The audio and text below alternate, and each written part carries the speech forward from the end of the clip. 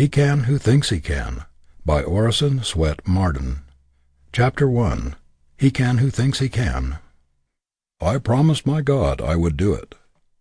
In September 1862, when Lincoln issued his preliminary Emancipation Proclamation, the sublimest act of the 19th century, he made this entry in his diary: I promised my God I would do it. Does anyone doubt that such a mighty resolution added power to this marvelous man, or that it nerved him to accomplish what he had undertaken? Neither ridicule nor caricature, neither dread of enemies nor desertion of friends, could shake his indomitable faith in his ability to lead the nation through the greatest struggle in its history. Napoleon, Bismarck, and all other great achievers had colossal faith in themselves. It doubled, trebled, even quadrupled the ordinary power of these men. In no other way can we account for the achievements of Luther, Wesley, or Savonarola. Without this sublime faith, this confidence in her mission, how could the simple country maiden, Jeanne d'Arc, have led and controlled the French army? This divine self-confidence multiplied her power 1,000-fold, until even the king obeyed her, and she led his stalwart troops as if they were children. After William Pitt was dismissed from office, he said to the Duke of Devonshire, I'm sure I can save this country, and that nobody else can. For 11 weeks, says Bancroft, England was without a minister. At length the king and aristocracy recognized Pitt's ascendancy and yielded to him the reins. It was his unbounded confidence in his ability that compelled the recognition and led to the supremacy in England of Benjamin Disraeli, the once despised Jew. He did not quail or lose heart when the hisses and jeers of the British Parliament rang in his ears. He sat down amid the jeering members, saying, You will yet hear me. He felt within him the confidence of power that made him Prime Minister of England, and turned sneers and hisses into admiration and applause. Much of President Roosevelt's success has been due to his colossal self-confidence. He believes in Roosevelt, as Napoleon believed in Napoleon. There is nothing timid or half-hearted about our great president. He goes at everything with gigantic assurance, with that tremendous confidence which half wins the battle before he begins. It's astonishing how the world makes way for a resolute soul, and how obstacles get out of the path of a determined man who believes in himself. There is no philosophy by which a man can do a thing when he thinks he can't. What can defeat a strong man who believes in himself and cannot be ridiculed down, talked down, or written down? Poverty cannot dishearten him, misfortune deter him, or hardship turn him a hair's breadth from his course. Whatever comes, he keeps his eye on the goal and pushes ahead. What would you think of a young man, ambitious to become a lawyer, who should surround himself with a medical atmosphere and spend his time reading medical books? Do you think he would ever become a great lawyer by following such a course? No, he must put himself in a law atmosphere, go where he can to absorb it and be steeped in it until he is attuned to the legal note. He must be so grafted upon the legal tree that he can feel its sap circulating through him. How long will it take a young man to become successful who puts himself in an atmosphere of failure and remains in it until he is soaked, saturated with the idea? How long will it take a man who depreciates himself, talks failure, thinks failure, walks like a failure and dresses like a failure, who is always complaining of the insurmountable difficulties in his way, and whose every step is on the road to failure? How long will it take him to arrive at the success goal? Will anyone believe him or expect him to win? The majority of failures begin to deteriorate by doubting or depreciating themselves, or by losing confidence in their own ability. The moment you harbor doubt and begin to lose faith in yourself, you capitulate to the enemy. Every time you acknowledge weakness, inefficiency, or lack of ability, you weaken your self-confidence, and that is to undermine the very foundation of all achievement. So long as you carry around a failure atmosphere and radiate doubt and discouragement, you will be a failure. Turn about face, cut off all currents of failure thoughts, of discouraged thoughts. Boldly face your goal with a stout heart and a determined endeavor, and you will find that things will change for you. But you must see a new world before you can live in it. It is to what you see, to what you believe, to what you struggle incessantly to attain, that you will approximate. Trust thyself. Every heart vibrates to that iron string. I know people who have been hunting for months for a situation because they go into an office with the confession of weakness in their very manner. They show their lack of self-confidence. Their prophecy of failure is in their face, in their bearing. They surrender before the battle begins. They are living witnesses against themselves. When you ask a man to give you a position, and he reads this language in your face and manner, "Please give me a position. Do not kick me out. Fate is against me. I am an unlucky dog. I am disheartened. I have lost confidence in myself," he will only have contempt for you. He will say to himself that you are not a man to start with, and he will get rid of you as soon as he can. If you expect to get a position, you must go into an office with the air of a conqueror.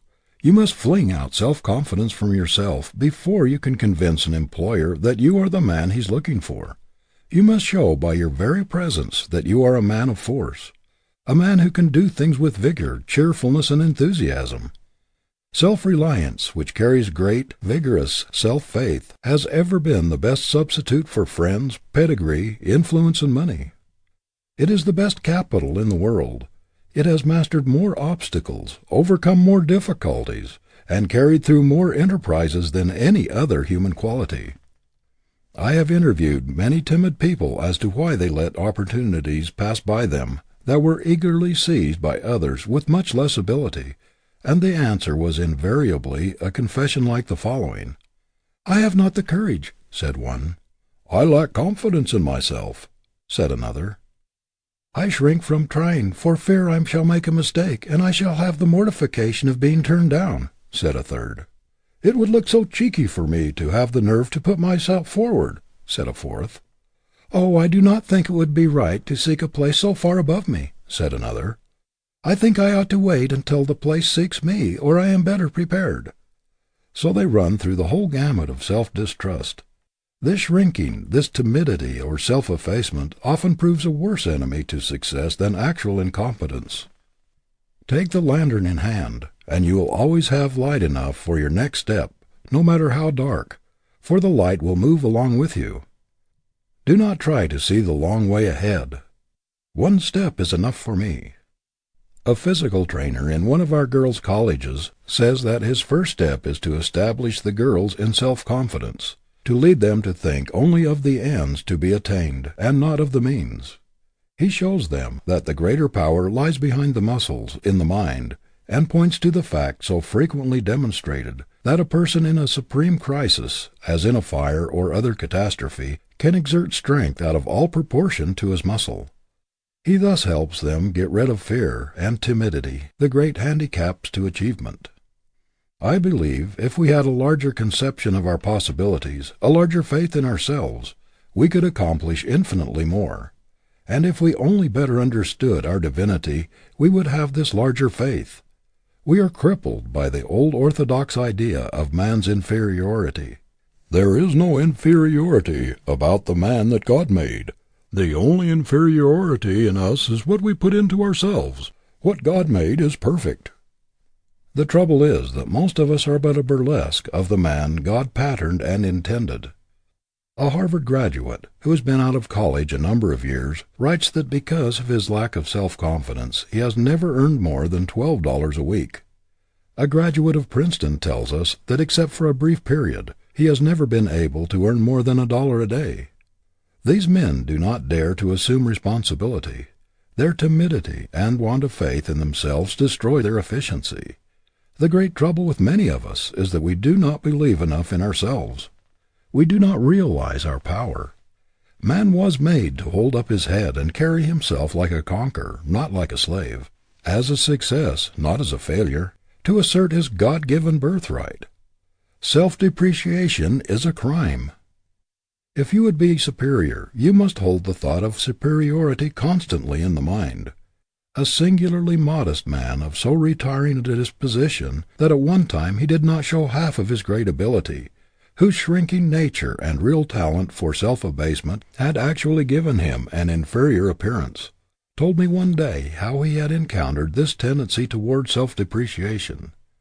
Among other things he said, he had derived a great benefit from the practice he had formed of going about the streets, especially where he was not known, with an air of great importance, as though imagining himself the mayor of the city, the governor of the state, or even president of the United States.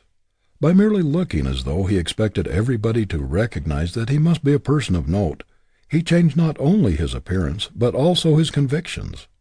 It raised him immeasurably in his own estimation. It had a marked effect upon his whole character.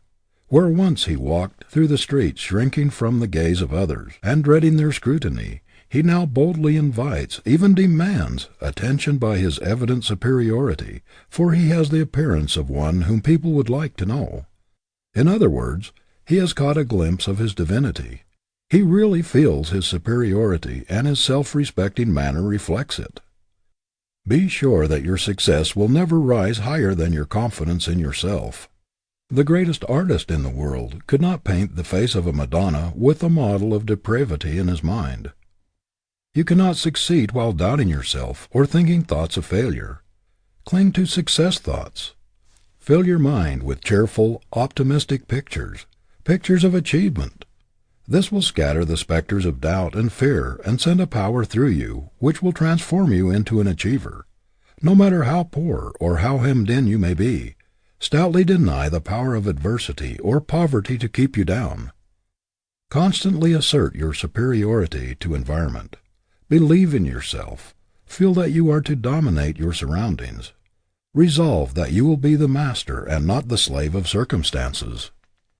This very assertion of superiority, this assumption of power, this affirmation of your ability to succeed, the attitude that claims success is an inalienable birthright, will strengthen the whole man and give great added power to the combination of faculties which doubt, fear, and lack of confidence undermine. Self-confidence marshals all one's faculties and twists their united strength into one mighty achievement cable. It carries conviction. It makes other people believe in us. What has not been accomplished through its miraculous power? What triumphs in invention, in art, and in discovery have been wrought through its magic? What does not civilization owe to the invincible self-faith of its inventors, its discoverers, its railroad builders, its mine developers and city builders? It has won 1,000 victories in science and in war which were deemed impossible by faint-hearted doubters. The fact that you believe implicitly that you can do what may seem impossible or very difficult to others shows that there is something within you that has gotten a glimpse of power sufficient to do the thing. Many men who have achieved great things cannot account for their faith. They cannot tell why they had the implicit confidence that they could do what they undertook. But the result was evidence that something within them had gotten a glimpse of latent, resourceful, reserve power and possibilities which would warrant that faith. And they have gone ahead, often when they could not see a ray of light, with implicit confidence that they would come out all right, because this faith told them so. It told them so because it had been in communication with something within them that was divine, that which had passed the bounds of unlimited and entered the domain of the limitless. When we begin to exercise the faculties of self-faith, self-confidence, we are stimulating and increasing the strength of the very faculties which enable us to do the thing we have set our hearts on. The very exercise of faith helps us to do what we undertake, because our greater concentration develops that portion of the brain which enables us to accomplish it. Men who have left their mark on the world have often been implicit followers of their faith when they could see no light, and their faith has led them through the wilderness of doubt and hardship into the promised land. Our faith often tells us that we may proceed safely even in the dark, when we see no light ahead. Faith is a divine leader which never misdirects us. We must only be sure that it is faith and not merely egotism or selfish desire. Our faith puts us in touch with the infinite, opens the way to unbound possibilities, limitless power. It is the truth of our being. It is the one thing that we can be sure will not mislead us. An unwavering belief in oneself destroys the greatest enemies of achievement, fear, doubt, and vacillation. It removes the 1,001 obstacles which impede the progress of the weak and irresolute.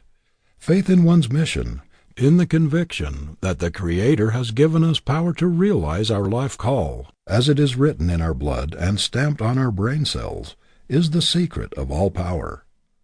Poverty and failure are self-invited. The disasters people dread often come to them. Worry and anxiety enfeeble their force of mind and so blunt their creative and productive faculties that they are unable to exercise them properly. Fear of failure, or lack of faith in one's ability, is one of the most potent causes of failure. Many people of splendid powers have attained only mediocre success, and some are total failures, because they set bounds to their achievement, beyond which they did not allow themselves to think that they could pass. They put limitations to their ability. They cast stumbling blocks in their way by aiming only at mediocrity, or predicting failure for themselves, taking their wares down instead of up, disparaging their business, and belittling their powers.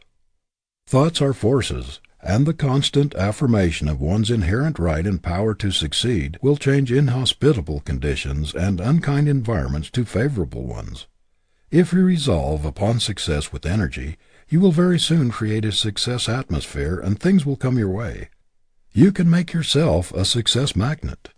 If things would only change, you cry. What is it that changes things? Wishing or hustling, dreaming or working? Can you expect them to change while you merely sit down and wish them to change? How long would it take you to build a house sitting on the foundation and wishing that it would go up? Wishing does not amount to anything unless it is backed by endeavor, determination, and grit. Webster's father was much chagrined and pained when Daniel refused a $1,500 clerkship in the Court of Common Pleas in New Hampshire, which he had worked hard to secure for him after he left college. "Daniel," he said, "don't you mean to take that office?" "No, indeed, father. I hope I can do much better than that. I mean to use my tongue in the courts, not my pen. I mean to be an actor, not a register of other men's acts." Sublime self-faith was characteristic of this giant's career. Every child should be taught to expect success, and to believe that he was born to achieve, as the acorn is destined to become an oak. It is cruel for parents and teachers to tell children that they are dull or stupid, or that they are not like others of their age. They should inspire them, instead, with hope and confidence and belief in their success birthright. A child should be trained to expect great things, and should believe firmly in his God-given power to accomplish something worthwhile in the world. Without self-faith and an iron will, man is but the plaything of chance, a puppet of circumstances. With these he is a king, and it is in childhood the seeds must be sown that will make him a conqueror in life. If you want to reach nobility, you can never do it by holding the thought of inferiority, the thought that you are not as good as other people, that you are not as able, that you cannot do this, that you cannot do that. Kant philosophy never does anything but tear down. It never builds up. If you want to amount to anything in the world, you must hold up your head. Say to yourself continually, "I am no beggar. I am no pauper. I am not a failure. I am a prince. I am a king. Success is my birthright, and nobody shall deprive me of it." A proper self-esteem is not a vulgar quality. It is a very sacred one. To esteem oneself justly is to get a glimpse of the Infinite's plan in us. It is to get the perfect image which the Creator had in mind when He formed us, the complete man or woman, not the dwarfed, pinched one, with lack of self-esteem or of self-confidence seized. When we get a glimpse of our immortal selves, we shall see possibilities of which we never before dreamed. A sense of wholeness, of power and self-confidence, will come into our lives which will transform them. When we rate ourselves properly, we shall be in tune with the Infinite. Our faculties will be connected with an electric wire which carries unlimited power, and we shall no longer stumble in darkness, doubt, and weakness. We shall be invincible. Chapter 2 of He Can Who Thinks He Can, by Orison Swett Marden. Getting aroused. "How's the boy getting on, Davis?" asked Farmer John Field, as he watched his son, Marshall, waiting upon a customer. "Well, John, you and I are old friends," replied Deacon Davis, as he took an apple from a barrel and handed it to Marshall's father as a peace offering. "We're old friends, and I don't want to hurt your feelings. But I'm a blunt man, and air going to tell you the truth. Marshall is a good, steady boy, all right, but he wouldn't make a merchant, if he stayed in my store 1,000 years. He weren't cut out for a merchant. Take him back to the farm, John, and teach him how to milk cows." If Marshall Field had remained as clerk in Deacon Davis's store in Pittsfield, Massachusetts, where he got his first position, he could never have become one of the world's merchant princes. But when he went to Chicago and saw the marvelous examples around him of poor boys who had won success, it aroused his ambition and fired him with the determination to be a great merchant himself. "If others can do such wonderful things," he asked himself, "why cannot I?" Of course, there was the making of a great merchant in Mr. Field from the start, but circumstances and ambition-arousing environment had a great deal to do with stimulating his latent energy and bringing out his reserve force. It is doubtful if he would have climbed so rapidly in any other place than Chicago. In 1856, when young Field went there, this marvelous city was just starting on its unparalleled career. It had then only about 85,000 inhabitants. A few years before, it had been a mere Indian trading village. But the city grew by leaps and bounds, and always beat the predictions of its most sanguine inhabitants. Success was in the air. Everybody felt there were great possibilities there. Many people seem to think that ambition is a quality born within us, that is not susceptible to improvement, that it is something thrust upon us which will take care of itself. But it is a passion that responds very quickly to cultivation, and it requires constant care and education, just as the faculty for music or art does, or it will atrophy. If we do not try to realize our ambition, it will not keep sharp and defined. Our faculties become dull and soon lose their power if they are not exercised. How can we expect our ambition to remain fresh and vigorous through years of inactivity, indolence, or indifference? If we constantly allow opportunities to slip by us without making any attempt to grasp them, our inclination will grow duller and weaker. "What I most need," as Emerson says, "is somebody to make me do what I can." To do what I can, that is my problem. Not what a Napoleon or Lincoln could do, but what I can do. It makes all the difference in the world to me whether I bring out the best thing in me or the worst, whether I utilize 10, 15, 25, or 90% of my ability. Everywhere we see people who have reached middle life or later without being aroused. They have developed only a small percentage of their success possibilities. They are still in a dormant state. The best thing in them lies so deep that it has never been awakened. When we meet these people, we feel conscious that they have a great deal of latent power that has never been exercised. Great possibilities of usefulness and of achievement are all unconsciously going to waste within them.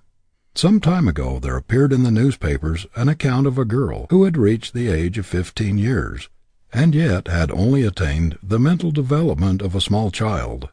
Only a few things interested her. She was dreamy, inactive, and indifferent to everything around her most of the time, until one day, while listening to a hand organ on the street, she suddenly awakened to full consciousness. She came to herself.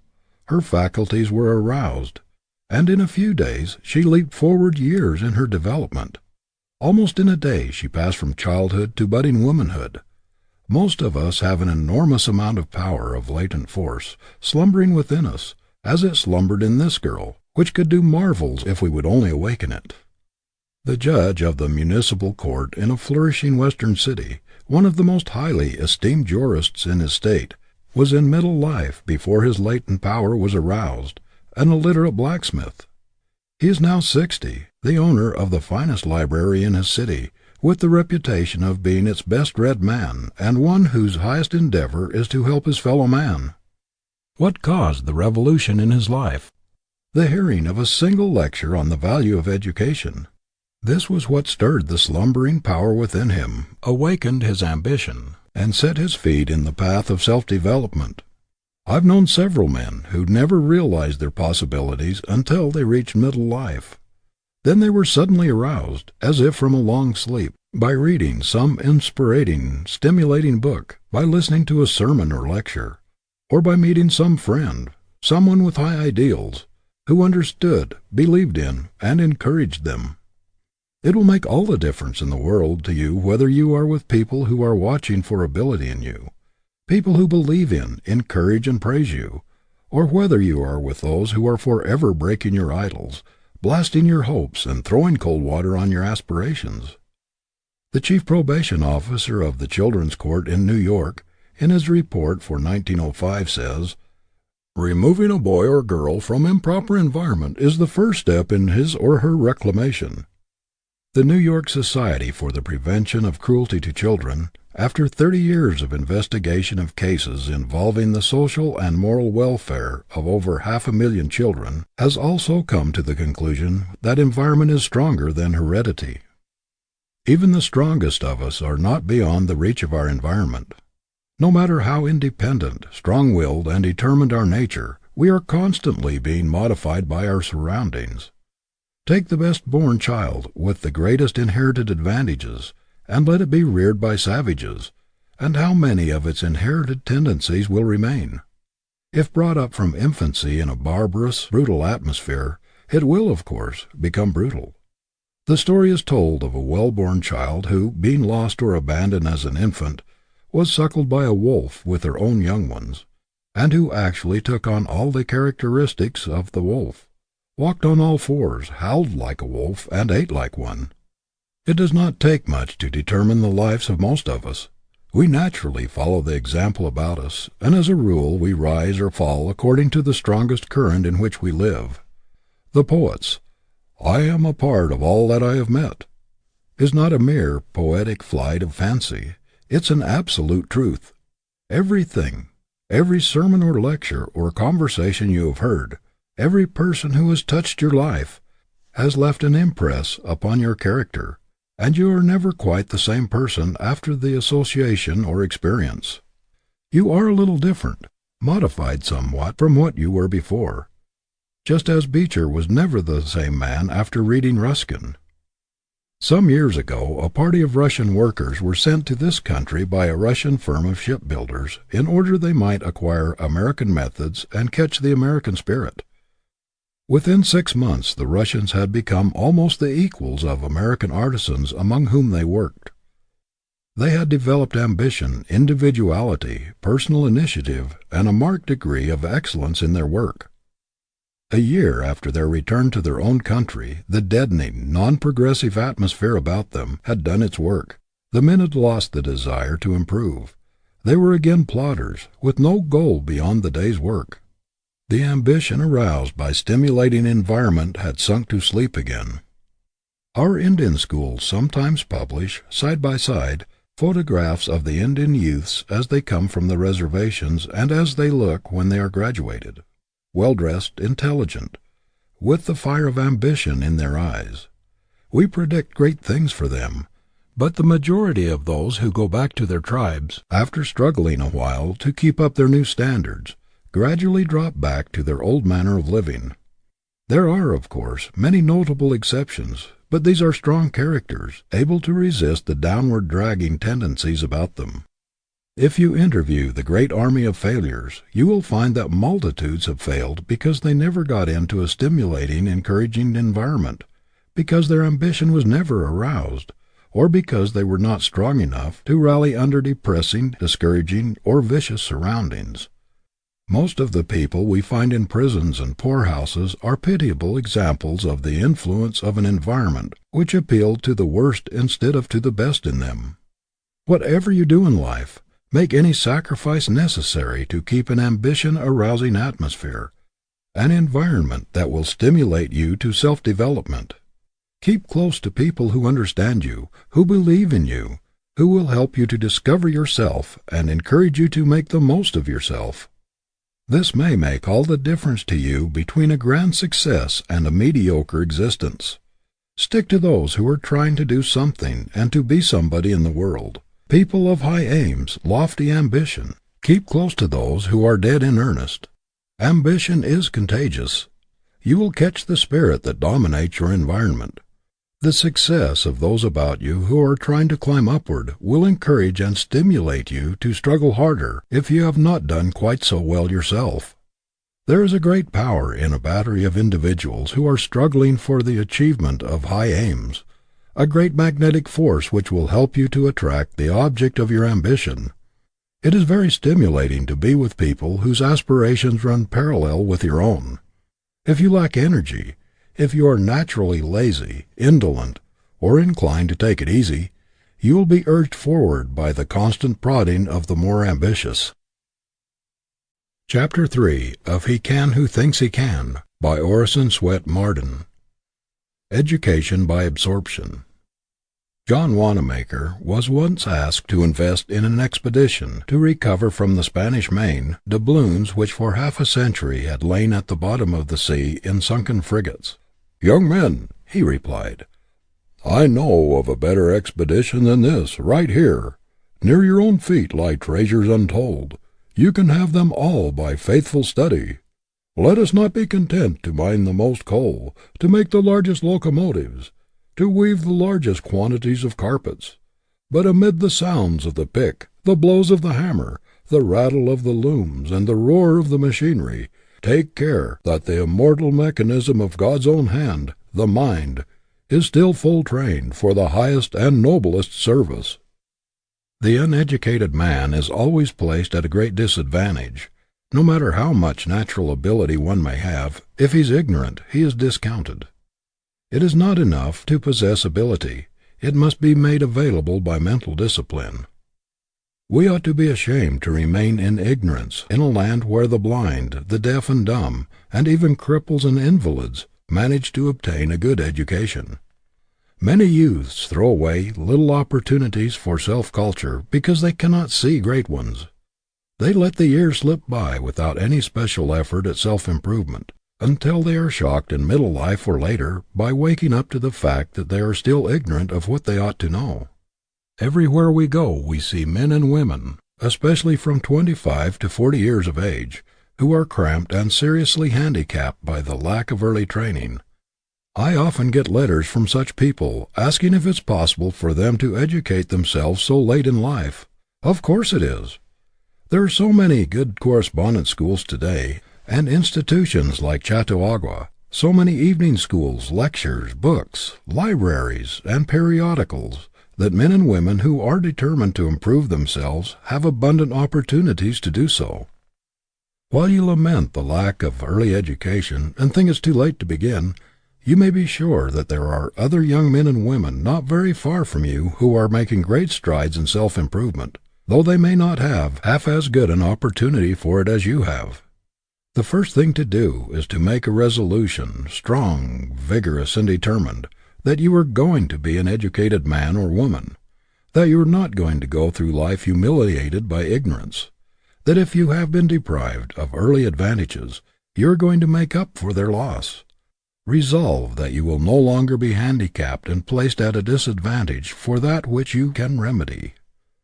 You will find the whole world will change to you when you change your attitude toward it. You will be surprised to see how quickly you can very materially improve your mind after you have made a vigorous resolve to do so. Go about it with the same determination that you would to make money or to learn a trade.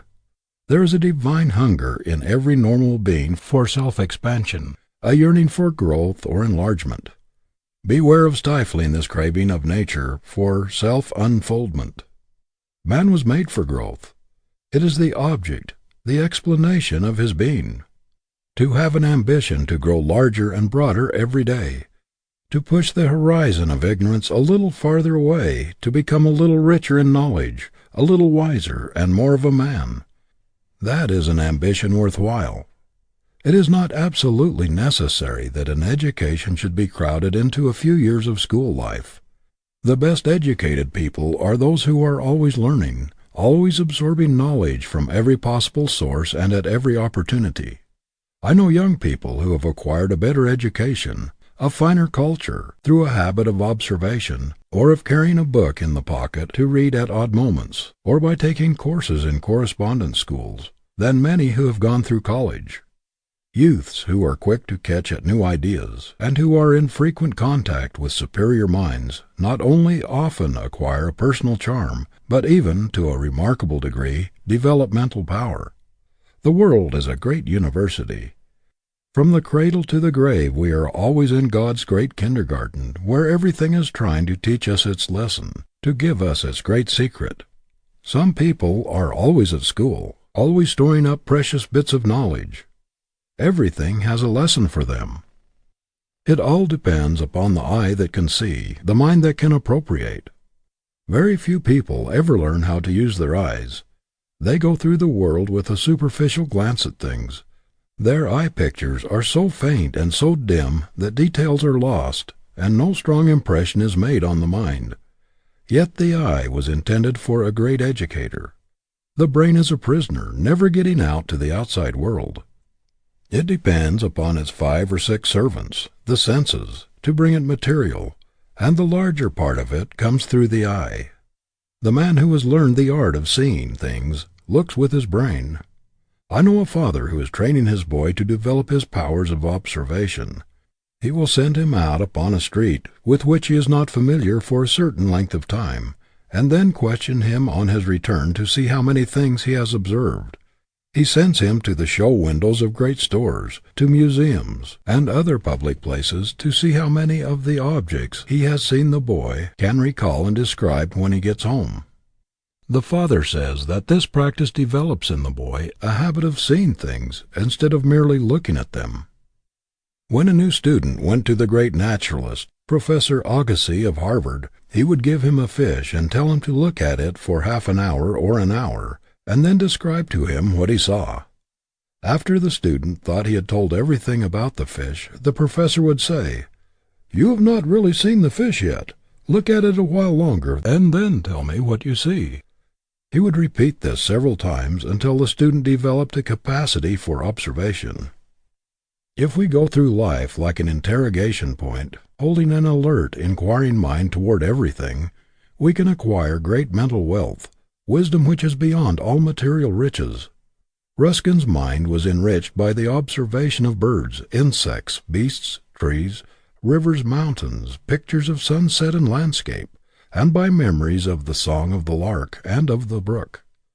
His brain held thousands of pictures, of paintings, of architecture, of sculpture, a material wealth which he reproduced as a joy for all time. Everything gave up its lesson, its secret, to his inquiring mind. The habit of absorbing information of all kinds from others is of untold value. A man is weak and ineffective in proportion as he secludes himself from his kind. There is a constant stream of power, a current of forces running to and fro between individuals who have come in contact with one another, if they have inquiring minds. We are all giving and taking perpetually when we associate together. The achiever today must keep in touch with the society around him. He must put his finger on the pulse of the great busy world and feel its throbbing life. He must be a part of it, or there will be some lack in his life. A single talent which one can use effectively is worth more than 10 talents imprisoned by ignorance. Education means that knowledge has been assimilated and become a part of the person. It is the ability to express the power within one, to give out what one knows, that measures efficiency and achievement. Pent-up knowledge is useless. People who feel their lack of education and who can afford the outlay can make wonderful strides in a year by putting themselves under good tutors, who will direct their reading and study along different lines. The danger of trying to educate oneself lies in desultory, disconnected, aimless studying, which does not give anything like the benefit to be derived from the pursuit of a definite program for self-improvement. A person who wishes to educate himself at home should get some competent, well-trained person to lay out a plan for him, which can only be effectively done when the advisor knows the vocation, the tastes, and the needs of the would-be student. Anyone who aspires to an education, whether in country or city, can find someone to at least guide his studies, some teacher, clergyman, lawyer, or other educated person in the community to help him. There is one special advantage in self-education. You can adapt your studies to your own particular needs better than you could in school or college. Everyone who reaches middle life without an education should first read and study along the line of his own vocation, and then broaden himself as much as possible by reading on other lines. One can take up, alone, many studies, such as history, English literature, rhetoric, drawing, mathematics, and can also acquire by oneself, almost as effectively as with a teacher, a reading knowledge of foreign languages. The daily storing up of valuable information for use later in life, the reading of books that will inspire and stimulate to greater endeavor, the constant effort to try to improve oneself and one's condition in the world, are worth far more than a bank account to a youth. How many girls there are in this country who feel crippled by the fact that they have not been able to go to college, and yet they have the time and the material close at hand for obtaining a splendid education. But they waste their talents and opportunities in frivolous amusements, and things which do not count in forceful character building. It is not such a very great undertaking to get all the essentials of a college course at home, or at least a fair substitute for it. Every hour in which one focuses his mind vigorously upon his studies at home may be as beneficial as the same time spent in college. Every well-ordered household ought to protect the time of those who desire to study at home. At a fixed hour every evening during the long winter there should be by common consent a quiet period for mental concentration. For what is worth while in mental discipline, a quiet hour uninterrupted by time-thief callers. In thousands of homes, where the members are devoted to each other, and should encourage and help each other along, it is made almost impossible for anyone to take up reading, studying, or any exercise for self-improvement. Perhaps someone is thoughtless and keeps interrupting the others, so that they cannot concentrate their minds. Or those who have nothing in common with your aims or your earnest life, drop in to spend an evening in idle chatter. They have no ideals outside of the bread and butter and amusement questions, and do not realize how they are hindering you. There is constant temptation to waste one's evenings, and it takes a stout ambition and a firm resolution to separate oneself from a jolly, fun-living, and congenial family circle, or happy-hearted youthful callers, in order to try to rise above the common herd of unambitious persons who are content to slide along, totally ignorant of everything but the requirements of their particular vocations. A habit of forcing yourself to fix your mind steadfastly and systematically upon certain studies, even if only for periods of a few minutes at a time, is of itself of the greatest value.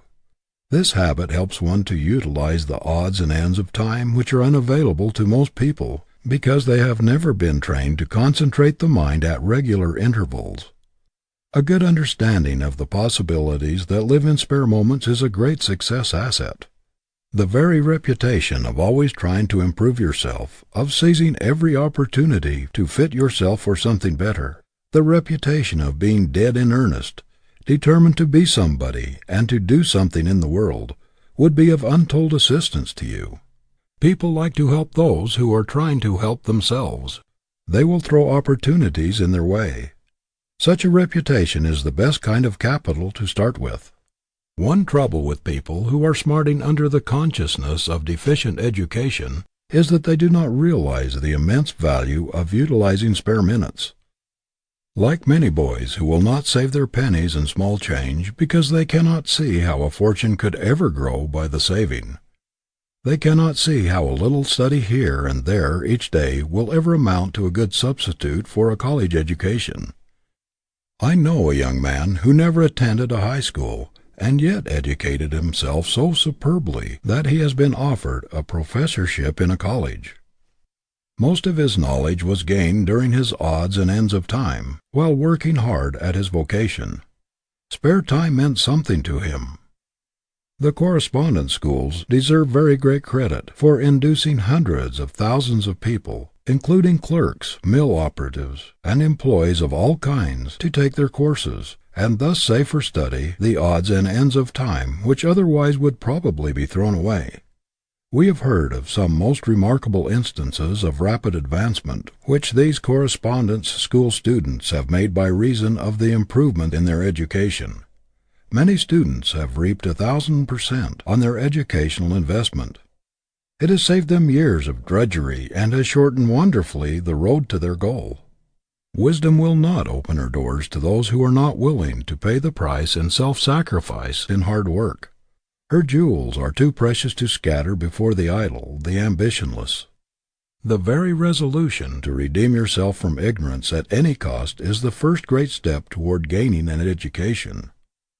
Charles Wagner once wrote to an American regarding his little boy, "May he know the price of the hours.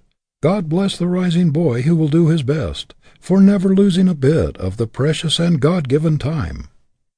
There is untold wealth locked up in the long winter evenings and odd moments ahead of you. A great opportunity confronts you. What will you do with it? Chapter 4 of He Can Who Thinks He Can, by Orison Swett Marden. Freedom at any cost. Were you to decide to risk your reputation, your material welfare, your whole future, upon some great physical or mental contest which you could extend over a considerable period of time, you would begin long beforehand to train or discipline yourself for the decisive conflict. You would not, if possible to avoid doing so, go into it handicapped. Every person who is ambitious to make his life count, to do what is worthwhile, is entering upon just such a contest. In starting upon a conflict so grave, so significant, and which affects the whole future, the first thing to do is get absolute freedom from everything which strangles ambition, discourages effort, and hinders progress, freedom from everything which saps vitality, enslaves the faculties, and wastes energy, to remove every obstruction from the way and leave a clear path to one's goal. No matter how ambitious a runner may be to win, if he does not train off his surplus fat, if he is hampered with extra clothing, or runs with feet cramped and sore, his race is lost. The trouble with most of us is that while ambitious to succeed, we do not put ourselves in a condition to win. We do not cut the cords which bind us, or try to get rid of the entanglements and obstructions that hinder us. We trust too much to luck. To eliminate everything that can possibly retard us, to get into as harmonious an environment as possible, is the first preparation for a successful career. There are tens of thousands of people who have ability and inclination to rise out of mediocrity, and to do something worthwhile in the world, but who never do so because they cannot break the chains that bind their movements. Most of us are so bound in some part of our nature that we cannot get free, cannot gain the liberty to do the larger thing possible to us. We go through life doing the smaller, the meaner, when the larger, the grander would be possible could we get rid of the things that handicap us. Every normal man has a reserve power within him, a mighty coil of force and purpose, which would enable him to make his life strong and complete, were he free to express the largest and the best things in him, were he not fettered by some bond, physical or moral. You can tie a strong horse with a very small cord, and he cannot show his greatest speed or strength till he is free. On every hand we see people with splendid ability tied down by some apparently insignificant thing which handicaps all their movements. They cannot go ahead until they are free. A giant would be a weakling if he were confined to so small a space that he did not have room to exert himself with freedom. The majority of people live in a cramped and uncongenial environment, in an atmosphere which dampens enthusiasm, discourages ambition and effort, scatters energy and wastes time.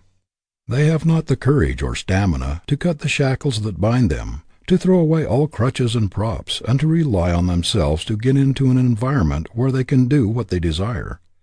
Their ambition finally dies through discouragement and inaction. I recall the case of a youth with artistic talent who let precious years go by, drifting by accident from one vocation to another, without encouraging this God-given ability or making any great effort to get rid of the little things which stood in the way of a great career, although he was always haunted by a longing for it.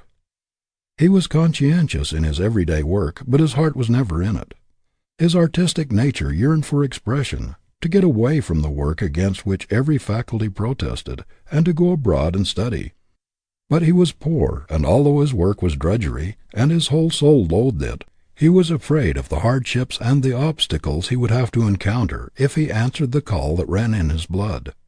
He kept resolving to break away and to follow the promptings of his ambition, but he also kept waiting and waiting for a more favorable opportunity, until, after a number of years, he found other things crowding into his life.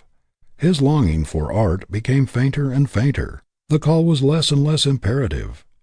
Now he rarely speaks of his early aspirations, for his ambition is practically dead. Those who know him feel that something grand and sacred has gone out of him, and that, although he has been industrious and honest, he has never expressed the real meaning in his life, the highest thing in him. I know a woman who in her youth and early womanhood had marked musical ability, a voice rich, powerful, sympathetic. She had also a beautiful face and a magnetic personality. Nature had been very generous to her, and she longed to express her remarkable powers, but she was in a most discouraging environment. Her family did not understand or sympathize with her ambition, and she finally became accustomed to her shackles and, like a prisoner, ceased to struggle for freedom. A songstress of international fame who heard her voice said that she had it in her to make one of the world's greatest singers, but she yielded to the wishes of her parents and the fascinations of society until the ambition gradually died out of her life. She says that the dying of this great passion was indescribably painful. She settled down to the duties of a wife, but has never been really happy, and has always carried in her face an absent, far-away look of disappointment. Her unused talent was a great loss to the world, and a loss indescribable to herself. She drags out a dissatisfied existence, always regretting the past, and vainly wishing that instead of letting her ambition die, she had struggled to realize it. Timidity also hinders freedom. Thousands of able young men and women in this country are ambitious to make the most of themselves, but are completely fettered or held back by an abnormal timidity, a lack of self-faith. They feel great unused powers within, struggling for expression, but dread that they may fail. The fear of being thought forward or egotistical seals their lips, palsies their hands, and drives their ambition back upon itself to die of inaction. They do not dare to give up a certainty for an uncertainty. They are afraid to push ahead. They wait and wait, hoping that some mysterious power may liberate them and give them confidence and hope. Many people are imprisoned by ignorance. They never reach the freedom which education gives. Their mental powers are never unlocked. They have not the grit to struggle for emancipation, the stamina to make up for the lack of early training. They think they are too old to begin. The price of freedom seems too high to pay at their time of life, and so they plod upon a low plane when they could have gained the heights where superiority dwells. Others are so bound by the fetters of prejudice and superstition that their lives are narrow and mean. These are the most hopeless of all. They are so blinded that they do not even know they are not free, but they think other people are in prison.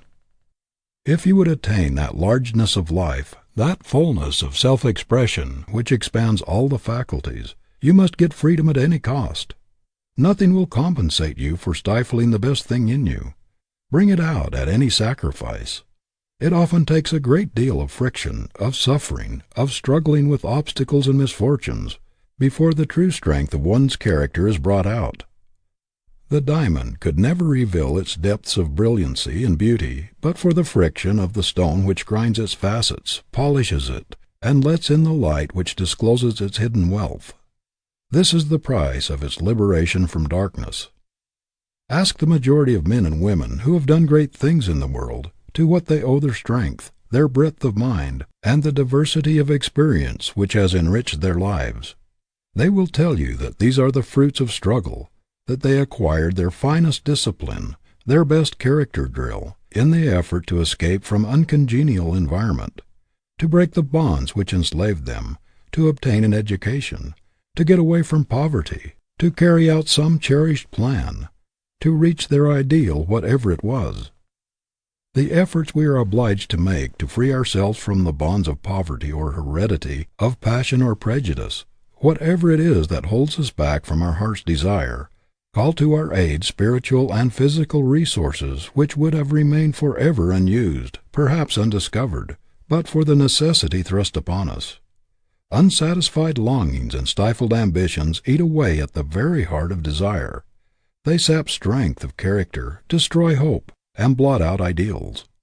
They play havoc with the lives of men and women. They make them mere shells, empty promises of what they might have been. I do not believe that anybody in any circumstances can be happy until he expresses that which God has made to dominate in his life, until he has given vent to that grand passion which speaks loudest in his nature, until he has made the best use of that gift which was intended to take precedence of all his other powers. No man can live a half-life when he has genuinely learned that it is a half-life, said Philip Brooks. After we have gained a glimpse of a life higher and better than we have been living, we must either break the bonds that bind us and struggle towards the attainment of that which we see, or development will cease and deterioration set in. Even the longing to reach an ideal will soon die out if no effort is made to satisfy it. No one should follow a vocation except by inevitable compulsion, which does not tend to unlock his prison house and let out the man. No one should voluntarily remain in an environment which prevents his development. Civilization owes its greatest triumphs to the struggles of men and women to free themselves from the bonds of circumstance. No man can live a full life while he is bound in any part of his nature. He must have freedom of thought as well as freedom of action to grow to his full height. There must be no shackles on his conscience, no stifling of his best powers. Be yourself. Do not lean or apologize. Few people belong to themselves. They are slaves to their creditors or to some entangling alliance. They do not do what they want to. They do what they are compelled to do, giving up their best energy to make a living, so that there is practically nothing left to make a life.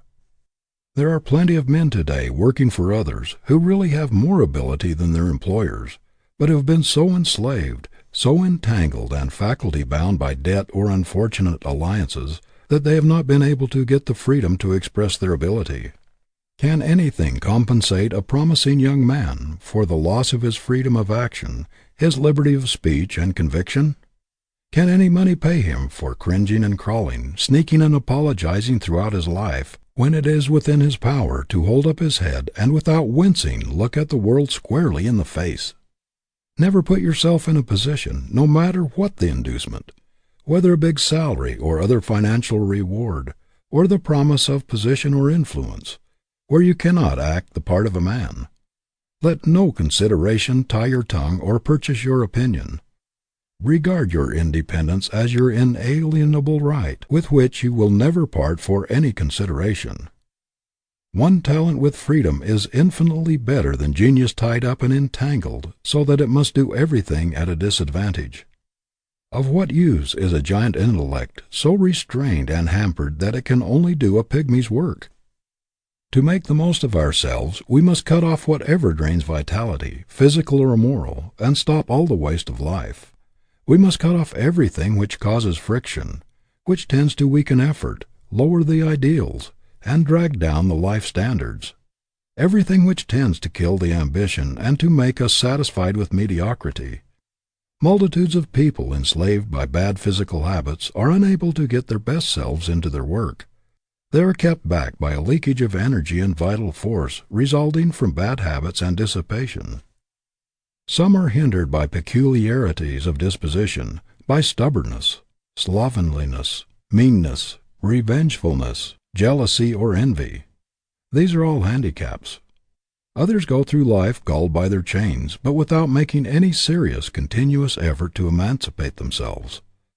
Like the elephants or other wild animals changed in the menageries, at first they rebel at their loss of freedom and try hard to break away, but gradually they become accustomed to slavery, and take it for granted that it is a necessary part of their existence.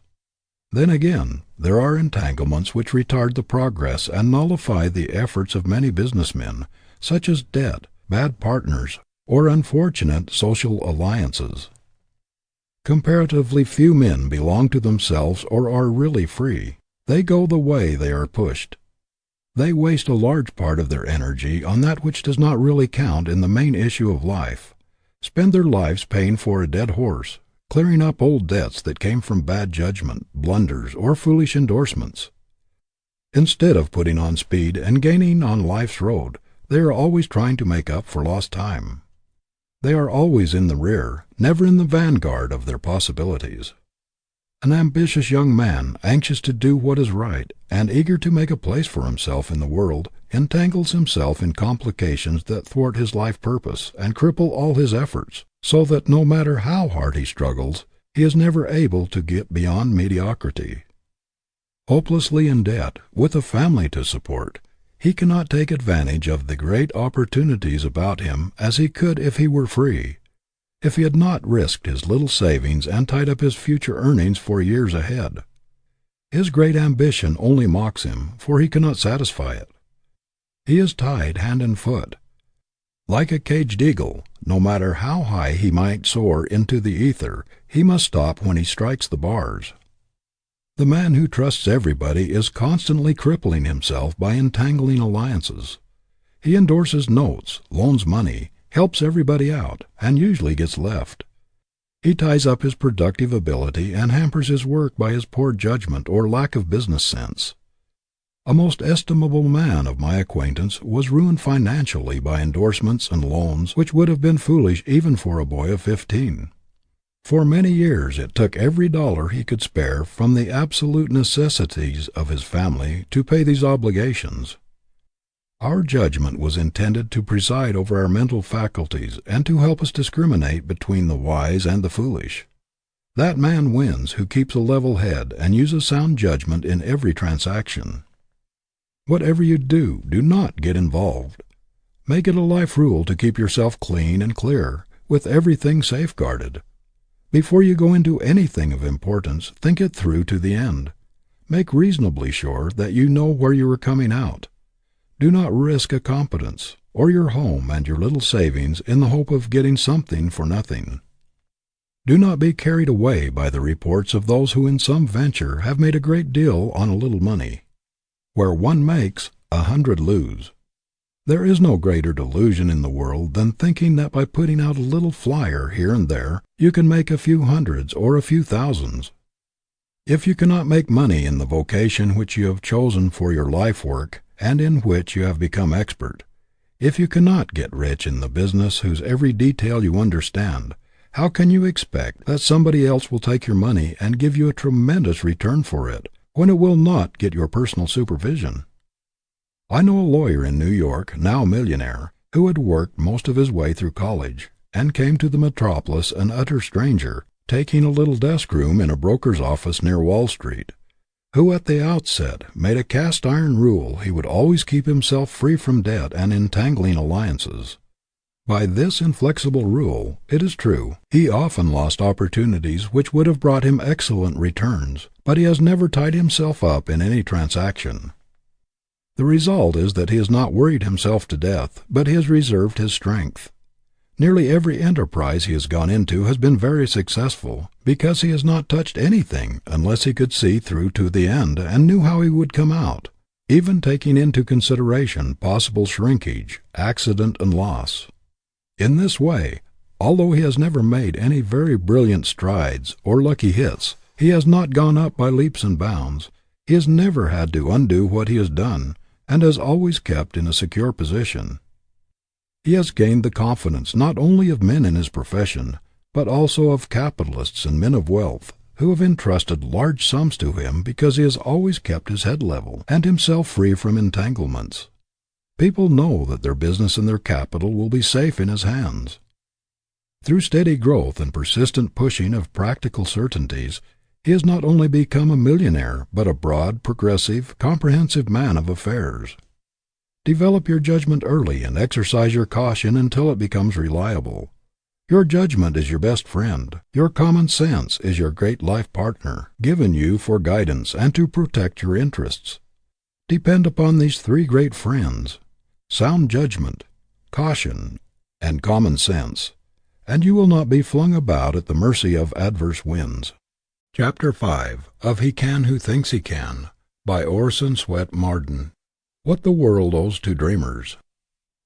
Once when Emerson was in the company of men of affairs, who had been discussing railroad stocks and other business matters for some time, he said, "Gentlemen, Now let us discuss real things for a while."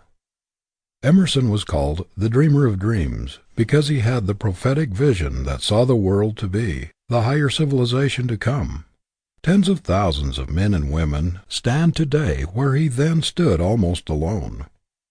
Edison is a dreamer because he sees people half a century hence using and enjoying inventions, discoveries, and facilities which make the most advanced utilities of today seem very antiquated. His mind's eye sees as curiosities in museums, 50 years hence, those mechanisms and devices which now seem so marvelous to us. Dreamers in this sense are true prophets. They see the civilization that will be long before it arrives. As it was the dreamers of '49 who built the old San Francisco and made it the greatest port on the western coast, so after the recent great earthquake and fire, when the city lay in ashes and 300,000 people were homeless, it was the dreamers of today who saw the new city in the ashes where others saw only desolation, and who, with indomitable grit, the unconquerable American will that characterized the pioneers of a half-century before, began to plan a restored city greater and grander than the old. It was in dreams that the projectors of the great transcontinental railroads first saw teeming cities and vast business enterprises, where the more practical men, without imagination, saw only the great American desert, vast alkali plains, sage-grass, and impassable mountains. The dreams of men like Collis P. Huntington and Leland Strafford bound together the East and the West with bands of steel, made the two oceans neighbors, reclaimed the desert, and built cities where before only desolation reigned. It was the persistency and grit of dreamers that triumphed over the congressmen without imagination who advised importing dromedaries to carry the mails across the great American desert, because they said it was ridiculous, a foolish waste of money, to build a railroad to the Pacific Ocean, as there was nothing there to support a population. It was such dreamers as those who saw the great metropolis of Chicago in a straggling Indian village, who saw Omaha, Kansas City, Denver, Salt Lake City, Los Angeles, and San Francisco many years before they arrived, that made their existence possible. It was such dreamers as Marshall Field, Joseph Leiter, and Potter Palmer, who saw in the ashes of the burned Chicago a new and glorified city, infinitely greater and grander than the old. Take the dreamers out of the world's history, and who would care to read it? Our dreamers. They are the advance guard of humanity, the toilers who, with bent back and sweating brow, cut smooth roads over which man marches forward from generation to generation. Most of the things which make life worth living, which have emancipated man from drudgery and lifted him above commonness and ugliness, the great amenities of life, we owe to our dreamers. The present is but the sum total of the dreams of the ages that have gone before, the dreams of the past made real. Our great ocean liners, our marvelous tunnels, our magnificent bridges, our schools, our universities, our hospitals, our libraries, our cosmopolitan cities with their vast facilities, comforts, and treasures of art are all the result of somebody's dreams. We hear a great deal of talk about the impracticality of dreamers, of people whose heads are among the stars while their feet are on the earth. But where would civilization be today but for the dreamers? We should still be riding in the stagecoach or tramping across continents. We should still cross the ocean in sailing ships, and our letters would be carried across continents by the Pony Express. "It cannot be done," cries the man without imagination. "It can be done. It shall be done," cries the dreamer, and he persists in his dreams through all sorts of privations, even to the point of starvation, if necessary, until his visions, his inventions, his discoveries, his ideas for the betterment of the race are made practical realities. What a picture the dreamer Columbus presented as he went about exposed to continual scoffs and indignities, characterized as an adventurer. The very children taught to regard him as a madman and pointing to their foreheads as he passed. He dreamed of a world beyond the seas, and in spite of unspeakable obstacles, his vision became a glorious reality. It was the men who, a quarter of a century ahead of their contemporaries, saw the marvelous hoe press in the hand press that made modern journalism possible. Without these dreamers our printing would still be done by hand. It was the men who were denounced as visionaries who practically annihilated space and enabled us to converse and transact business with people thousands of miles away as though they were in the same building with us. How many matter-of-fact, unimaginative men who see only through practical eyes would it take to replace a civilization, an Edison, a Bell, or a Marconi? The very practical people tell us that the imagination is all well enough in artists, musicians, and poets, but that it has little place in the great world of realities. Yet all leaders of men have been dreamers. Our great captains of industry, our merchant princes, have had powerful prophetic imaginations. They had faith in the vast commercial possibilities of our people. If it had not been for our dreamers, the American population would still be hugging the Atlantic coast. The most practical people in the world are those who can look far into the future and see the civilization yet to be, who can see the coming man emancipated from the narrowing, hampering fetters, limitations, and superstitions of the present day, who have the ability to foresee things to come with the power to make them realities. The dreamers have ever been those who have achieved the seemingly impossible. Our public parks, our art galleries, our great institutions are dotted with monuments and statues which the world has built to its dreamers, those who saw visions of better things, better days for the human race. What horrible experiences men and women have gone through in prisons and dungeons for their dreams, dreams which were destined to lift the world from savagery and emancipate man from drudgery. The very dreams for which Galileo and other great scientists were imprisoned and persecuted were recognized as science only a few generations later. Galileo's dream gave us a new heaven and a new earth. The dreams of Confucius, of Buddha, of Socrates have become realities in millions of human lives. Christ himself was denounced as a dreamer, but his whole life was a prophecy, a dream of the coming man, the coming civilization.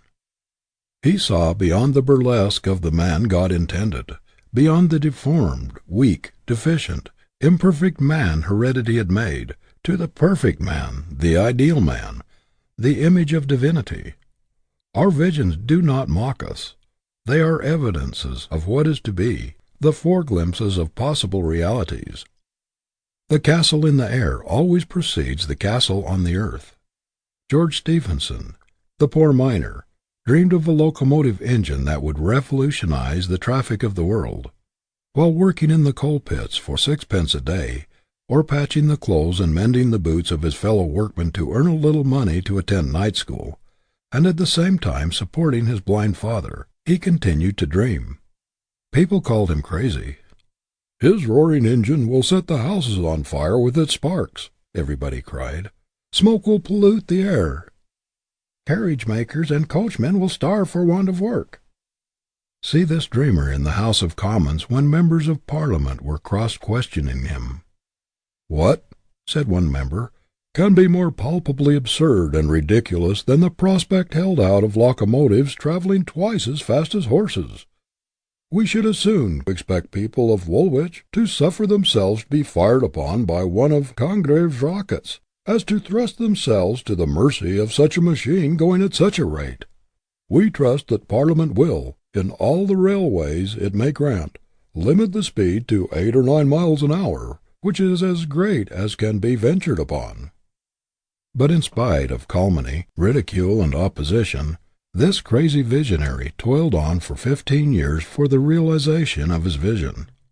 On the 4th of August, 1907, New York celebrated the centennial of the dream of Robert Fulton.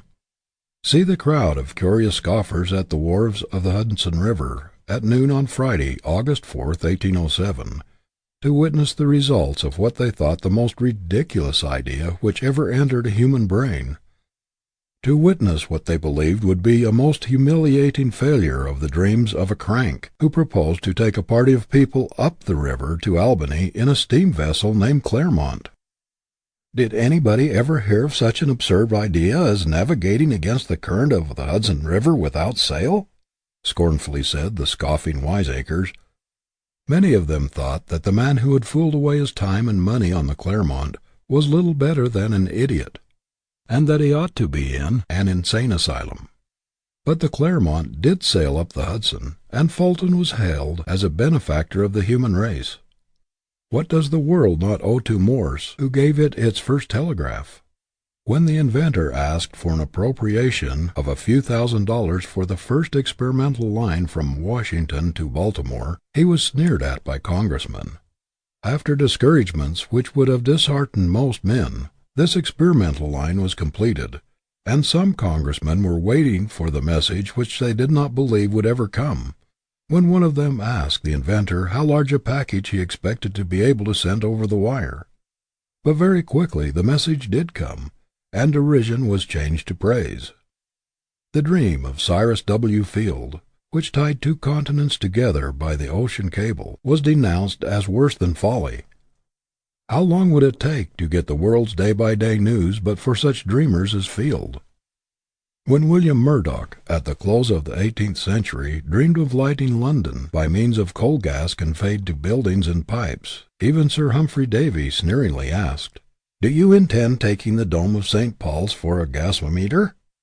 Sir Walter Scott, too, ridiculed the idea of lighting London by smoke, but he lived to use this same smoke dream to light his castle at Abbotsford. "What?" said the wise scientist. "A light without a wick? Impossible!" How people laughed at the dreamer Charles Goodyear, who struggled with hardships for 11 long years while trying to make India rubber of practical use. See him in prison for debt, still dreaming, while pawning his clothes and his wife's jewelry to get a little money to keep his children from starving. Note his sublime courage and devotion to his vision, even when without money to bury a dead child, while his 5 other children were near starvation, and his neighbors were denouncing him as insane. Women called Elias Howe a fool and crank, and condemned him for neglecting his family to dream of a machine which has proved a blessing to millions of their sex. The great masters are always idealists, seers of visions. The sculptor is a dreamer who sees the statue in the rough block before he strikes a blow with his chisel. The artist sees a vision of the finished painting in all its perfection and beauty of coloring and form before he touches a brush to the canvas. Every palace, every beautiful structure, is first the dream of the architect. It had no previous existence in reality. The building came out of his ideal before it was made real. Sir Christopher Wren saw St. Paul's Cathedral in all its magnificent beauty before the foundations were laid. It was his dream which revolutionized the architecture of London. It was the dreaming Baron Haussmann who made Paris the most beautiful city in the world. Think what we owe the beauty dreamers for making our homes and our parks so attractive. Yet there are thousands of practical men in New York today who, if they could have their way, would cut Central Park up into lots and cover it with business blocks. The achievements of every successful man are but the realized visions of his youth, his dreams of bettering his condition, of enlarging his power. Our homes are the dreams that begin with lovers and their efforts to better their condition, the dreams of those who once lived in huts and in log cabins. The modern luxurious railway train is the dream of those who rode in the old stagecoach. Not more than a dozen years ago, the horseless carriage, the manufacture of which now promises to make one of the largest businesses in the world, was considered by most people in the same light as is the airship today. But there has recently been an exhibition of these dreams in Madison Square Garden, New York, on a scale so vast in the suggestiveness of its possibilities as to stagger credulity. Half a dozen years since, this invention was looked upon as a mere toy, a fad for a few millionaires. 12 years ago, there was not a single factory in America making cars for the market. 14 years ago, there were only 5 horseless vehicles in this country, and they had to be imported at extravagant prices. Today, there are over 100,000 in actual use. Instead of being a toy for millionaires, the automobile is now being used in place of horses by thousands of people with ordinary incomes. This dream is already helping us to solve the problem of crowded streets. It is providing a great educator as well as a health giver by tempting people into the country. The average man will ultimately, through its full realization, practically travel in his own private car. In fact, this dream is becoming one of the greatest joys and blessings that has ever come to humanity. It was the wonderful dream in steel of Carnegie, Schwab, and their associates, together with that of the elevator creator, that made the modern city with its skyscrapers possible. What do we not owe to our poet dreamers, who, like Shakespeare, have taught us to see the uncommon in the common, the extraordinary in the ordinary? The divinest heritage of man is the capacity to dream. It matters not how much we have to suffer today, if we believe there is a better tomorrow. Even stone walls do not a prison make, to those who can dream. Who would rob the poor of this dreaming faculty, that takes the drudgery out of their dry, dreary occupations? Who would deprive them of the luxuries which they enjoy in their dreams of a better and brighter future, of a fuller education, of more comforts for those dear to them? There is no medicine like hope, no incentive so great and no tonic so powerful as expectation of something better tomorrow. Dreaming is especially characteristic of the typical American. No matter how poor or what his misfortune, he is confident, self-reliant, even defiant at fate, because he believes better days are coming. The clerk can live in a store of his own, which his imagination builds. The poorest factory girl dreams of a beautiful home of her own. The humblest dream of power. The ability to lift oneself instantly out of all perplexities, trials, troubles, and discordant environment into an atmosphere of harmony and beauty and truth is beyond price. How many of us would have heart enough, hope enough, and courage enough to continue the struggle of life with enthusiasm if our power of dreaming were taken away from us? It is this dreaming, this hoping, this constant expectancy of better things to come, that keeps our courage, lightens our burdens, and makes clear the way. I know a lady who has gone through the most trying and heart-rending experiences for many years, and yet everybody who knows her marvels at her sweetness of temper, her balance of mind, and beauty of character. She says that she owes everything to her ability to dream, that she can at will lift herself out of the most discordant and trying conditions into a calm of absolute harmony and beauty, and come back to her work with a freshened mind and invigorated body. The dreaming faculty, like every other faculty, may be abused. A great many people do nothing but dream. They spend all their energies in building air castles which they never try to make real. They live in an unnatural, delusive, theoretical atmosphere until the faculties become paralyzed from inaction. It is a splendid thing to dream when you have the grit and tenacity of purpose and the resolution to match your dreams with realities. But dreaming without effort, wishing without putting forth exertion to realize the wish, undermines the character. It is only practical dreaming that counts, dreaming coupled with hard work and persistent endeavor. Just in proportion as we make our dreams realities, shall we become strong and effective. Dreams that are realized become an inspiration for new endeavor. It is in the power to make the dream good that we find the hope of this world. Dreaming and making good, this was what John Harvard did, when with his few $100s he made Harvard College possible. The founding of Yale College, with a handful of books, was but a dream made good. President Roosevelt owes everything to his dream of better conditions for humanity, of higher ideals, his dream of a larger, finer type of manhood, of better government, of finer citizenship, of a larger and cleaner manhood and womanhood. The child lives in dreamland. It creates a world of its own, and plays with the castles it builds. It traces pictures which are very real to it. It enjoys that which was never on sea or land, but which has a powerful influence in shaping its future life and character. Do not stop dreaming. Encourage your visions and believe in them. Cherish your dreams and try to make them real.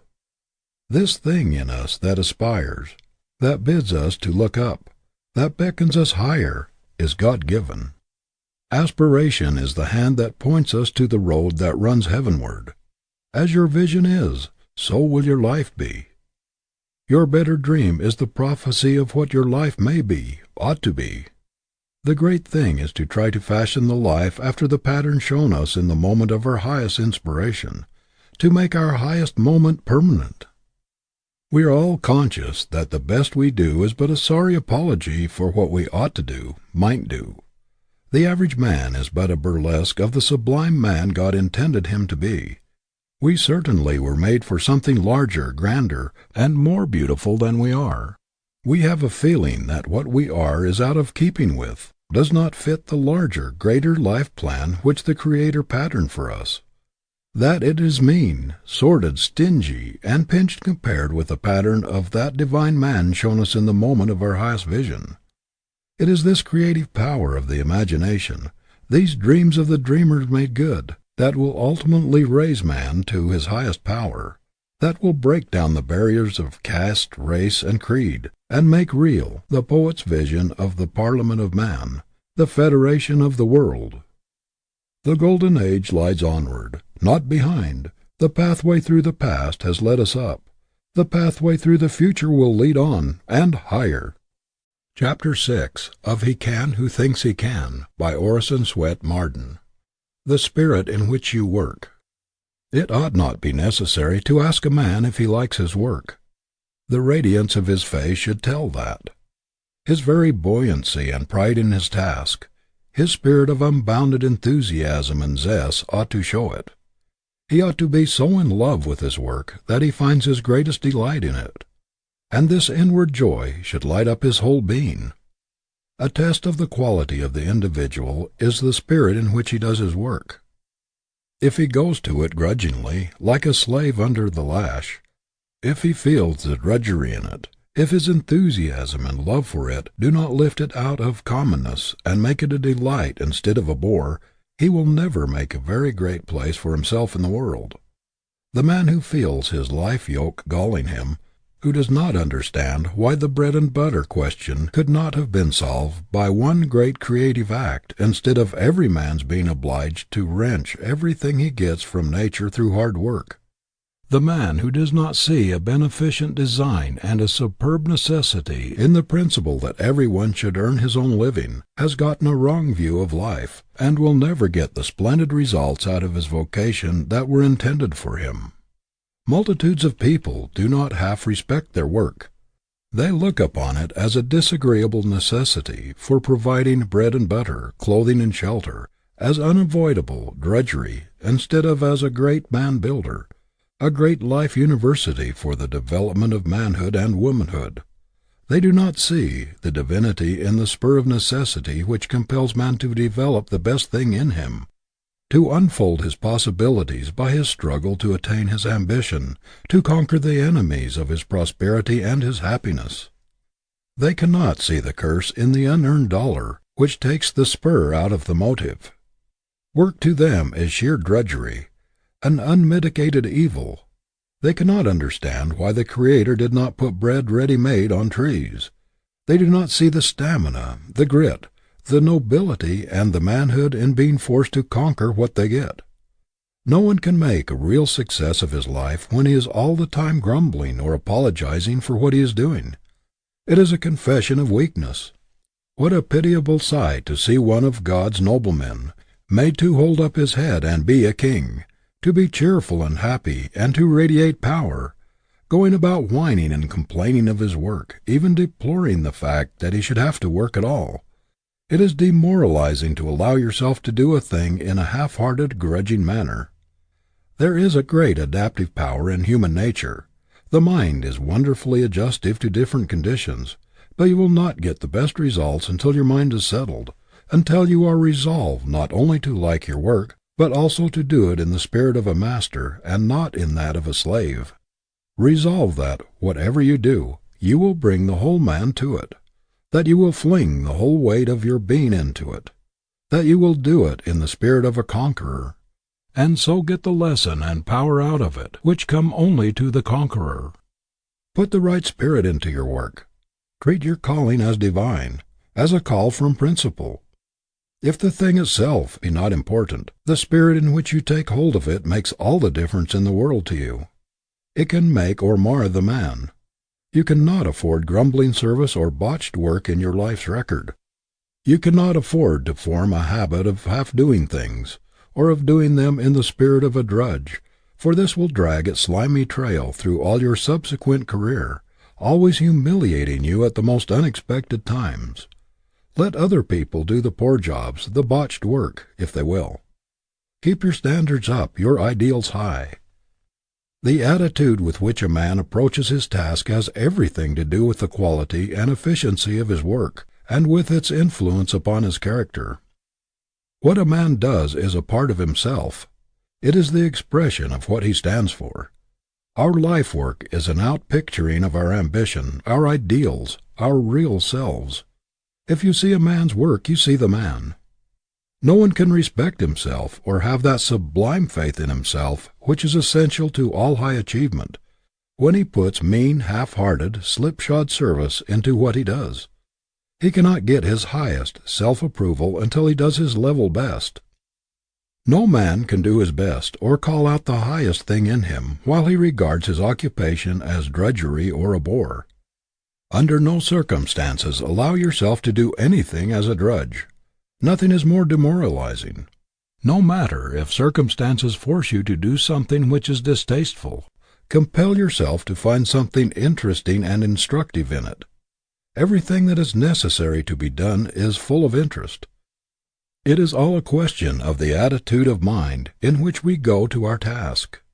If your occupation is distasteful, every rebellious thought, every feeling of disgust, only surrounds you with a failure atmosphere which is sure to attract more failure. The magnet that brings success and happiness must be charged with a positive, optimistic, enthusiastic force. The man who has not learned the secret of taking the drudgery out of his task by flinging his whole soul into it, has not learned the first principles of success or happiness. It is perfectly possible to so exalt the most ordinary business, by bringing to it the spirit of a master, as to make of it a dignified vocation. The trouble with us is that we drop into a humdrum existence and do our work mechanically, with no heart, no vim, and no purpose. We do not learn the fine art of living for growth, for mind and soul expansion. We just exist. It was not intended that any necessary employment should be merely commonplace. There is a great, deep meaning in it all, a glory in it. Our possibilities, our destiny are in it, and the good of the world. Why is it that most people think that the glory of life does not belong to the ordinary vocations, that this belongs to the artist, to the musician, to the writer, or to someone of the more gentle and what they call dignified professions? There is as much dignity and grandeur and glory in agriculture as in statesmanship or authorship. Some people never see any beauty anywhere. They have no soul for the beautiful. Others see it everywhere. Farming to one man is a humdrum existence, an unbearable vocation, a monotonous routine, while another sees the glory and the dignity in it, and takes infinite pleasure in mixing brains with the soil and in working with the Creator to produce grander results. I knew a cobbler in a little village who took infinitely more pride in his vocation than did the lawyer, or even the clergyman of that town. I know a farmer who takes more pride in his crops than any other person in his community takes in his calling. He walks over his farm as proudly as a monarch might travel through his kingdom. This true master farmer will introduce his visitor to his horses and cows and other animals as though they were important personages.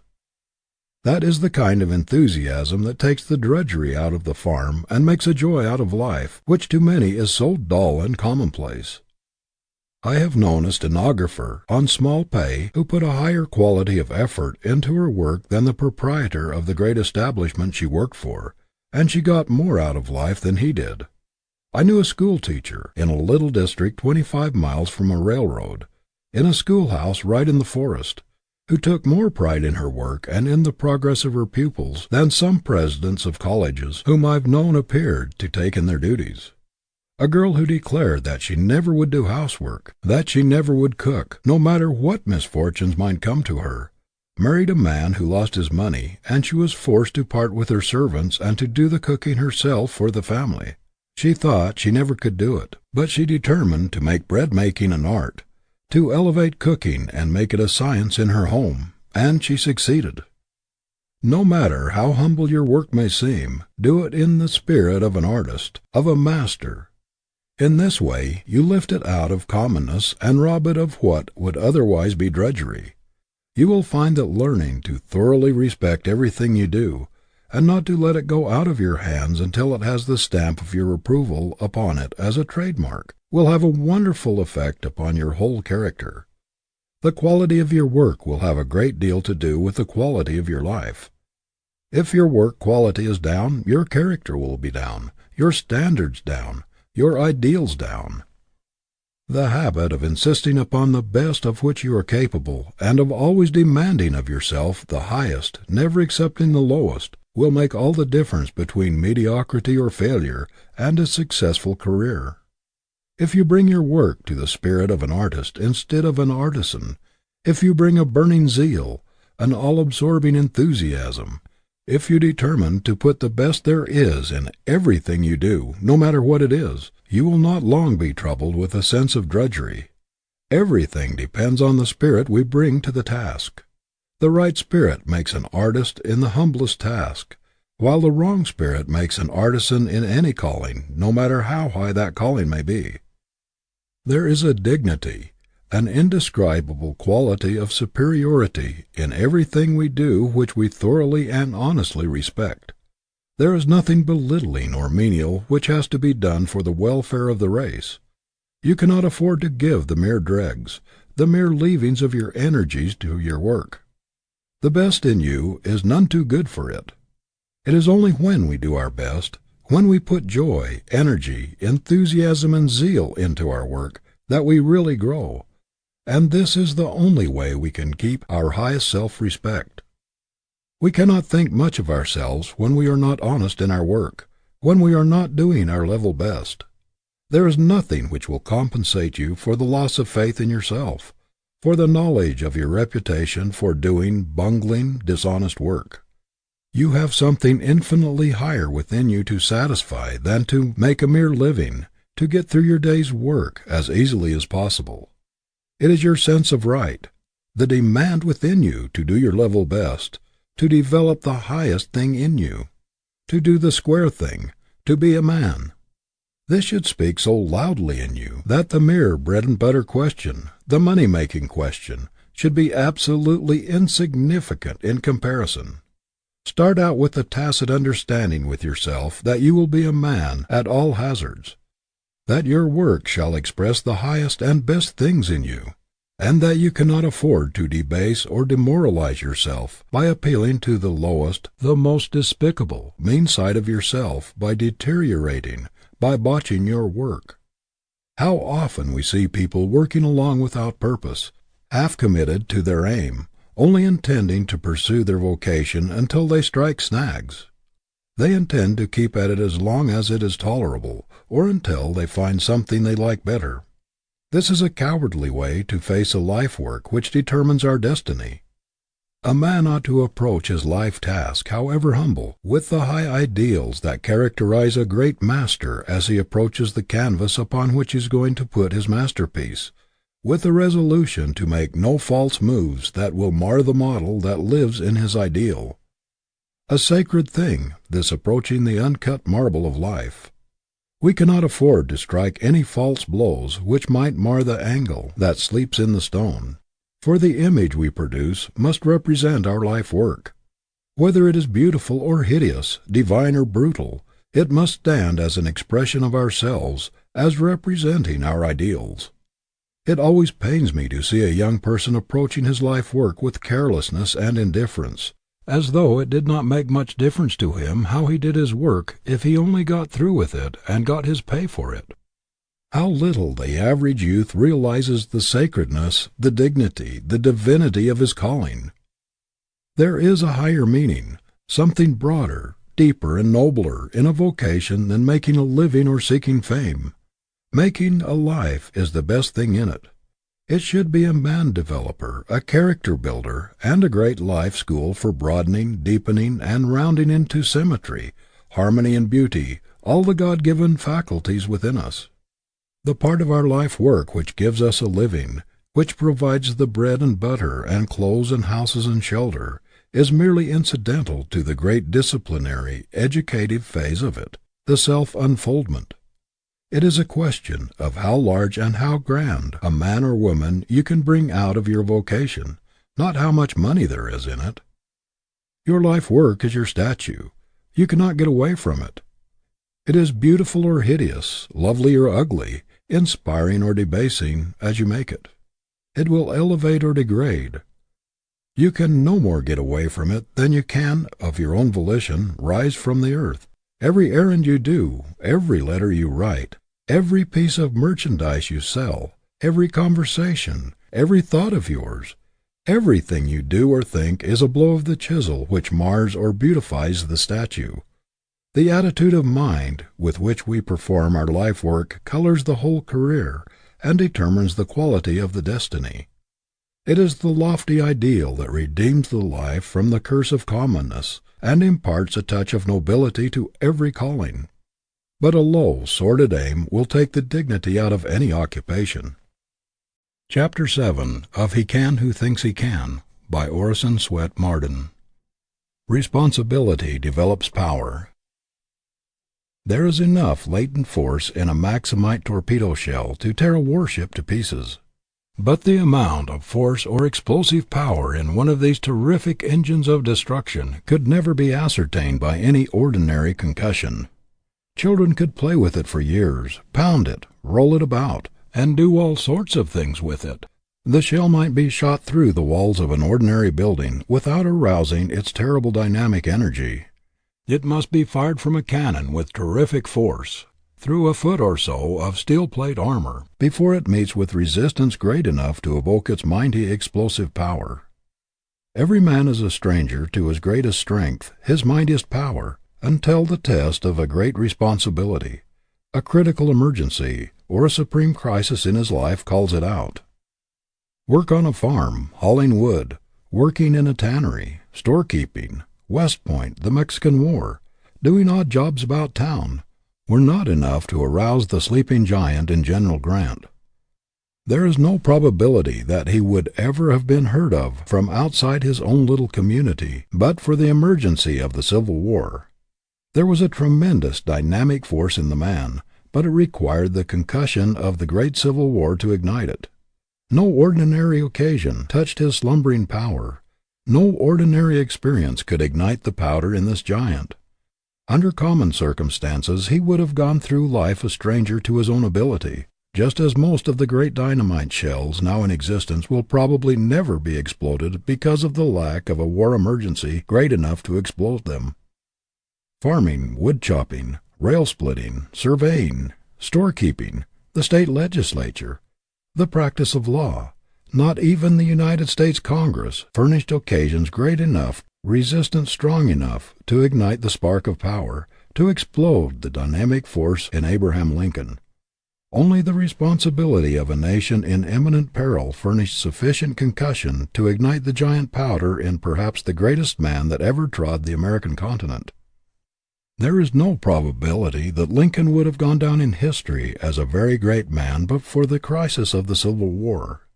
The nation's peril was the responsibility thrust upon him which brought out the last ounce of his reserves, his latent power of achievement, the resources which he never would have dreamed he possessed but for this emergency.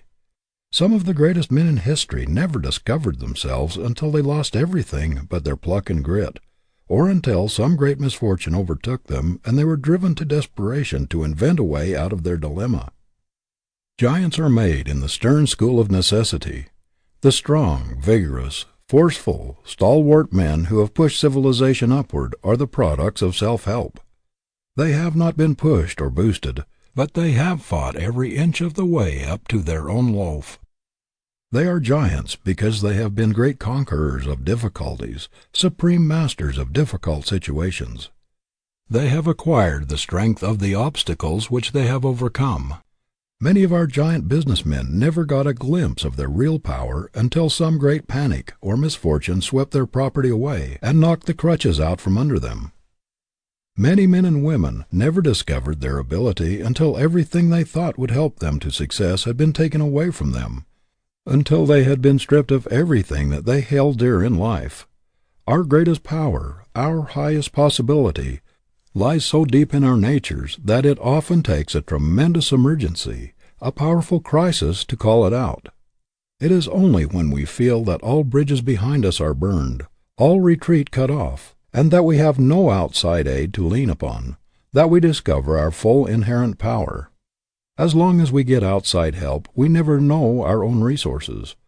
How many young men and young women owe their success to some great misfortune, which cut off a competence, death of a relative, the loss of business or home, or some other great calamity, which threw them on their own resources and compelled them to fight for themselves.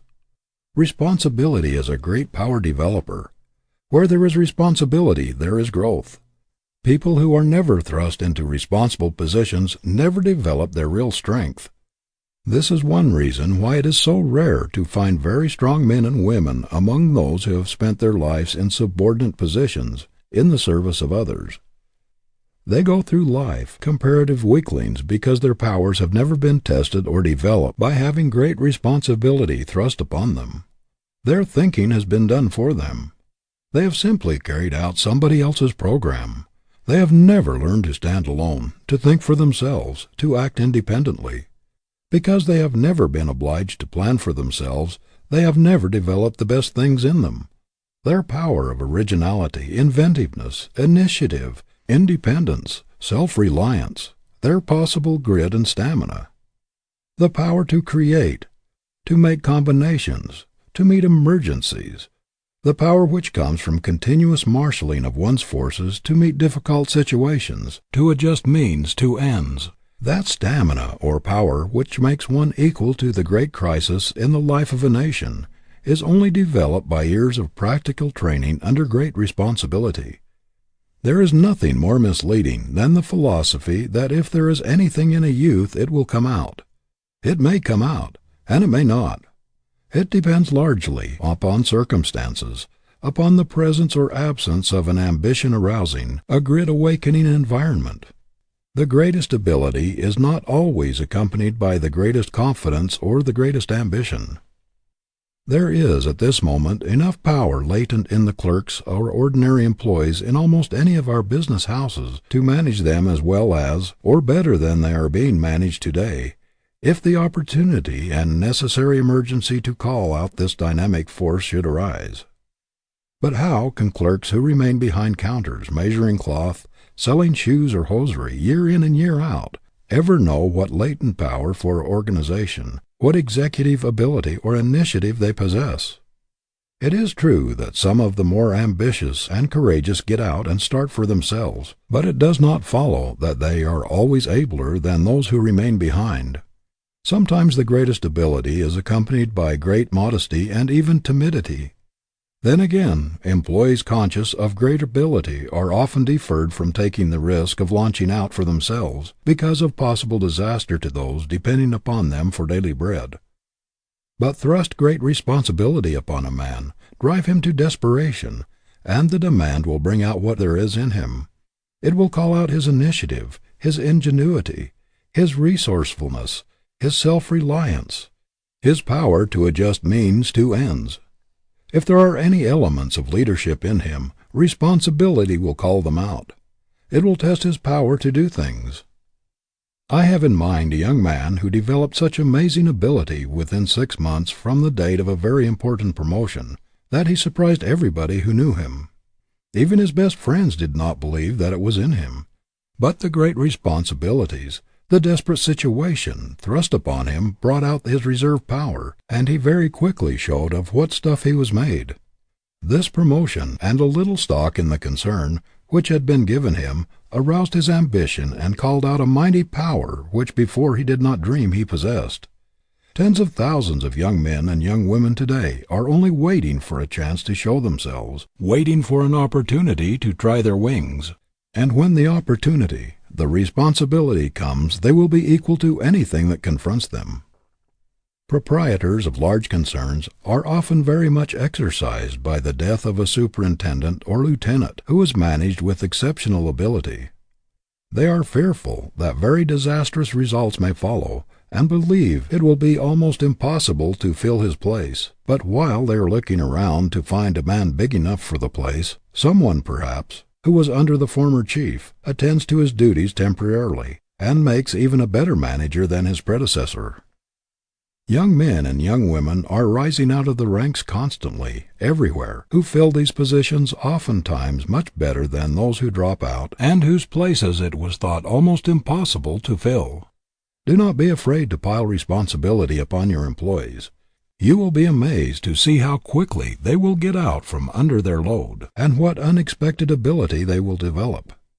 Many employers are always looking for people outside of their own establishment to fill important vacancies, simply because they cannot see or appreciate a man's ability until he has actually demonstrated it. But how can he demonstrate it until he has the chance? There are probably today scores of young men in every one of our great business houses who are as capable as the present heads. There is no position that cannot be filled as well or better than it's being filled now, by someone who is still in the ranks, and who has not yet been heard from in any distinctive way. When some great statesman falls, the people often look about, to find that there is apparently no one to fill his place, but from an unexpected source, perhaps from a little out-of-the-way town, from the common ranks, there comes a man who is equal to the emergency. The way to bring out the reserve in a man is to pile responsibility upon him. If there is anything in him, this will reveal it. Some of us never quite come to ourselves in fullness and power until driven to desperation. It is when we are shipwrecked, like Robinson Crusoe upon an island, with nothing but our own brain and hands, nothing but resources locked up deep in ourselves, that we really come to complete self-discovery. A captain never knows what is in his men until they have been tested by a gale at sea which threatens shipwreck. That there are great potencies and power possibilities within us which we may never know is proved by the tremendous forces that are aroused in ordinary people in some great crisis or emergency. The elevator boy may have never dreamed that there was anything heroic in his nature. He may never have thought there was a possibility of his rising in the world to the importance of the men whom he lifted to their offices.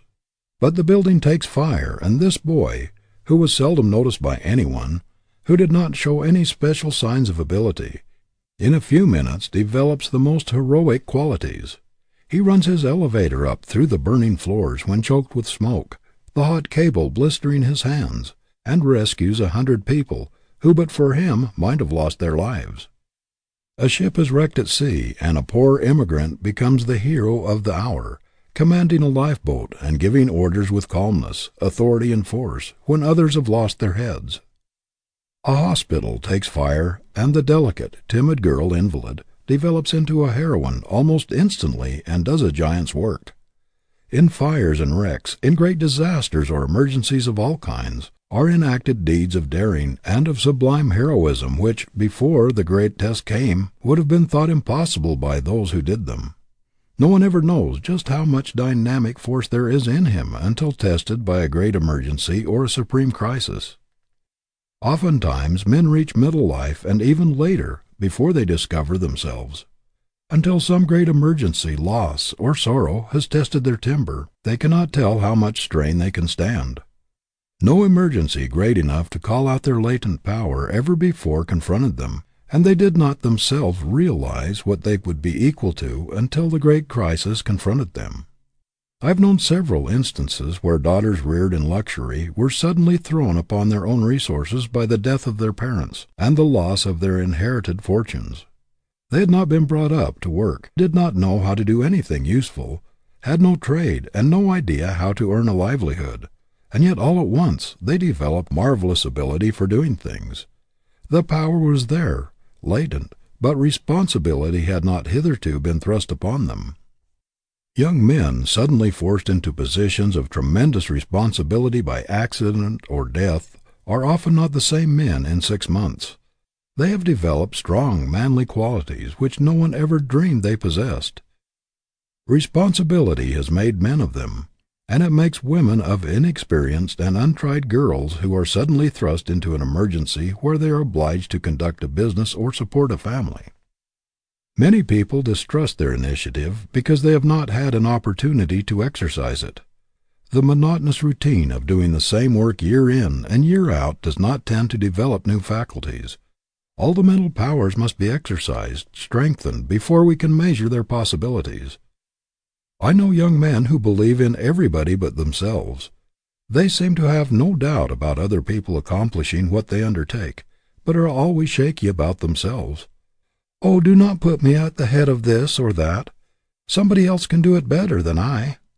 They shrink from responsibility because they lack self-faith. The only way to develop power is to resolve early in life never to let an opportunity for doing so go by. Never shrink from anything which will give you more discipline, better training, and enlarged experience. No matter how distasteful, force yourself into it. There is nothing like responsibility for developing ability. Never mind if the position is hard. Take it and make up your mind that you are going to fill it better than it was ever before filled. I once heard a man say he regretted more than anything else in his life that he had indulged his natural inclination to decline every position of responsibility offered him. He was naturally so shy that any position which attracted attention or gave him the least publicity was distasteful to him. His magnificent possibilities remain undeveloped because he has never had that responsibility which calls out one's reserves and develops his latent powers. Many a time he thought he would change his course, and made up his mind never to let another opportunity for self-development go by him unimproved. But the habit of delaying until he should be better prepared got such a hold of him that he could not change. The result is that, although he is a man of recognized power, with a superb mind, his life has been an extremely quiet one, very tame and unimportant compared with what it would have been had he made it a rule to thrust himself into every position of responsibility which would have called out the best in him. Many people never discover themselves or know their possibilities because they always shrink from responsibility. They lease themselves to somebody else and die with their greatest possibilities unreleased, undeveloped. Personally, I believe it is the duty of every young person to have an ambition to be independent, to be his own master, and to resolve that he will not be at somebody else's call all his life, come and go at the sounding of a gong or the touch of a bell, that he will at least belong to himself, that he will be an entire wheel and not a cog, that he will be a whole machine, although it may be a small one, rather than part of someone else's machine. The very stretching of the mind toward high ideals, the looking forward to the time when we shall be our own masters, working along the lines of a resolution, a fixed, irrevocable determination, has a strengthening, unifying influence upon all the faculties. And you will be a stronger man or woman, whatever your future, if you keep steadily, persistently in your mind your own individual declaration of independence. It means freedom, it means delivery from restraint, from a certain feeling of slavery which attaches to every subordinate position. I do not believe that it is possible for anyone to reach the same magnitude of manhood or womanhood, to grow to the same stature, after giving up the struggle for absolute independence, or the hope of going into business or profession, or something else all of one's own. It is true that not every person has the executive ability or strength of mind, the qualities of leadership, the moral stamina, or the push to conduct a business successfully for himself and stand his ground. There are also many instances of young men who have others dependent upon them, and who are not in a position to take the risks of going into business for themselves. A great many, however, work for others merely because they do not dare to take the risk of starting on their own responsibility. They lack the courage to branch out. The fear of possible failure deters them. Moreover, a great many start as boys in certain occupations, work up to a fairly good salary, and though they may be ambitious to be independent, are yet held back by the distrust of their own powers and the advice of others to let well enough alone, until the habit of doing the same thing year in and year out becomes so fixed that it is very difficult to wrench themselves out of their environment. Again, a great many people prefer a small certainty to a big uncertainty. There is no disposition to hazard, no desire to take risks, in their make-up. They do not want to assume large responsibilities. They prefer steady employment, and the certainty that every Saturday night they will find fixed sums in their pay envelopes, to the great risks, responsibilities, and uncertainties of a business of their own. You may not have the ambition, the desire, or the inclination to take responsibility. You may prefer to have an easier life and to let somebody else worry about the payment of notes and debts, the hard times, the dull seasons, and the panics. But if you expect to bring out the greatest possibilities in you, if growth, with the largest possible expansion of your powers, is your goal, you cannot realize your ambition in the fullest and completest sense while merely trying to carry out somebody else's program and letting him furnish the ideas. There must be a sense of complete independence, not partial but complete, in order to reach the highest growth. We do not attain our full stature of manhood or womanhood in captivity or in slavery, but in freedom, in absolute liberty. The eagle must be let out of the cage, no matter how large or how comfortable, before it can exhibit all the powers of an eagle. It is the locked-up forces within, that lie deep in our natures, not those which are on the surface, that test our mettle. It is within everybody's power to call out these hidden forces, to be somebody, and to do something worthwhile in the world, and the man who does not do it is violating his sacred birthright. Every man or woman who goes through the world with a great continence of undiscovered possibilities locked up within him commits a sin against himself, and that which borders on a crime against civilization. Don't be afraid to trust yourself. Have faith in your own ability to think along original lines. If there is anything in you, self-reliance will bring it out. Whatever you do, cultivate a spirit of manly independence in doing it. Let your work express yourself. Don't be a mere cog in a machine.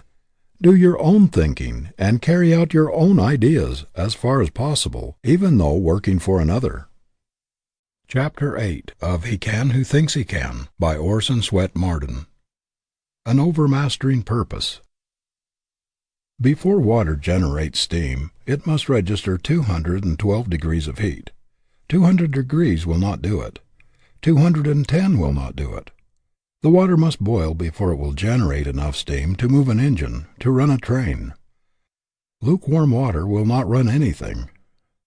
A great many people are trying to move their life trains with lukewarm water, or water that's almost boiling, and they are wondering why they are stalled, why they cannot get ahead. They are trying to run a boiler with 200 or 210 degrees of heat, and they cannot understand why they do not get anywhere. Lukewarmness in his work stands in the same relation to a man's achievement as lukewarm water does to the locomotive boiler. No man can hope to accomplish anything great in this world until he throws his whole soul, flings the force of his whole life into it. In Philip Brooks's talks to young people, he used to urge them to be something with all their might. It is not enough simply to have a desire to be something. There is but one way to accomplish it, and that is, to strive to be somebody with all the concentrated energy we can muster. Any kind of human being can wish for a thing, can desire it, but only strong, vigorous minds with great purposes can do things. There is an infinite distance between the wishers and the doers. A mere desire is lukewarm water, which never will take a train to its destination. The purpose must boil, must be made into live steam to do the work. Who would ever have heard of Theodore Roosevelt outside his immediate community if he had only half committed himself to what he had undertaken, if he had brought only a part of himself to his task? The great secret of his career has been that he has flung his whole life, not a part of it, with all the determination and energy and power he could muster, into everything he has undertaken. No dilly-dallying, no faint-hearted efforts, no lukewarm purpose for him.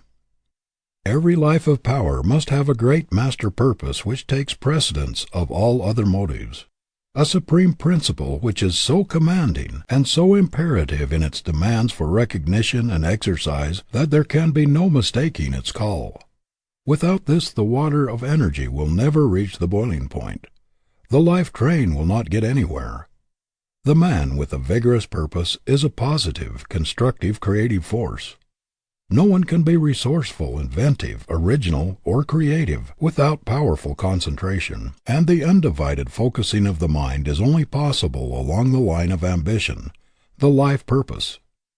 We cannot focus the mind upon a thing we are not interested in and enthusiastic about. A man ought to look upon his career as a great artist looks upon his masterpiece, as an outpicturing of his best self, upon which he dwells with infinite pride and a satisfaction which nothing else can give. Yet many people are so loosely connected with their vocation that they are easily separated from it. I know young men who seem anxious to get on in their careers, but in a single evening they could be induced to give up their calling for something else. They are always wondering whether they are in the right place, or where their ability will count most. They lose heart when they strike obstacles, or they become discouraged when they hear of someone else who has made a success in some other line, and wonder if they had not better try something in the same line. If one is so loosely attached to his occupation that he can be easily induced to give it up, you may be sure that he is not in the right place. If nature has called you to a position, if the call runs in your blood, it is a part of your life and you cannot get away from it. It is not a separate thing from yourself. It exists in every brain cell, every nerve cell, every blood corpuscle contains some of it. You can no more get away from it than a leopard can get away from his spots. So when a young man asks me if I do not think he had better make a change, I feel very certain that he is not in the place God called him to, for the thing he was made for is as much a part of his real being as his temperament. It is nearer to him than his heartbeat, closer than his breath. There is a photograph of the thing he was made for in every cell in his body. He cannot get away from it. The thing which will make the life distinctive, which will make it a power, is the one supreme thing which we want to do, and feel that we must do, and no matter how long we may be delayed from this aim, or how far we may be swerved aside by mistakes or iron circumstances, we should never give up hope or a determination to pursue our object. Some people have not the moral courage, the persistence, the force of character, to get the things out of the way which stand between them and their ambition. They allow themselves to be pushed this way and that way into things for which they have no fitness or taste.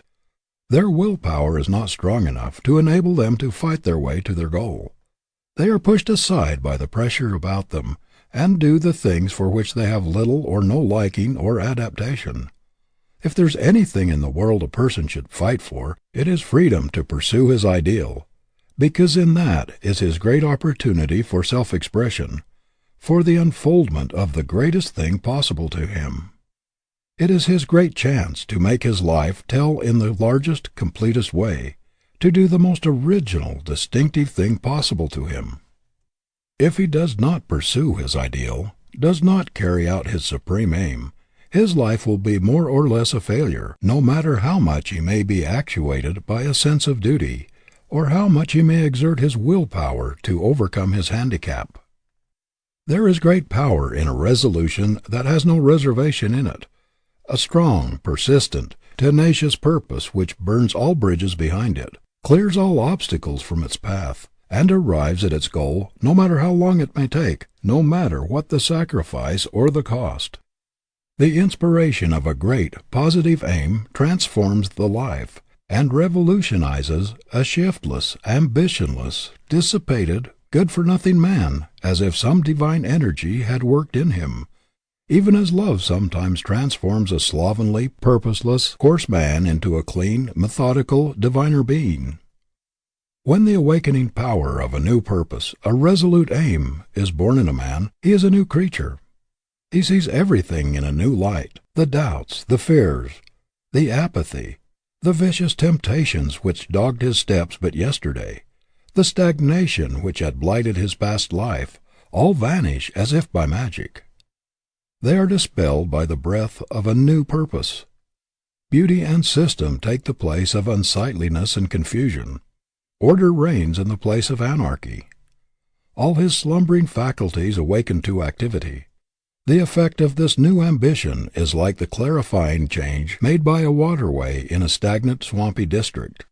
The water clarifies as soon as it begins to move, to do something.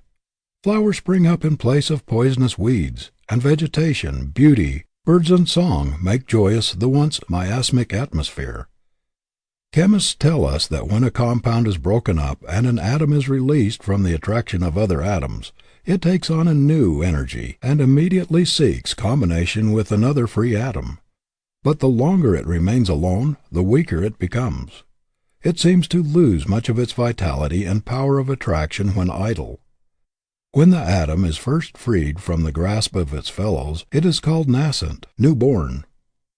It is then that it has its maximum of gripping power, and if it finds a free atom immediately after it is released, it will unite with it with greater vigor than ever. The power seems to go out of it if it delays its union with another atom. Mythology tells us that Minerva, the goddess of wisdom, sprang complete, full-orbed, full-grown from Jupiter's brain. Man's highest conception, his most effective thought, most inventive and resourceful ideas, and grandest visions spring full-orbed, complete, with their maximum of power, spontaneously from the brain. Men who postpone their visions, who delay the execution of their ideas, who bottle up their thoughts to be used at a more convenient time, are always weaklings. The forceful, vigorous, effective men are those who execute their ideas while they are full of enthusiasm of inspiration. Our ideas, our visions, our resolutions come to us fresh every day, because this is the divine program for the day, not for tomorrow. Another inspiration, new ideas will come tomorrow. Today, we should carry out the inspiration of the day. A divine vision flashes across the artist's mind with lightning-like rapidity, but it is not convenient for him to seize his brush and fasten the immortal vision before it fades. He keeps turning it over and over in his mind. It takes possession of his very soul, but he is not in his studio, or it is not convenient to put his divine vision upon canvas, and the picture gradually fades from his mind.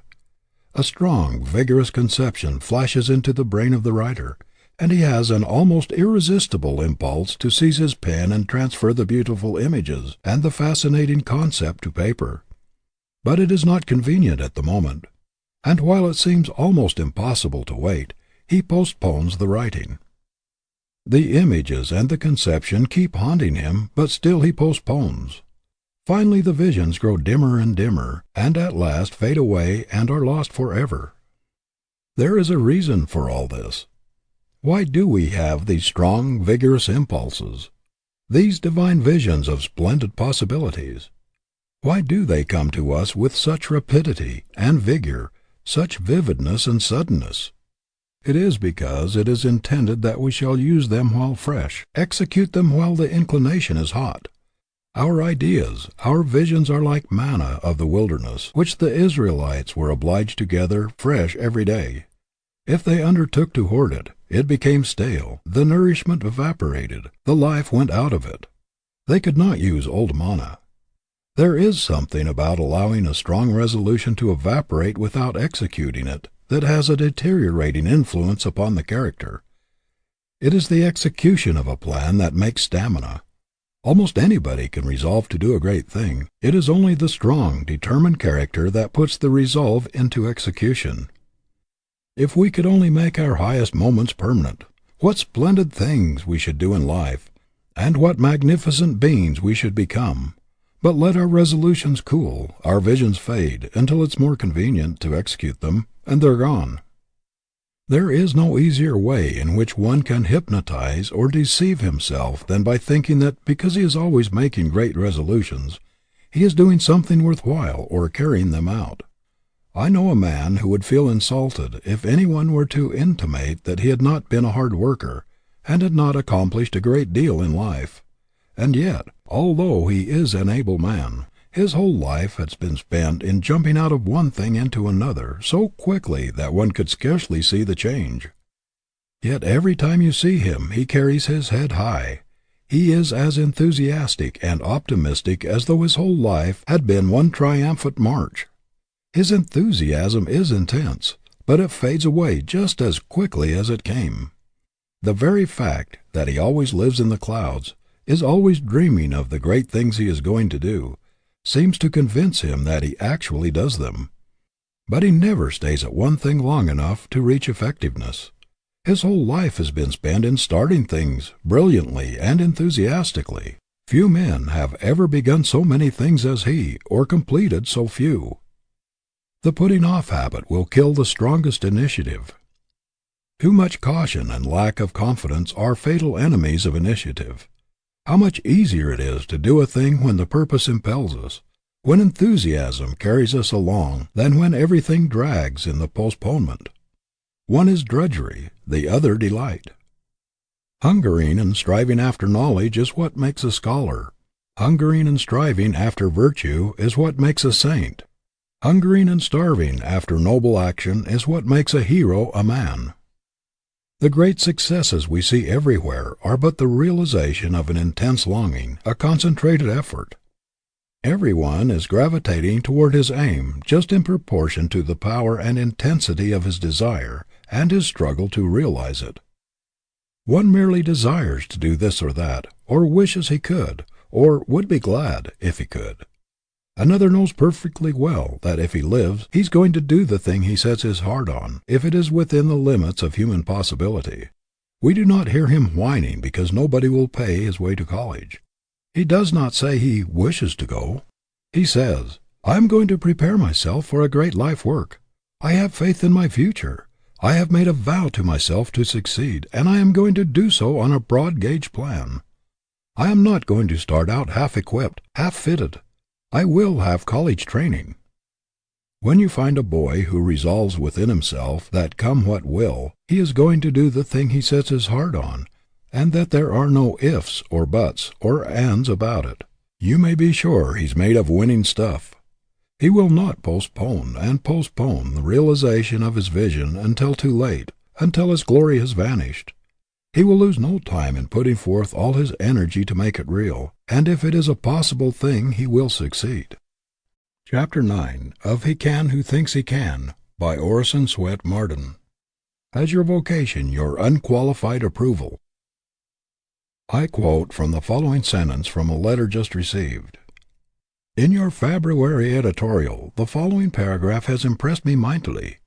To spend a life in buying and selling lies, or cheap, shoddy shams, is demoralizing to every element of nobility, to excellence in any form. Now I happen to be in the sham business and hate it so heartily that I want to get out of it as soon as I can do so with justice to others' interests.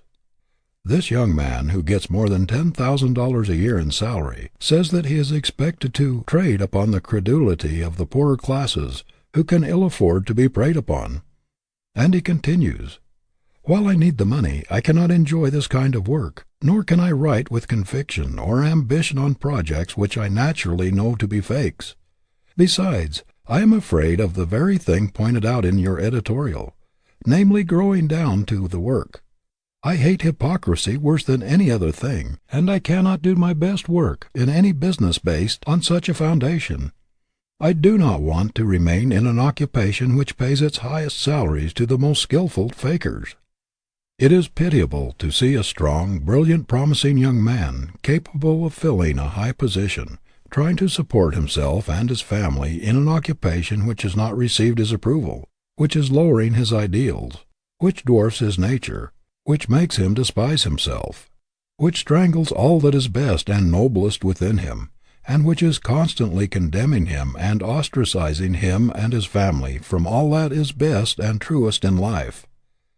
How often we hear a young man say, 'I do not like the business I am in. I know it has a bad influence on me. I do not believe in the methods used, or the deceptions practiced. I am ashamed to have my friends know what I am doing, and I say as little about it in public as possible. I know I ought to change, but it is the only business I understand in which I can earn as much money as I need to keep up appearances, for I have been getting a good salary, and I have contracted expensive habits of living, and I have not the force of character to risk a change.' Do not deceive yourself with the idea that somebody has got to do this questionable work, and that it might as well be you. Let other people do it, if they will. There is something better for you. The Creator has given you a guarantee, written in your blood and brain cells, that if you keep yourself clean and do that which He has indicated in your very constitution, you will be a man, will succeed, and will belong to the order of true nobility. But if you do not heed that edict, you will fail. You may get a large salary, but this alone is not success.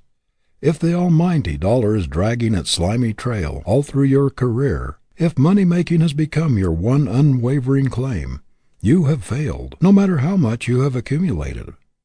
If your money smells of the blood of the innocent, if there is a dirty dollar in it, if there is a taint of avarice in it, if envy and greed have helped in its accumulation, if there is a sacrifice of the rights and comforts of others in it, if there is a stain of dishonor on your stocks and bonds, or if a smirched character looms up in your pile, do not boast of your success, for you have failed.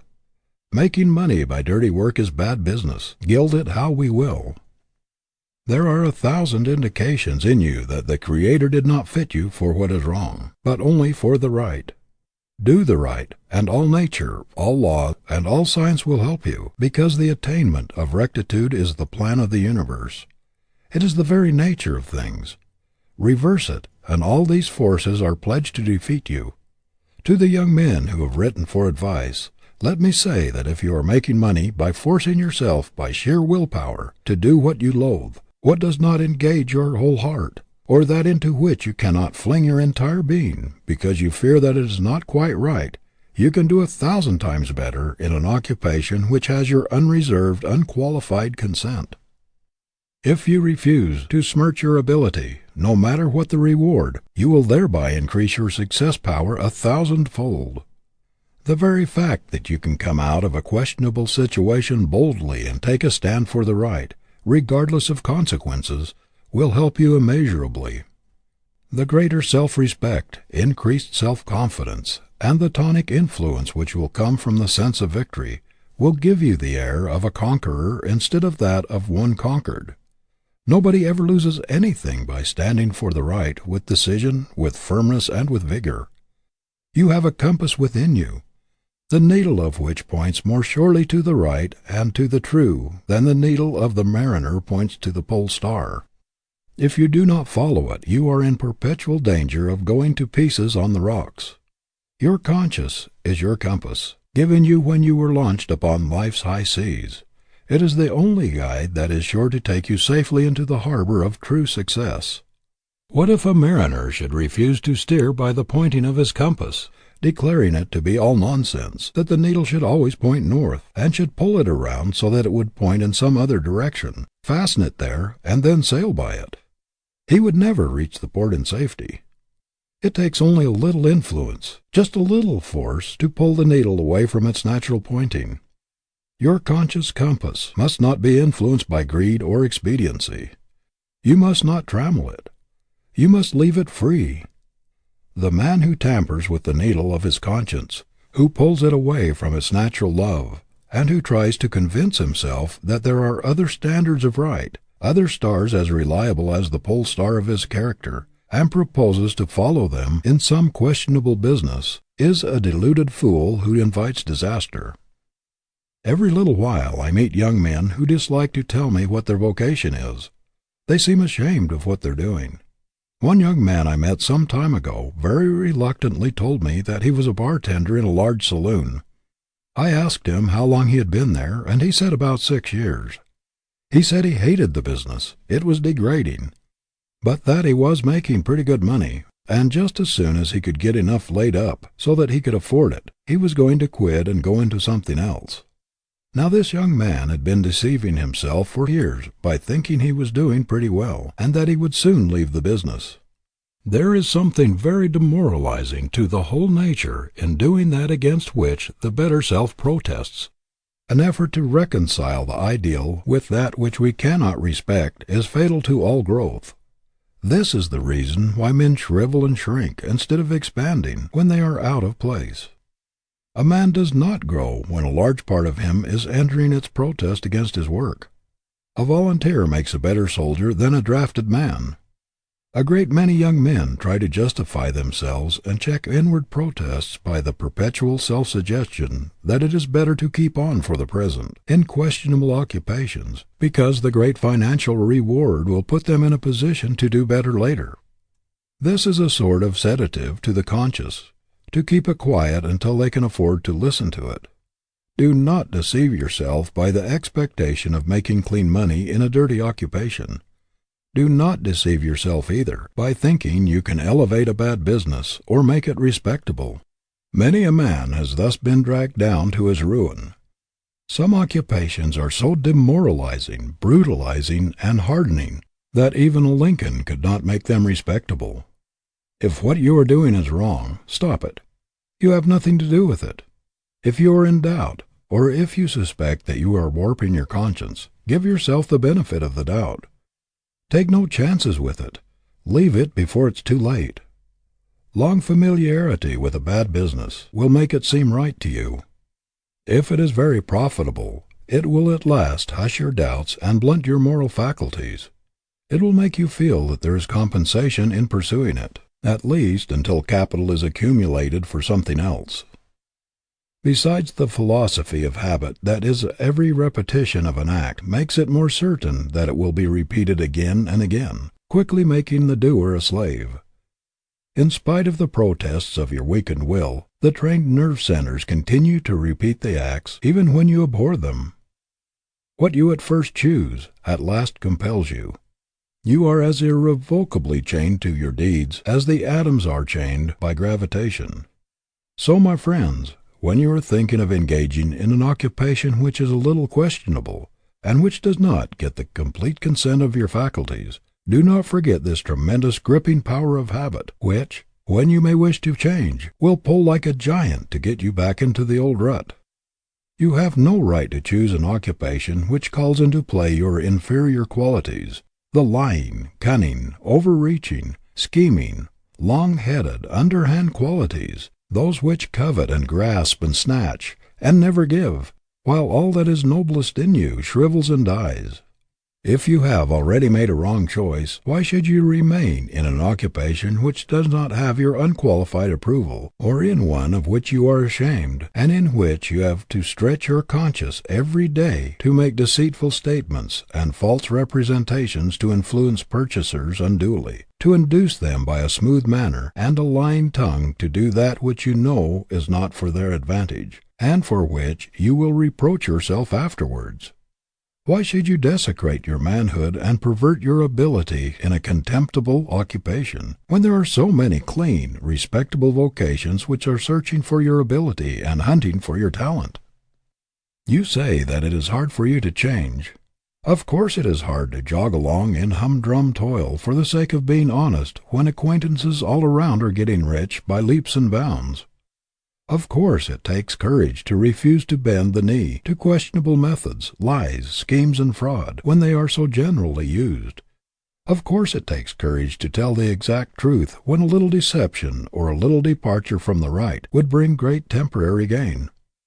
Of course it takes courage to refuse to be bribed when it could be covered up by a little specious mystification.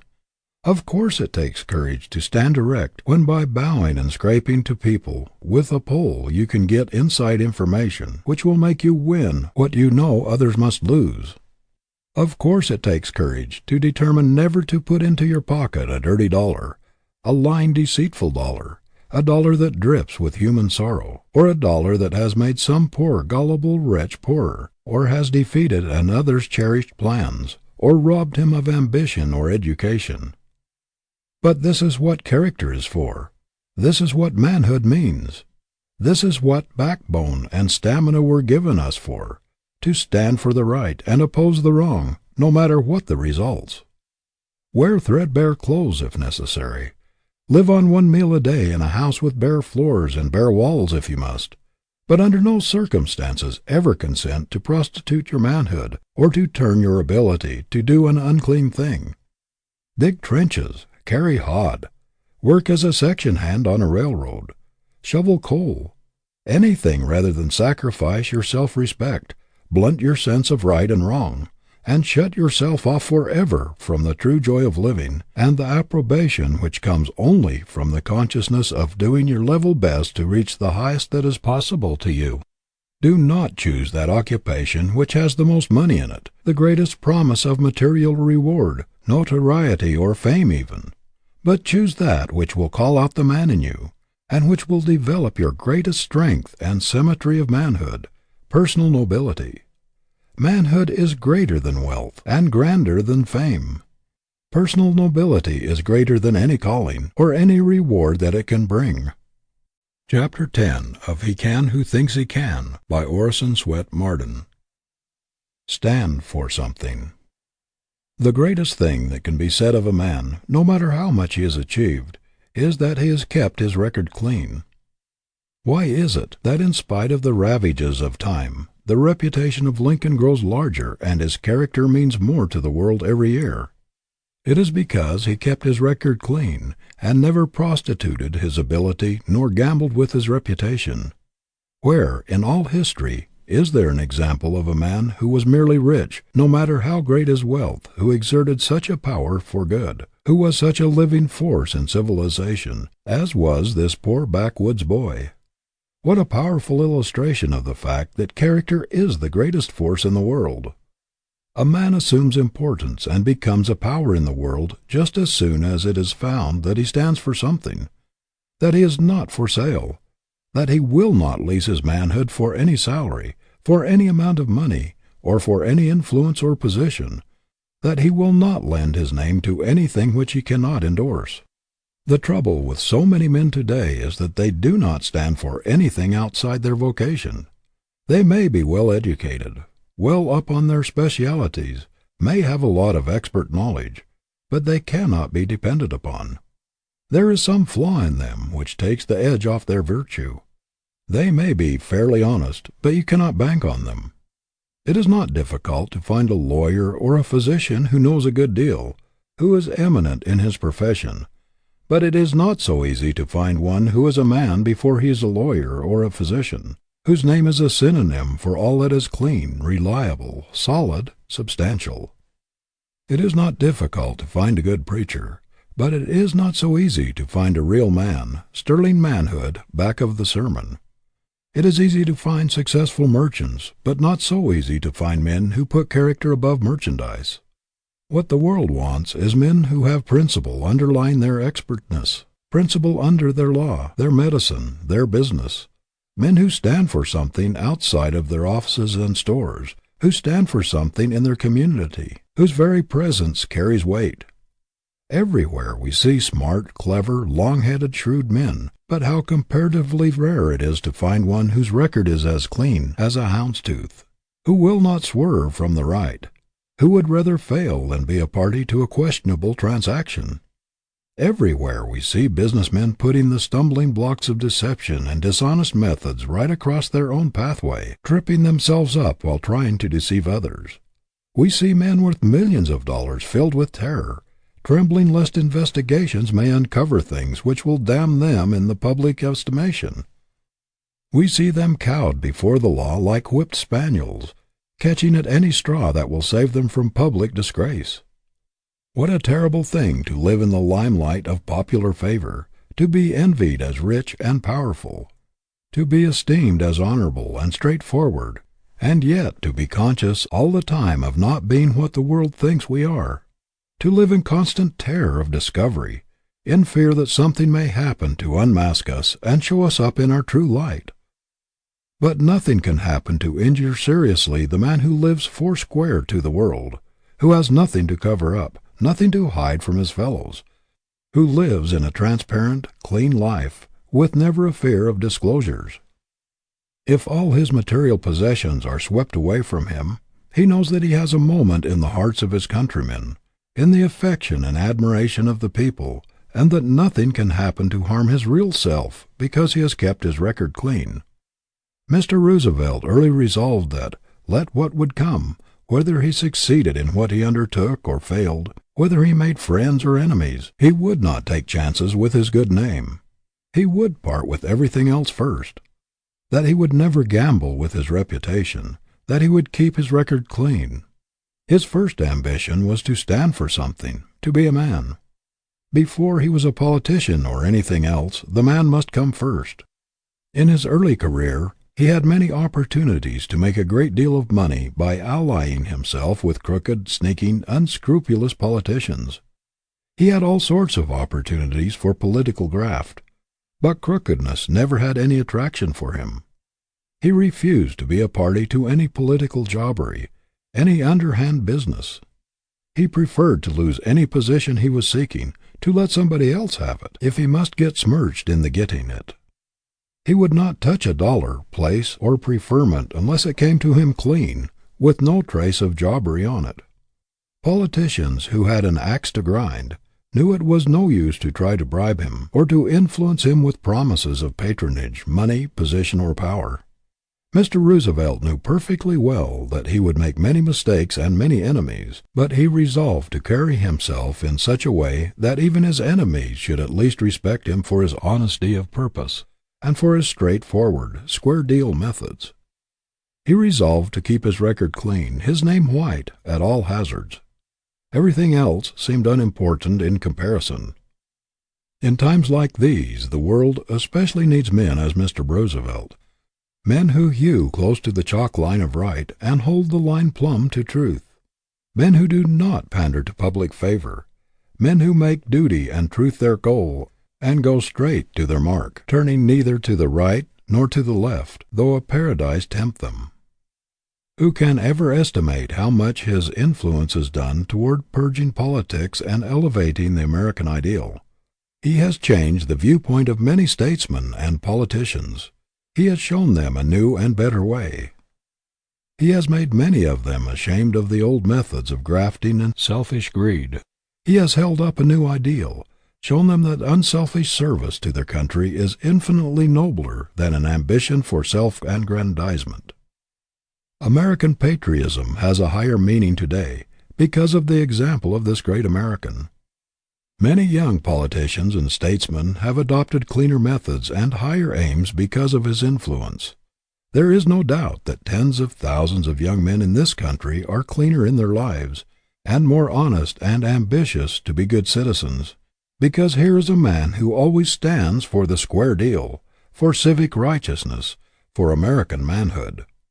Every man ought to feel that there is something in him that bribery cannot touch, that influence cannot buy, something that is not for sale, something he would not sacrifice or tamper with for any price, something he would give his life for if necessary. If a man stands for something worthwhile, compels recognition for himself alone, on account of his real worth, he is not dependent upon recommendations, upon fine clothes, a fine house, or a pull. He is his own best recommendation.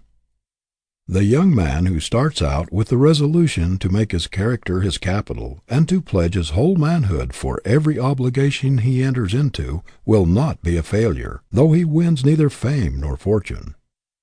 No man ever really does a great thing who loses his character in the process. No substitute has ever yet been discovered for honesty. Multitudes of people have gone to the wall trying to find one. Our prisons are full of people who have attempted to substitute something else for it. No man can really believe in himself when he is occupying a false position and wearing a mask. When the little monitor within him is constantly saying, "You know you are a fraud. You are not the man you pretend to be." The consciousness is not being genuine, not being what others think him to be, robs a man of power, honeycombs the character, and destroys self-respect and self-confidence. When Lincoln was asked to take the wrong side of a case, he said, "I could not do it. All the time while talking to that jury I should be thinking, 'Lincoln, you're a liar. You're a liar,' and I believe I should forget myself and say it out loud." Character as capital is very much underestimated by a great number of young men. They seem to put more emphasis upon smartness, shrewdness, long-headedness, cunning, influence, a pull, than upon downright honesty and integrity of character. Yet why do scores of concerns pay enormous sums for the use of the name of a man who perhaps has been dead for half a century or more.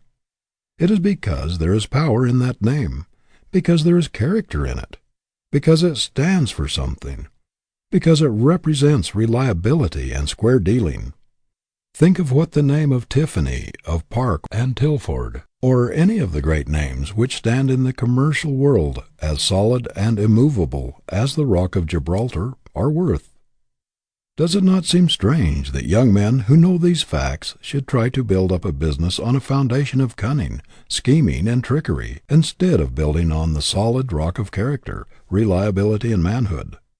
Is it not remarkable that so many men should work so hard to establish a business on an unreliable, flimsy foundation, instead of building upon the solid masonry of honest goods, square dealing, and reliability? A name is worth everything until it is questioned, but when suspicion clings to it, it is worth nothing. There is nothing in this world that will take the place of character. There is no policy in the world, to say nothing of the right or wrong of it, that compares with honesty and square dealing. In spite of, or because of, all the crookedness and dishonesty that is being uncovered, of all the scoundrels that are being unmasked, integrity is the biggest word in the business world today. There never was a time in all history when it was so big, and it is growing bigger. There never was a time when character meant so much in business, when it stood for so much everywhere as it does today. There was a time when the man who was the shrewdest and sharpest and cunningest in taking advantage of others got the biggest salary. But today the man at the other end of the bargain is looming up as never before. Nathan Strauss, when asked the secret of the great success of his firm, said it was their treatment of the man at the other end of the bargain. He said they could not afford to make enemies, they could not afford to displease or take advantage of customers, or to give them reason to think that they had been unfairly dealt with, that in the long run the man who gave the squarest deal to the man at the other end of the bargain would get ahead fastest. There are merchants who have made great fortunes, but who do not carry weight among their fellow men because they have dealt all their lives with inferiority. They have lived with shoddy and shams so long that the suggestion has been held in their minds until their whole standards of life have been lowered. Their ideals have shrunken. Their characters have partaken of the quality of their business. Contrast these men with the men who stood for half a century or more at the head of solid houses, substantial institutions, men who have always stood for quality in everything, who have surrounded themselves not only with ability, but with men and women of character. We instinctively believe in character. We admire people who stand for something, who are centered in truth and honesty. It is not necessary that they agree with us. We admire them for their strength, the honesty of their opinions, the inflexibility of their principles. The late Carl Schurz was a strong man and agonized many people. He changed his political views very often, but even his worst enemies knew there was one thing he would never go back on, friends or no friends, party or no party, and that was his devotion to principle as he saw it. There was no parleying with his convictions. He could stand alone, if necessary, with all the world against him. His inconsistencies, his many changes in parties and politics, could not destroy the universal admiration for the man who stood for his convictions. Although he escaped from a German prison and fled his country, where he had been arrested on account of his revolutionary principles when but a mere youth, Emperor William I had such a profound respect for his honesty of purpose and his strength of character that he invited him to return to Germany and visit him, gave him a public dinner, and paid him great tribute. Who can estimate the influence of President Eliot in enriching and uplifting our national ideas and standards through the thousands of students who go out from Harvard University? The tremendous force and nobility of character of Phillips Brooks raised everyone who came within his influence to higher levels. His great earnestness in trying to lead people up to his lofty ideals swept everything before it. One could not help feeling while listening to him and watching him that there was a mighty triumph of character, a grand expression of superb manhood. Such men as these increase our faith in the race, in the possibilities of the grandeur of the coming man. We are prouder of our country because of such standards. It is the ideal that determines the direction of life. And what a grand sight, what an inspiration, are those men who sacrifice the dollar to the ideal. The principles by which the problem of success is solved are right and justice, honesty and integrity, and just in proportion as a man deviates from these principles, he falls short of solving his problem. It is true that he may reach something. He may get money, but is that success? The thief gets money, but does he succeed? Is it any honester to steal by means of a long head than by means of a long arm? It is very much more dishonest, because the victim is deceived and then robbed, a double crime. We often receive letters which read like this: I am getting a good salary, but I do not feel right about it somehow. I cannot still the voice within me that says, wrong, wrong, to do what I am doing. Leave it, we always say to the writers of these letters. Do not stay in a questionable occupation, no matter what inducement it offers. Its false light will land you on the rocks if you follow it. It is demoralizing to the mental faculties, paralyzing to the character, to do a thing which one's conscience forbids. Tell the employer who expects you to do questionable things that you cannot work for him unless you can put the trademark of your manhood, the stamp of your integrity, upon everything you do. Tell him that if the highest thing in you cannot bring success, surely the lowest cannot. You cannot afford to sell the best thing in you, your honor, your manhood, to a dishonest man or a lying institution. You should regard even the suggestion that you might sell out for a consideration as an insult. Resolve that you will not be paid for being something less than a man, that you will not lease your ability, your education, your inventiveness, your self-respect for a salary, to do a man's lying for him, either in writing advertisements, selling goods, or in any other capacity.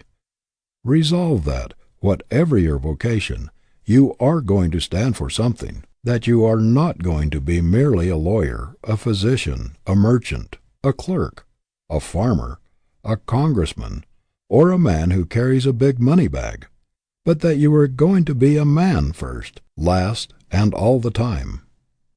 Chapter 11 of He Can Who Thinks He Can, by Orison Swett Marden.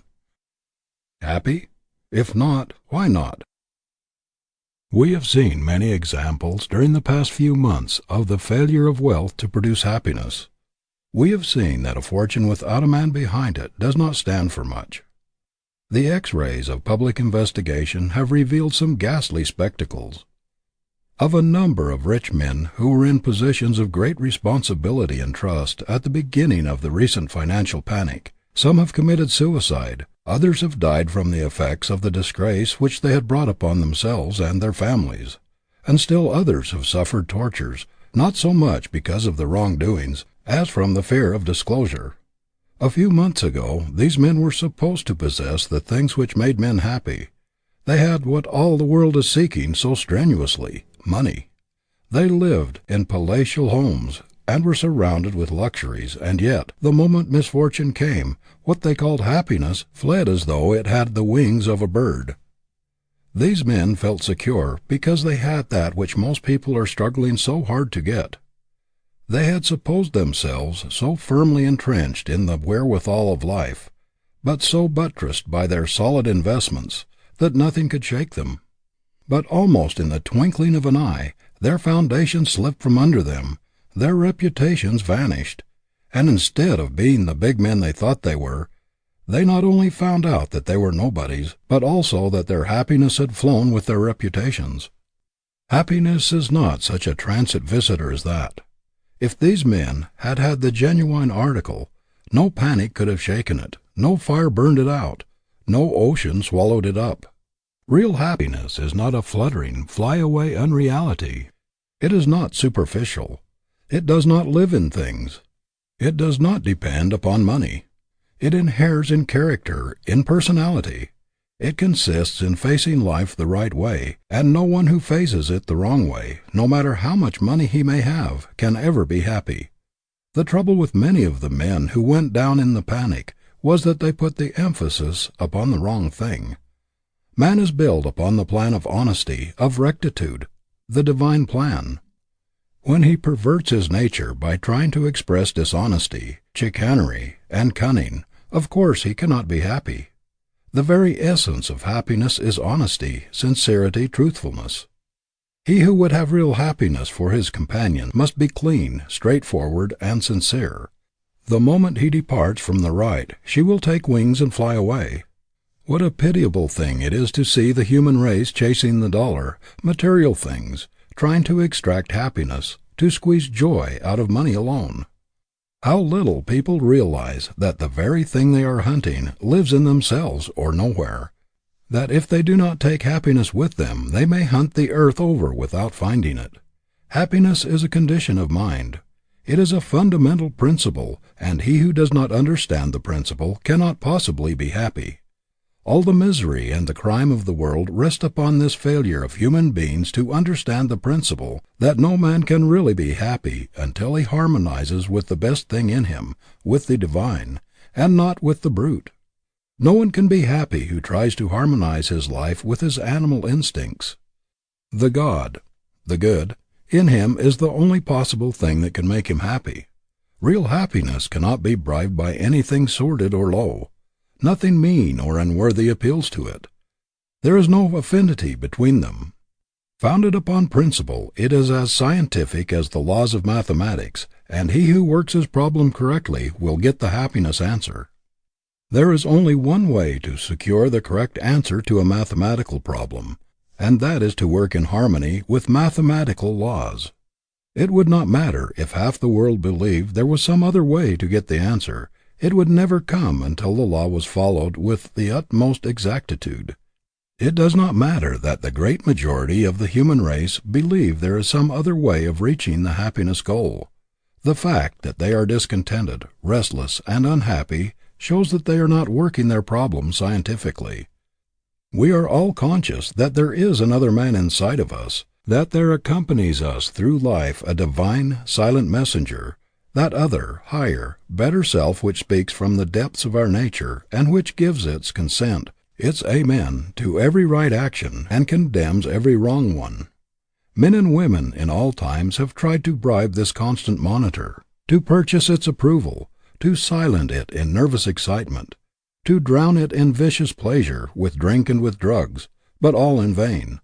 Men in every age have disregarded its warning, have tried in every possible way to get away from its tormenting reproofs when they have done wrong, but no amount of dissipation or excitement has ever been able to silence its voice. It always continues to give its unbiased, unbribed approval or disapproval to whatever we do. There is nothing in which people deceive themselves so much as in the pursuit of happiness. There is only one way to find it. That is, by obeying the laws upon which we are built. We are constructed along the lines of truth and justice, and we cannot reach felicity by disobeying these, the very laws of our nature. So long as we continue to do evil, to get money by unfair means, by robbing others or taking advantage of them, so long as our ambition is to get rich anyway, we can never attain true happiness, because we are going in the wrong direction. We are introducing discord into our natures, encouraging the very opposite to what we are seeking. It is just as impossible for a person to reach the normal state of harmony while he is practicing selfish, grasping methods, as it is to produce harmony in an orchestra with instruments that are all jangled and out of tune.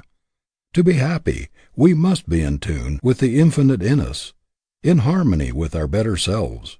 There is no way to get around it. The idea that we can practice wrong in our vocations, in our dealings with men, or in our pleasures, and then periodically seek forgiveness in our prayers or through our churches, the idea that a man can do wrong and be forgiven without remedying the wrong, or without forsaking the sin, has done more harm than almost any other thing in civilization. A clear conscience, a clean life, the elimination of selfishness, jealousy, envy, and hatred are necessary to all high enjoyment. One trouble with many of us is that we try to make happiness too complicated an affair. But happiness really flees from complication, ceremony, and pretense. Nature has fixed her everlasting edict against complicated living. You can never force pleasure. It must be natural. It must come from sane living. Real happiness is so simple that most people do not recognize it. They think it comes from doing something on a big scale, from a big fortune, or from some great achievement, when in fact it is derived from the simplest, the quietest, the most unpretentious things in the world. Our great problem is to fill each day so full of sunshine, of plain living and high thinking, that there can be no commonness or unhappiness in our lives. Little kindnesses, pleasant words, and helps by the way, trifling courtesies and encouragements, duties faithfully done, unselfish service, work that we enjoy, friendships, love, and affection, all these are simple things, yet they are what constitute happiness. The great sanitariums, the noted springs of the world, are crowded with rich people, sent there by their physicians to get rid of the effects of complicated living. They tried to force their pleasures and came to grief. Not long ago I dined in the home of a very rich man, and it took 2 hours and a half to serve the dinner. There were 13 courses, made up of the richest kinds of food, and many of them absolutely incompatible with one another. In addition to this, there were 7 kinds of wine. Think of anyone being healthy or happy living upon such a diet. What are the enjoyments of the average rich? Is there anything more vapid, insipid, unsatisfying than the chasing after that infinite, mysterious something which they call happiness, that will-o'-the-wisp which is always beckoning them on, but ever eluding their grasp, that rainbow which recedes as they approach? They may enjoy the titillation of the nerves for a moment, the temporary excitement and exhilaration which comes from even vicious pleasures. But what of it all? It is only animal enjoyment. Nothing but regret, disappointment, and disgust follow. There is within every normal person a strong desire to do something and to be something in the world, and every idler knows that he is violating the fundamental demand of his nature, that he is really cheating himself out of a very sacred prize, the getting of which would mean more to him than everything else in the world. I have talked with idle rich young men who said they knew that it was all wrong for them to refuse to do their part of the world's work, that it was a mistake for them not to enter into the activities of life and struggle for a prize which the Creator had fitted them to take, but that the paralyzing effect of not being obliged to work had undermined their inclination. Recently, a rich young man was asked why he did not work. "I do not have to," he said. "Do not have to" has ruined more young men than almost anything else. The fact is, nature never made any provision for the idle man. Vigorous activity is the law of life. It is the saving grace, the only thing that can keep a human being from retrograding. Activity along the line of one's highest ambition is the normal state of man, and he who tries to evade it pays the penalty in deterioration of faculty, in paralysis of efficiency. Do not flatter yourself that you can be really happy unless you are useful. Happiness and usefulness were born twins. To separate them is fatal. It is impossible for a human being to be happy who is habitually idle as it is for a fine chronometer to be normal when not running. The highest happiness is the feeling of well-being which comes from one who is actively employed in doing what he was made to do, carrying out the great life purpose patterned in his individual bent. The practical fulfilling of the life purpose is to man what the actual running and keeping of time are to the watch. Without action both are meaningless. There is no tonic like that which comes from doing things worthwhile. There is no happiness like that which comes from doing our level best every day, everywhere. No satisfaction like that which comes from stamping our superiority, putting our royal trademark upon everything which goes through our hands. Man was made to do things. Nothing else can take the place of achievement in his life. Real happiness without achievement of some worthy aim is unthinkable. One of the greatest satisfaction in this world is the feeling of enlargement, of growth, of stretching upward and onward. No pleasure can surpass that which comes from the consciousness of feeling one's horizons of ignorance being pushed farther and farther away, of making headway in the world, of not only getting on, but also of getting up. Happiness is incompatible with stagnation. A man must feel his expanding power lifting, tugging away at a lofty purpose, or he will miss the joy of living. The discords, the bickerings and divorces, the breaking up of rich homes, and the resorting to all sorts of silly devices by many rich people in their pursuit of happiness, prove that it does not dwell within them, that happiness does not abide with low ideals, with selfishness, idleness, and discord. It is a friend of harmony, of truth and beauty, of affection and simplicity. Multitudes of men have made fortunes, but have murdered their capacity for enjoyment in the process. How often we hear the remark, "He has the money, but cannot enjoy it." A man can have no greater delusion than that he can spend the best years of his life coining all of his energies into dollars, neglecting his home, sacrificing friendships, self-improvement, and everything else that is really worthwhile, for money, and yet find happiness at the end. If a man coins his ability, his opportunities into dollars, and during all the years he is accumulating wealth, neglects the cultivation of the only faculties which are capable of appreciating the highest happiness, he cannot effectively revive his atrophied brain cells. His enjoyment, after he makes his money, must come from the exercise of the same faculties which he has employed in making it. He cannot undo the results of a life habit after he retires from business. If you have not kept alive your ability to appreciate the beautiful, the good, and the true, you will be as surprised to find that it has left you as Darwin was when in the middle of life he discovered that all at once that he had lost his power to appreciate Shakespeare and music. We ought to be able to get a good living, even to make fortunes, and yet have a jolly good time every day of our lives. This idea of being a slave most of the time, and of only occasionally enjoying a holiday, is all wrong.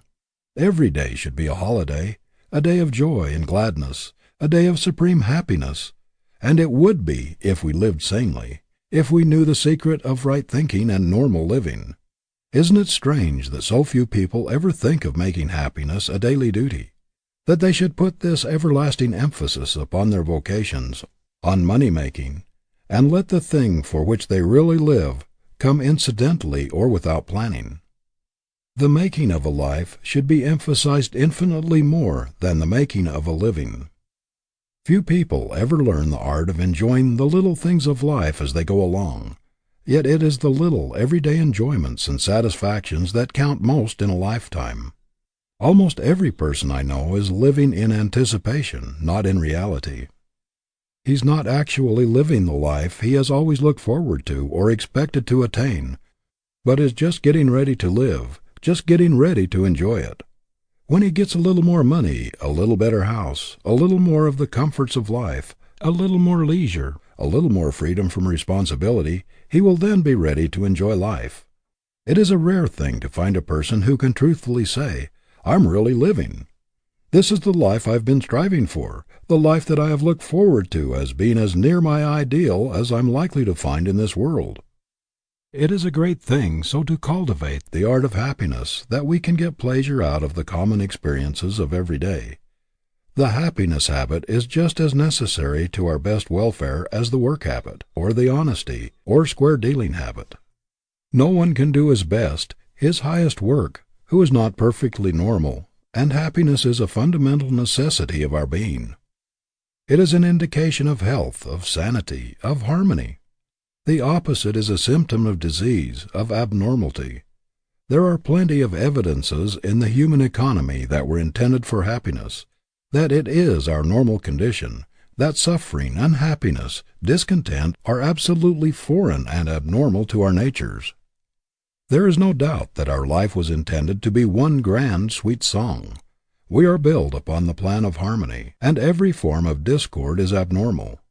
There is something wrong when any human being in this world, tuned to infinite harmonies and beauties that are unspeakable, is unhappy and discontented. One of the most inexplicable mysteries that has ever puzzled the selfish rich is their failure to find happiness where they had expected to find it.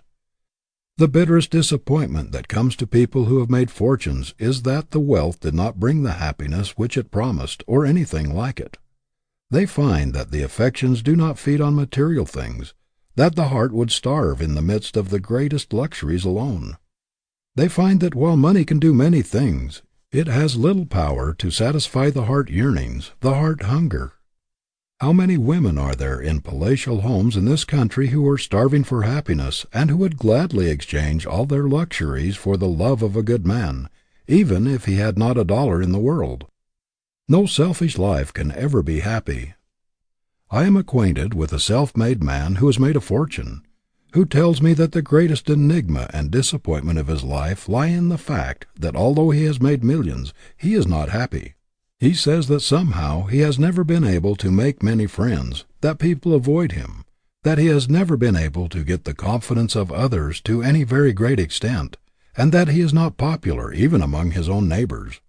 He cannot understand why he is not happy, for he tells me he has tried very hard to find happiness. The trouble with him is that he has always done everything with reference to himself.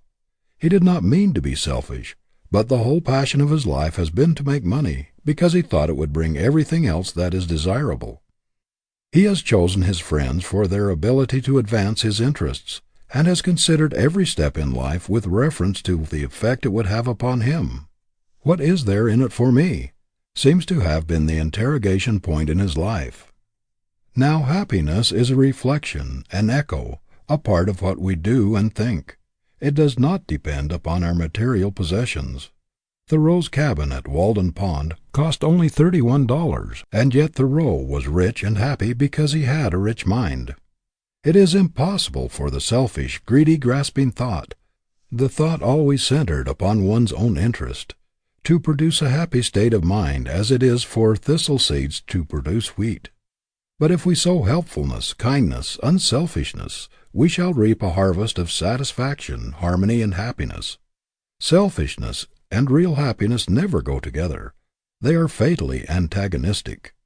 An inordinate ambition, a desire to get ahead of others, a mania to keep up appearances at all hazards, whether we can afford it or not, all these things feed selfishness, that corrosive acid which eats away our possible enjoyment and destroys the very sources of happiness. The devouring ambition to get ahead of others in money-making, to outshine others socially, develops a sordid, grasping disposition which is the bane of happiness. No man with greed developed big within him can be happy. Neither contentment, satisfaction, serenity, affection, nor any other member of the happiness family can exist in the presence of greed. It is as impossible for a man who has been dishonest, who has gotten his wealth by crushing others, and by taking advantage of them, to be happy as it is for a person really to enjoy himself while walking with pebbles in his shoes, or while constantly being nettled with pinpricks. No man can be happy who is conscious of being a drone, of shirking his share in the great world's work, who knows that he is taking all the good things he can get a hold of in life's great granary, put there by the toilers, and is putting nothing back.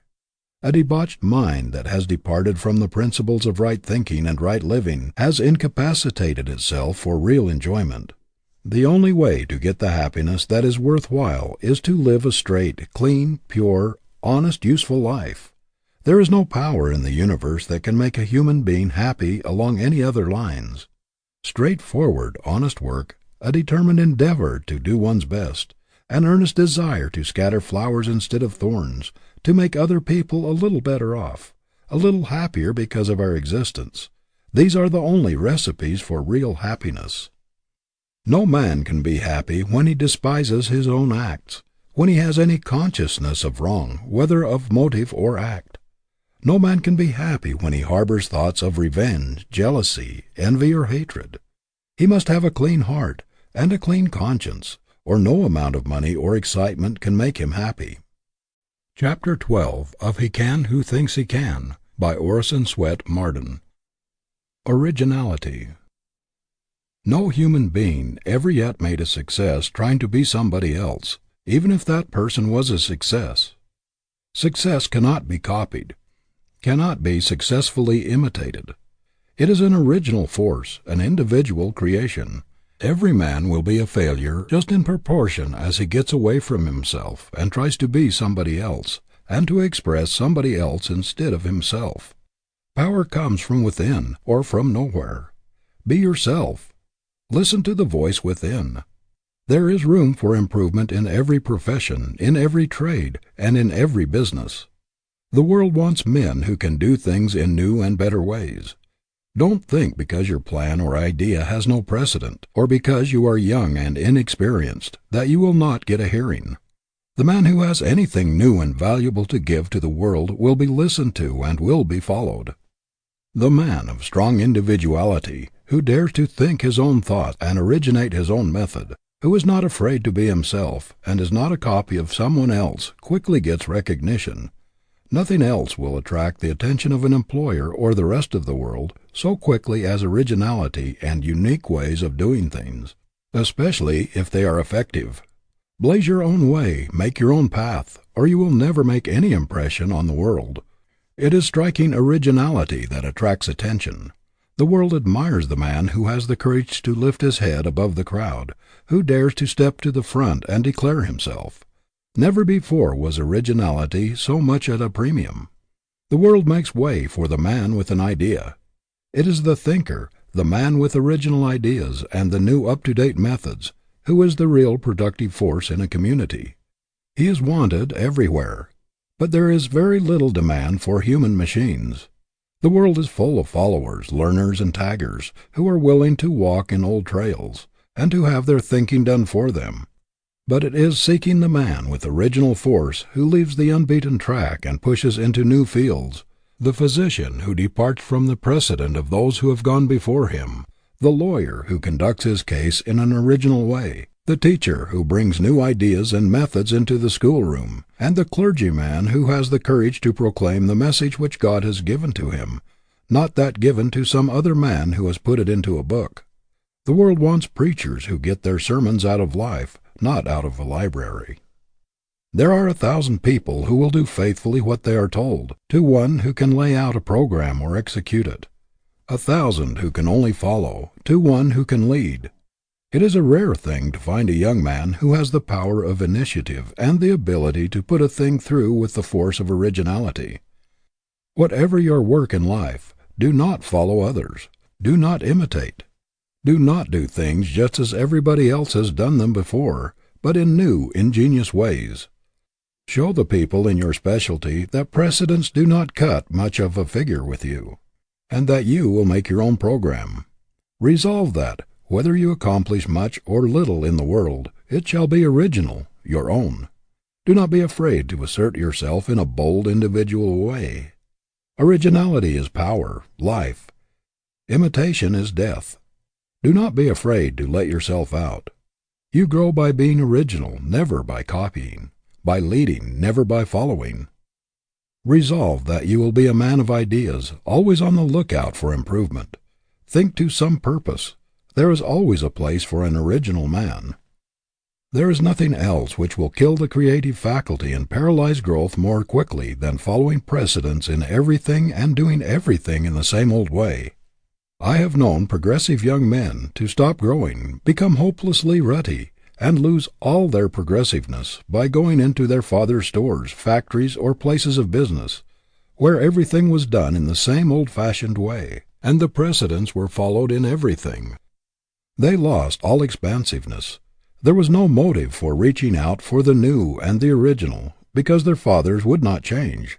I have seen splendid fellows who might have become great and grand men, shrivel to pygmies in their fathers' ruts. How many of our business houses are weighted down with machinery, old, antiquated methods, ponderous bookkeeping, and out-of-date appliances, when new devices or new methods with short-cut ways of doing things would enable them to economize greatly on room and to get along with much less help, but they cling to the old with a fatal tenacity. This is why so many old concerns, which have been strong and powerful for generations, gradually shrink, shrivel, get into ruts and fail, while their newer competitors, the bright young men who have gone out from these houses, do things in a new way, adopt up-to-date methods, keep up with the times, and go on to greater success. There is a great advertising quality in originality or uniqueness. The man who does business like the great majority of men, although he may have superior ability, does not attract much attention. But if he makes his own path, adopts original and progressive methods, puts his specialty in a class by itself, and attracts attention, everybody who patronizes him is a traveling advertisement for him. There is a specialty store in Boston whose progressive proprietors make a study of original ways of doing everything. For example, all change is given in brand new money, direct from the United States Treasury or Mint. This does not cost much and causes but little trouble, yet it is a very shrewd advertisement. It is especially attractive to women and children and has brought a great deal of trade. Aside from the danger of handling old soiled money, which has been no one knows where, it gives a sense of pleasure to handle new, crisp bills and brand new bright coins. This is only one of the many unique methods this concern adopts. People flock to the most up-to-date establishments, for they know that the newest styles, the latest and freshest goods, the greatest variety, the best display of taste, and the most appropriate things are to be found there. It is well known that those up-to-date houses pay the largest salaries and have the best buyers. There is a hotel in New York which needs no advertising. It is one of the institutions which people visit out of interest, and they are always talking about it. Other things being equal, they will patronize it. If they cannot afford to have rooms there, they will go there to dine, to see the fashions and prominent people. The amount of free advertising which this hotel has had, in addition to what, perhaps, other first-class hotels get, would probably have cost, if paid for, half as much as the hotel is worth. The same is true in every line of endeavor. It is the newest and the most up-to-date concern, that has the latest devices and the freshest and most original ideas, that draws the people. Do not, however, make the mistake of thinking that if you simply do things in new ways, you will necessarily be successful. It is effective originality that counts. There are thousands of men who are always chasing new ideas, new ways of doing things, who never accomplish anything of note, because they are not effective, not practical.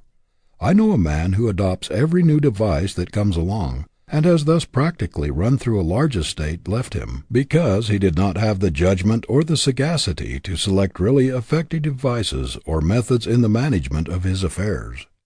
The shrewdest thing a young man can do, to say nothing of the influence upon his character, is to put the greatest possible originality and the highest possible excellence into everything he does, to make a resolution at the very outset of his career, to stamp his individuality upon everything that goes out of his hands, and to determine that everything he does shall have the imprint of his character upon it as a trademark of the highest and best that is in him. If he does this, he will not require a large amount of capital to start a business and to advertise it. His greatest resources will be in himself. Originality is the best substitute for advertising, as well as the best thing to advertise, if quality goes with it. Some men are absolutely afraid to do things in a new way. They must follow somebody else. What was good enough for my father and grandfather is good enough for me, seems to be their motto. They cannot see any reason for changing. They must have a precedent for everything or they reject it. They cannot appreciate a new idea or a new way of doing things. They think there must be something the matter with it if it has not been used before. They have a peculiar love for the old. The antique appeals to them. They think the value of things lies in their age. These people with hide-bound intellects stand in the way of progress. Every town has these precedent men in the same old-sized stores with the same old out-of-date shop windows, the same methods of displaying goods, the same old cumbersome systems in the counting room. They are progress-proof. New ideas frighten them. The precedent man is always nonplussed, embarrassed by anything new, or when confronted with a condition which requires something original. He must get hold of something which has been used before, or he is powerless. Many people think it is unfortunate to be unlike others in their personalities. They are always afraid of being thought peculiar or eccentric. Yet the Creator never made two things alike, nor any two people alike. Nature breaks her mold at every new birth. Great characters always have strong individuality and originality, characteristics which mark them from the crowd. To be eccentric is not to be weak, but more often it is a sign of strength. Lincoln had eccentricities, but they were inseparable from his great character. Eccentricities do not make a person disagreeable or repulsive, are often advantages rather than disadvantages. What is more monotonous than a dead level, insipid character that has no strongly marked features which individualize it? We all love a great nature, a strong, vigorous, rugged personality, which impresses us with power, something colossal which looms above us and inspires us with awe and admiration, such as we feel when standing under some mighty mountain cliff towering above us into the clouds. We do not wish the rugged crags smoothed off. They add to the peak's sublimity. They suggest majesty and power. Why should we want to plane off the eccentricities of a great character, or the individuality which characterizes him and distinguishes him from all others? We believe in the original man or woman who does not remind us of others, who makes a new, strong, vigorous, and lasting impression upon us, who does not imitate or follow, who makes his own program, who acts upon his own judgment, who leans upon nobody, and who does not ask advice, but acts fearlessly, boldly, independently. We know there is force there that can do things, that can achieve, a reserve power that makes its possessor a master. Fearlessness is a quality absolutely necessary to great achievement. Courage always accompanies force. It is a marked quality of the original man. Imitators are timid, weak. Do not be afraid of being original. Be an independent, self-reliant, new man, not just one more individual in the world. Do not try to be a copy of your grandfather, your father, or your neighbor. That is as foolish as for a violet to try to be like a rose, or for a daisy to ape a sunflower. Nature has given each a peculiar equipment for its purpose. Every man is born to do a certain work in an original way. If he tries to copy some other man, or do some other man's work, he will be an abortion, a misfit, a failure. Do not imitate even your heroes. Scores of young clergymen attempted to make their reputations by imitating Beecher. They copied his voice and conversation, and imitated his gestures and his habits, but they fell as far short of the great man's power as the chromo falls short of the masterpiece. Where are those hundreds of imitators now? Not one of them has ever made any stir in the world. The world puts its ban upon all imitations. It despises a man who tags on to somebody else, leans, or imitates. He is always classed as a weakling, without force, power, or individuality. We hear a great deal about the dangers of the one-man power in our great corporations. People say that they should be managed by large committees, or boards of directors. That too much power should not be put into the hands of one man. But there is one original, dominating character in every committee, on every board of directors, who towers above all others and ultimately rules.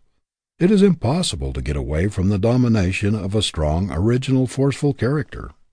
Just be yourself. The consciousness that you are not another in the slightest degree, that there is no suggestion of being a copy of somebody else about you, is a great power in itself. It increases your confidence. The very reputation of being original buttresses you in any community. It helps you to have people say, after talking with you, "There I met an original man today, who did not even remind me of anybody else I have ever seen." It is refreshing to talk with a man who never reminds you of others, who uses no cant, who is not the slave of precedent, who walks on his own legs, who has no use for crutches, and who never leans, a man of force who radiates power. Why try to be somebody else? To be yourself, or to express yourself with originality and power, is the greatest thing you can do. You cannot be another if you try. It only makes you unnatural and ridiculous, and robs you of the power which comes from self-expression, from being yourself. The more you differ from another man by nature, the more ridiculous you will make yourself by attempting to imitate him. Real strength inheres in personality. Chapter 13 of He Can Who Thinks He Can, by Orison Swett Marden. Had money but lost it. A prominent New York lawyer of wide experience says that in his opinion 99 out of 100 of those who make money or inherit it lose it sooner or later. What a spectacle everywhere in this land of plenty, of inexhaustible resources and unlimited opportunity, where every man ought to be a king, to see God's noblemen living like European peasants because they never learned to do business in a business way. How many thousands of good, honest men and women are there in this country who have worked very hard and made all sorts of sacrifices of comfort and luxury in order to lay up something for the future, and yet have reached middle life or later without having anything to show for it. Many of them, indeed, finding themselves without a home or any probability of getting one, without property or a cent of money laid by for sickness, for the inevitable emergency, or for their declining years. It seems incredible that a strong, sturdy, self-made man, who has had to fight his way up from poverty, and who feels the backache in every dollar he has earned, should let his savings slip through his fingers in the most foolish investments, with scarcely any investigation, often sending his money thousands of miles away to people he has never seen, and about whom he knows practically nothing, except through an advertisement which has attracted his attention, or through the wiles of some smooth, unprincipled promoter. Great numbers of vast fortunes in this country have been and are being built up on the very ignorance of the masses in regard to business methods. The schemers bank on it that it is easy to swindle people who do not know how to protect their property. They thrive on the ignorance of their fellows. They know that a shrewd advertisement, a cunningly worded circular, a hypnotic appeal will bring the hard earnings of those unsuspecting people out of hiding places into their own coffers. For the sake of your home, for the protection of your hard earnings, for your peace of mind, your self-respect, your self-confidence, whatever else you do, do not neglect a good solid business training, and get it as early in life as possible. It will save you from many a fall, from 1,000 embarrassments, and perhaps from the humiliation of being compelled to face your wife and children and confess you have been a failure. It may spare you the mortification of having to move from a good home to a poor one, of seeing your property slip out of your hands, and of having to acknowledge your weakness and your lack of foresight and thoughtfulness, or it may prevent your being made the dupe of sharpers. Many men who had once had good stores of their own are working as clerks, floor walkers, or superintendents in departments of other people's stores, just because they risked and lost everything in some venture.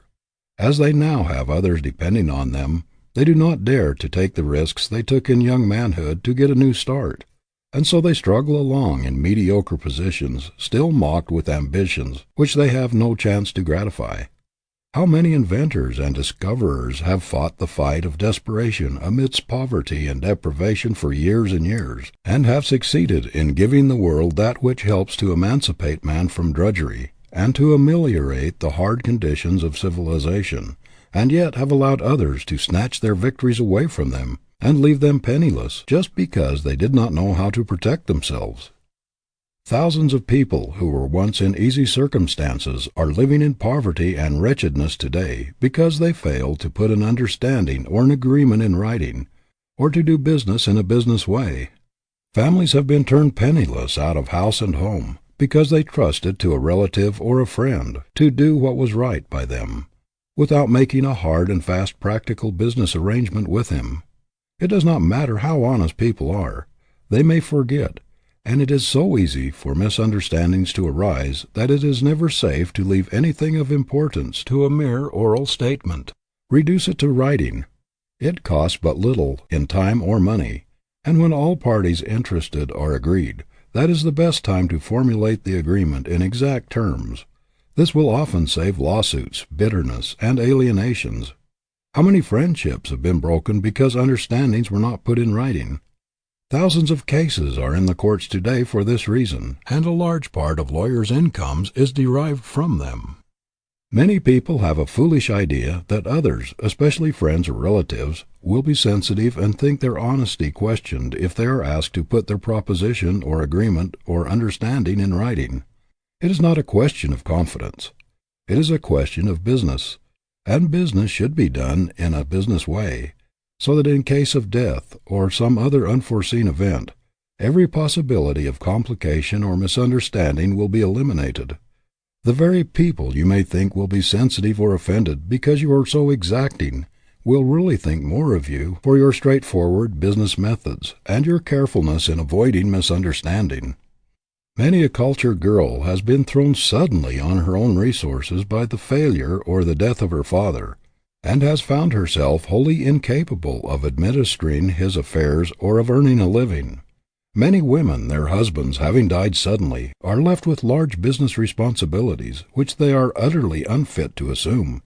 They are at the mercy of designing lawyers or dishonest businessmen, who know well that they are mere babes in their hands when it comes to important transactions. Business talent is as rare as a talent for mathematics. We find boys and girls turned out of school and college full of theories, and all sorts of knowledge or smatterings of knowledge, but without the ability to protect themselves from human thieves who are trying to get something for nothing. No girl or boy should be allowed to graduate, especially from any of the higher institutions, without being well grounded in practical business methods. Parents who send their children out in life, without seeing that they are well versed in ordinary business principles, do them an incalculable injustice. I have heard a young woman boast that she did not know anything about money matters and had no desire to. She said that she had no idea of the value of $1, that she could spend all the money she could get, but that it was distasteful to her to discuss economy. Many such women object to any common sense consideration of the financial question.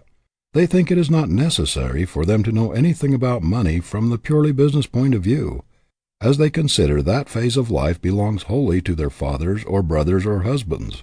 An instructive example of the result of such spirit and ignorance I found in a lady who had lost her property through a lack of business knowledge.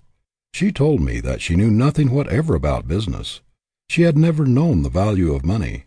Her husband died and left her with a large property, and it was her custom to sign any paper or document that her lawyer or agents presented to her, usually without reading. The people who had charge of her property knew that she knew nothing about business and took advantage of her ignorance. They got her property away from her, and she did not have enough left even to conduct a legal fight to get it back. Thousands of girls are sent out into the world with what is called finished educations, who cannot even give a proper receipt for money, to say nothing of drawing a promissory note, a draft, or a bill, or understanding the significance and importance of business contracts. Such a woman presented a check for payment to the paying teller of her bank. He passed it back to her with the request that she be kind enough to endorse it. The lady wrote on the back of the check, "I have done business with this bank for many years, and I believe it to be all right. Mrs. James B. Brown." A society woman in New York presented a check for payment at a bank, and the teller told her that it was not signed. "Oh, do they have to be signed?" she responded. "What an awful lot of red tape there is about the banking business." I know of a lady whose husband made a deposit for her in a bank and gave her a checkbook so that she could pay her bills without calling on him for money. One day she received a notice from the bank that her account was overdrawn. She went to the bank and told the teller that there must be a mistake about it, because she still had a lot of checks left in her book. She knew so little about business methods that she thought she could keep drawing any amount until the checks were all gone. This sounds ridiculous and almost incredible, yet the very girl who laughs at it may make even more absurd blunders. Many an accomplished woman, when given a pen and asked to sign an important document drawn up by an attorney or a long-headed businessman, will sign it without reading it or even asking to be informed of its contents, only to learn afterward, by disastrous results, that she has signed away her property and turned herself out of her home. Only a short time ago I read of a lady who had won a suit involving about $20,000. New evidence, however, was brought forward, which caused the court immediately to reverse its decision. It was proved that the lady had sworn falsely. She was perfectly innocent of any such intention, but she had sworn that she had never signed her name to a certain document. The document was produced, and to her utter astonishment, she saw her signature affixed to it. She acknowledged at once that the signature was hers, although she had just sworn that she had never signed the paper in question. It appeared that, during her husband's lifetime, whenever papers were to be signed, he told her where to write her name, and she did as she was told, without having the slightest idea of the contents of the papers. Many people come to grief by giving full power of attorney to their lawyer or business agent. Very few impractical people, especially women, understand the significance of a full power of attorney, which authorizes the person so empowered to deal with your property in all respects as if it were his own, or as if he had for the time being assumed your personality. He may sign your name to any instrument. He may bind you to anything he pleases. He may draw money from your bank. He may impersonate you in all business transactions. In short, as far as business arrangements are concerned, he stands practically and legally for yourself. It is a tremendous power to place in the hands of another, and people should be very careful to whom they assign it. It should never be conferred on any person but one whose honesty is above suspicion, and whose knowledge of business and of men and affairs has been tried and proved. "Oh, I signed a paper giving full power of attorney to my lawyer before I went abroad. I trusted everything to him, and when I came back practically everything was gone. My business affairs were so complicated that I have not had the money to fight the man I trusted." This was, in brief, the story of one man's wrecked finances as he told it to me. Women will often pay out large sums of money and never think of asking for a receipt, especially if they are dealing with friends or people they know well. Intelligent women, however, ought to know that our government is a good example of how we should do business. It does not doubt President Roosevelt's honesty, and yet he must sign a voucher for his salary, just the same as the cheapest government employee. The justices of the United States Supreme Court, who are considered to be the soul of honor, and are the final arbiters of all great questions, must also sign a receipt for their salaries. If every child in America had a thorough business training, tens of thousands of promoters, long-headed, cunning schemers, who have thriven on the people's ignorance, would be out of an occupation. I believe that the business colleges are among the greatest blessings in American civilization today, because through their teaching they have been the means of saving thousands of homes, and have made happy and comfortable tens of thousands of people who might otherwise be living in poverty and wretchedness. This ignorance of practical business principles is very common among professional men. I know clergymen, journalists, authors, doctors, teachers, men in every profession, who are constantly subjected to serious embarrassment by their incapacity in business matters. Some of them do not know how to interpret the simplest business forms. Not long ago, a Harvard graduate, occupying a very important position as a teacher, went to the president of a commercial school and asked to give him some lessons on how to handle money, notes, etc. He said that when he went to his bank and asked them how much money he had there, they laughed at him, and that when the bank draft came to him, he did not know what to do with it. Nothing will stand you in better stead, in the hard, cold, practical, everyday world, than a good, sound business education. You will find that your success in any trade, occupation, or profession will depend as much on your general knowledge of men and affairs as on your technical training. No matter what your vocation may be, you must be a businessman first, or you will always be placed at a great disadvantage in the practical affairs of life. We cannot entirely ignore the money side of existence any more than we can the food side, and the very foundation of a practical, successful life is the ability to know how to manage the money side effectively. It is infinitely harder to save money and to invest it wisely than it is to make it. And if, even the most practical men who have had a long training in scientific business methods, find it a difficult thing to hold on to money after they make it, what is likely to happen to people who have no practical training in business methods? Chapter 14 of He Can Who Thinks He Can, by Orison Swett Marden. Sizing Up People. After Alexander the Great had conquered the Persians, he became suddenly very ill. One of his generals sent him a letter saying that his attending physician had resolved to poison him. He read the letter without the slightest sign of emotion and put it under his pillow. When the physician came and prepared medicine, Alexander said he would not take it just then, but told him to put it where he could reach it, and at the same time gave him the letter from his general. Alexander raised himself on his elbow and watched the physician's face with the most searching scrutiny, looking into his very soul. but he did not see in it the slightest evidence of fear or guilt. He immediately reached for the medicine bottle, and without a word drank its contents. The amazed physician asked him how he could do that after receiving such a letter. Alexander replied, "Because you are an honest man." Alexander was a remarkable student of human nature. He knew men and the motives which actuated them. He could read the human heart as an open book. The art of all arts for the leader is this ability to measure men, to weigh them, to size them up, to estimate their possibilities, to place them so as to call out their strength and eliminate their weakness. This is the epitaph which Andrew Carnegie has chosen for himself. "Here lies a man who knew how to get around him men much cleverer than himself." People wonder how a Morgan, a Harriman, a Ryan, a Wanamaker can carry on such prodigious enterprises. The secret lies in their ability to project themselves through a mighty system, and to choose men who will fit the places they are put in, men who can carry out their employer's program to the letter. Marshall Field was always studying his employees and trying to read their futures. Nothing escaped his keen eye. Even when those about him did not know what he was thinking of them, he was taking their measure at every opportunity. His ability to place men, to weigh and measure them, to pierce all pretense, amounted to genius. When he missed a man from a certain counter, he would often ask his manager what had become of him. When told that he was promoted, he would keep track of him until he missed him again, and then would ask where he was. He always wanted to see how near the man came to his estimate of him. He thus kept track of men of promise in his employ and watched their advancement.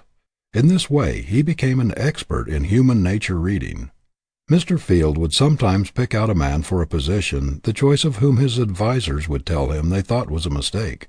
But he was nearly always right, because he had a greater power of discernment than the others. He did not pay much attention to the claims of the applicant, or to what he said, because he could see through the surface and measure the real man. He had a wonderful power for taking a man's mental caliber. He could see in which direction his strength lay, and he could see his weak points as few men could. A man who had been his general manager for many years once resigned very suddenly to go into business for himself. Without the slightest hesitation or concern, Mr. Field called to his office a man whom he had been watching, unknown to the man, for a long time. With very few words he made him general manager, and so great was his confidence that he had measured the man correctly that the very next day he sailed for Europe. He did not think it necessary to wait and see how this new manager turned out. He believed he had the right man and that he could trust him. He was not disappointed. Men who are capable of succeeding in a large way are shrewd enough to know that they do not know it all, shrewd enough to employ men who are strong where they are weak, to surround themselves with men who have the ability which they lack, who can supplement their weakness and shortcomings with strength and ability. Thus, in their combined power, they make an effective force. Many men, because of their inability to read human nature, duplicate their own weaknesses in their employees, thus multiplying their chances of failure. Few men are able to see their own weaknesses and limitations, and those who do not surround themselves with men who have the same weak links in their character, and the result is that their whole institution is weak. A leader must not only be able to judge others, but he must also be able to read himself, to take an inventory of his own strong points and weak points. Men who have been elected to high office or to fill very important positions at the head of great concerns because of their recognized ability have often disappointed the expectation of those who placed their hopes in them, simply because they could not read people. They may have been well educated, well posted, strong intellectually, may have had a great deal of general ability, but they lacked the skill to read men, to measure them, to weigh them, to place them where they belonged. Grant was cut out for a general, a military leader, but when he got into the White House he felt out of place. He was shorn of his great power. He could not use his greatest ability. He was obliged to depend too much upon the advice of friends. The result was that, as president, he did not maintain the high reputation he had made as a general. If he had had the same ability to read politicians, and to estimate men for government positions that he had for judging of military ability, he would have made a great president. But he felt his weakness in the position which he was not fitted by nature to fill, and made the fatal mistake of putting himself into the hands of his friends. The young man starting out for himself ought to make a study of his power of penetration, of his character-reading ability. He ought to make it a business to study men, to estimate their capabilities and the motives which actuate them. He should scrutinize their actions, watch their tendencies in little things, and learn to read them as an open book. The involuntary acts and natural manner of a man indicate more than does his studied conversation. The eye cannot lie. It speaks the truth in all languages. It often contradicts the tongue. While the man is trying to deceive you with words, his eyes are telling you the truth. His actions are indicative of the real man, while the tongue may only represent the diplomat, the man who is acting. A very successful businessman in New York, noted for his ability to read men, will sometimes study an applicant for an important position for a long time, talking very little himself, but all the time trying to call the man out, watching every moment, scrutinizing every word, trying to read the motive behind every glance of the eye. His manner, everything, are all letters of the alphabet by which he spells out the real man. I have been in his office when he was measuring a man. It was a great lesson to watch his face as he seemed to read the applicant through and through, weigh him on the scale of his judgment, penetrate to the very marrow of his being, and estimate his capabilities and possibilities to a nicety. After a few minutes' conversation, and the man had passed out, he would tell me just how large that man was, what he was capable of doing, what his future would be, and what were his limitations. And he seldom makes a mistake. I have never known a man to succeed to any extent when he said there was nothing in him, and I have never known one to turn out badly when he endorsed him without reserve. We all know heads of business houses who work like slaves, dig and save, and yet do not make much headway, simply because they do not know how to surround themselves with the right men. Some men seem incapable of projecting system and order through their establishments. They may do their own work well, and then they strike their limitations. They are not good judges of human nature. Their discernment is not sharp. They are misled by conversational powers, display of education, and often place a theoretical man where only practical talent could succeed.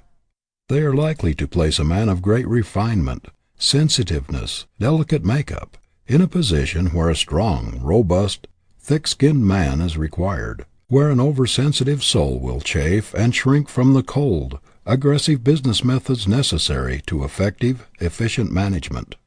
People are continually being led into all sorts of unfortunate positions, entangling alliances and mortifying, embarrassing situations, because of their lack of ability to read human nature and to estimate character at a glance. Good people everywhere are being imposed upon and are losing their money in all sorts of foolish investments because of their ignorance of human nature. They are not able to see the rascal, the scoundrel behind the mask. They have not developed the power of discernment, the ability to see the wolf in sheep's clothing. The knowledge of human nature as a protector of money, of character, as a protector against frauds and imposition is inestimable. Gullible people are proverbial poor readers of human nature, and hence they are always open to imposition. Oily, cunning promoters are keen observers of human nature, and they can tell very quickly when they strike a good-natured, large-hearted professor, scholar, clergyman, or artist, who knows very little about business matters and who trusts everybody. They know that if they can only get an opportunity, they can very quickly make such a man believe almost anything. They know he will be an easy prey to their wiles and their keener knowledge of men. These promoters would not think of tackling a shrewd, level-headed business man for their nefarious schemes, because he is too keen, too sharp, too good a judge of human nature. Such a man would be likely to penetrate the mask and see the real motive beneath the oily, honeyed words, the smooth, seductive manner. The ability to read people at sight is a great business asset. Expertness in reading human nature is just as valuable to a young lawyer as a knowledge of law. It is as valuable to a physician as a knowledge of medicine. The man who can read human nature, who can size up a person quickly, who can arrive at an accurate estimate of character, no matter what his vocation or profession, has a great advantage over others. With some men the power to read people aright amounts to an instinct. They look through all pretenses. They tear off all masks. They see the man as he is, his reality, and measure him for what he is worth. A man possessing this power of character reading pays little attention to what a person seeking employment may say of himself. He can see for himself. Human nature is to him an open book, while to others it is a sealed book. They do not have the faculty of going back of pretensions. They are largely at the mercy of what he claims for himself, and they are always being duped. They make very poor employers. I know a popular businessman, a very able man in many respects, and one much beloved by everybody who knows him. But he has always been the victim of his ignorance of human nature. He cannot read motives, weigh or estimate the ability of others to do certain things. If an applicant for a position talks well, he immediately jumps to the conclusion that he is a good man for the position, and hires him, usually to be disappointed. He has a great weakness for clergymen who have lost their positions through failing health or for other reasons, and also for ex-teachers and professors. The result is that he has a lot of impractical people about him, who know nothing of progressive, scientific business building. It is an education in itself to form the habit of measuring, weighing, estimating the different people we meet, for in this way we are improving our own powers of observation, sharpening our perceptive faculties, improving our judgment. The ability to read human nature is a cultivable quality, and we have a great opportunity in this country, with its conglomerate population, to study the various types of character. What a wonderful school most of us are in practically all of the time, especially in large cities, where we are constantly coming in contact with strangers. What a chance to become experts in reading human nature, in studying motives. The face, the eye, the manners, the gestures, the walk, all these are hieroglyphics which, if we can only decipher them, spell out the character. Sometimes a single glance of the eye, when one is unconscious, will give you a glimpse into his innermost soul and reveal secrets which he would never dare to utter with his tongue. The facial expression and the manner, especially when people are off their guard, or unconscious that they are being watched, are great revealers of character. You will find, as you become an expert in face study, in reading character, human nature, that you will develop marvelous skill in seeing things which you never noticed before. You will be able to protect yourself from the promoter, the insinuating man who is trying to persuade you into something which may not be to your benefit, but which will be to his. You will be able to discriminate between friendship and duplicity. You will be able to protect yourself from 1,000 annoyances and embarrassments and humiliations which might cripple your career. How many people are living in poverty, are wretched, homeless today because they could not read human nature and were robbed of their property and their rights? To discern the difference between the false and the true, to place the right values upon men, to emphasize the right thing in them, to discriminate between the genuine and the pretended, is an accomplishment which may be worth infinitely more to you than a college education without this practical power, and may make all the difference to you between success and failure, happiness and misery. Chapter 15 of He Can Who Thinks He Can, by Orison Swett Marden. Does the world owe you a living? A 15-year-old bellboy was arrested in Cleveland for stealing $8. When asked in court why he stole, he said, "Because the world owes me a living." No doubt the youth had heard this many times from older lips. When the armies of Louis XV were devastated in Flanders, the monarch exclaimed, "Has God forgotten all that I have done for him?" A vast number of people seem to think that God and the world are under great obligation to them, and that the world owes them a living without any return service from them.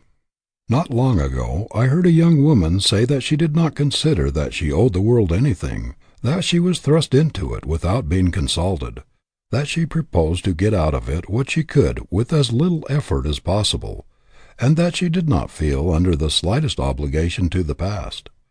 Did you ever think, my idle friend, what you really owe the world for the privilege of living in it? Did you ever think that all the civilizations of the globe have been working for you through all the ages up to the present moment, and that you are reaping the harvest of all the hard-working, sacrificing, suffering, drudging sowers that have preceded you? Can you look the workers of the world in the face and tell them that you intend to have all the benefits of their labor, to enjoy all the good things of the world without doing anything to compensate for them? The man who does not feel his heart throb with gratitude every day of his life for being born in the very golden age of the world, and who does not feel that he owes a tremendous debt to the past, to all the people who have struggled and striven and sacrificed before him, is not made of the right kind of stuff. In other words, he is not a man, and he ought to be treated as a drone, a thief of other men's labors. Everything that has gone before you enters into your life and time. You enjoy the sum of all the past every moment of your life. Think of the untold thousands who have laid down their lives to make possible the comforts, the blessings, and the immunities you now enjoy. Think of the rivers of blood that have been spilt, of the thousands who have perished or lived in the misery of prison and dungeon to purchase the liberties of speech and freedom of action which you enjoy today. How many lives have been lived in solitude and misery in order to develop sciences which are today beacon lights of the world? And think what multitudes of people are engaged in producing, manufacturing, and forwarding your clothing, your furniture, your food, the tropical fruits on your table, the foreign textiles, the bric-a-brac, and all the things which come from foreign lands to minister to your comfort and convenience. You buy an orange on the street for 2 or 3 cents, but did you ever think of what it had cost to bring it to you? Did you ever think of the number of people who have aided in its production and its transportation so that you might buy it for a few pennies? You get a yard of cotton for 10 cents, but did you ever think of the toil and hardships of the people in the South, of the operatives in the mill, the packers, shippers, and clerks who have handled and rehandled and shipped it by steamship and railroad that you might buy it for a song? Suppose these people who say that they owe the world nothing were obliged to make all the comforts and luxuries they enjoy. How long would it take them to produce even a lead pencil, a sheet of writing paper, a jackknife, a pair of spectacles, a pair of shoes, or a suit of clothes, representing an untold amount of drudgery and sacrifice? There is toil, struggle, and sacrifice in everything you purchase, everything you enjoy. How many thousands of people have worked like slaves to make it even possible for you to ride on a railroad or on a steamship? And how many lives have been sacrificed in order to reach the perfection and safety attained by modern trains and steamers, and to enable you to enjoy the comforts and luxuries which they provide? Wherever you go, tens of thousands of people have been preparing the way and getting things ready, guarding against danger, saving you trouble and drudgery, and yet you say that you do not consider yourself in debt to the world. If all the workers and all the wealth of the world today had been employed for thousands of years for your special benefit, to prepare for your reception upon the earth, they could not have provided the comforts, the conveniences, the facilities, the immunities, the luxuries which you found waiting for you when you were born, and for which you gave not even a penny or a thought. And yet you say that the world owes you this and the other, and that you owe it nothing. Did you ever think, my idle friend, that there are some things which are not purchasable with money? Do not deceive yourself by thinking that you will get something for nothing. All the laws of the universe are fighting such a theory. You must open an account with the world personally. No one else can pay the debt you owe. Whatever money or advantages your father or anyone else gets by his own efforts, nature has stamped untransferable. The law of the universe recognizes only one legal tender, and that is personal service. Whatever you get of real value you must pay for. The things that are done for you are delusions. You are a personal debtor to the world. When you were born, civilization opened an account with you. On one side of the ledger you find John Smith, debtor to all the past ages for the sum total of the results of the toil of the men and women who have lived and toiled before him, debtor to the privations, the sufferings, and the sacrifices of those who have bought freedom from bondage, immunity from slavery, emancipation from drudgery. You are debtor to all the inventions that have ameliorated the hard conditions of mankind and which have emancipated you from the same hard drudgery and stern conditions, the same narrow, limited life of your prehistoric ancestors. Who are you, Mr. Idler, that you claim a living from the world, when you have not earned the clothing you have on your back or the shelter which covers your head? Why should tens of thousands of people drudge and endure hardships and privations to produce all of the useful things, the beautiful things, the luxuries for you to enjoy without effort? You say the world owes you a living. What if the sheep should refuse to furnish its wool to cover your lazy back? The earth refuse to produce crops to fill your lazy stomach? The army of laborers refuse to let you take all the good things out of the world's great granary without putting anything back? What would become of you who have never lifted a finger to learn a trade, or to prepare yourself for a career, or to do work of any kind, if an edict were to come from the skies that would force you henceforth to do your share of the world's work or starve? Is he not a thief, an enemy of civilization who thrusts his arm into the great world storehouse, pulling out all the good things he wishes, and refusing to put anything back in exchange? We hear a great deal about indiscriminate giving making paupers, but what shall we say about the giving of fortunes to youth who have never been taught that they should give anything in return for all they receive? What are the chances of growth in character, in sturdy manhood, for the boy who knows that a fortune is waiting for him when he is 21, and who is told every day that his father is rich and that he is a fool to work, that he should just make a business of having a good time? What are the chances of his developing a rugged, sturdy independence, resourcefulness, originality, inventiveness, and all the other qualities that make for vigorous manhood?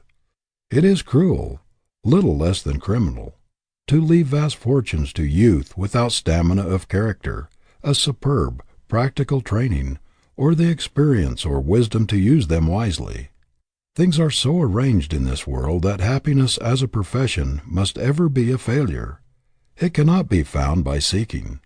It is reflex action. It is incidental, a product which comes from doing noble things. It is impossible for a person to be really happy by making pleasure a profession. No idle life can produce a real man. A life of luxury calls out only the effeminate, destructive qualities. The creative forces are developed only by stern endeavor to better one's condition in the world. No wealth or efforts of the parents can bring the latent energies out in the son which make for sturdy manhood. He must work out his problem himself. It can never be done for him.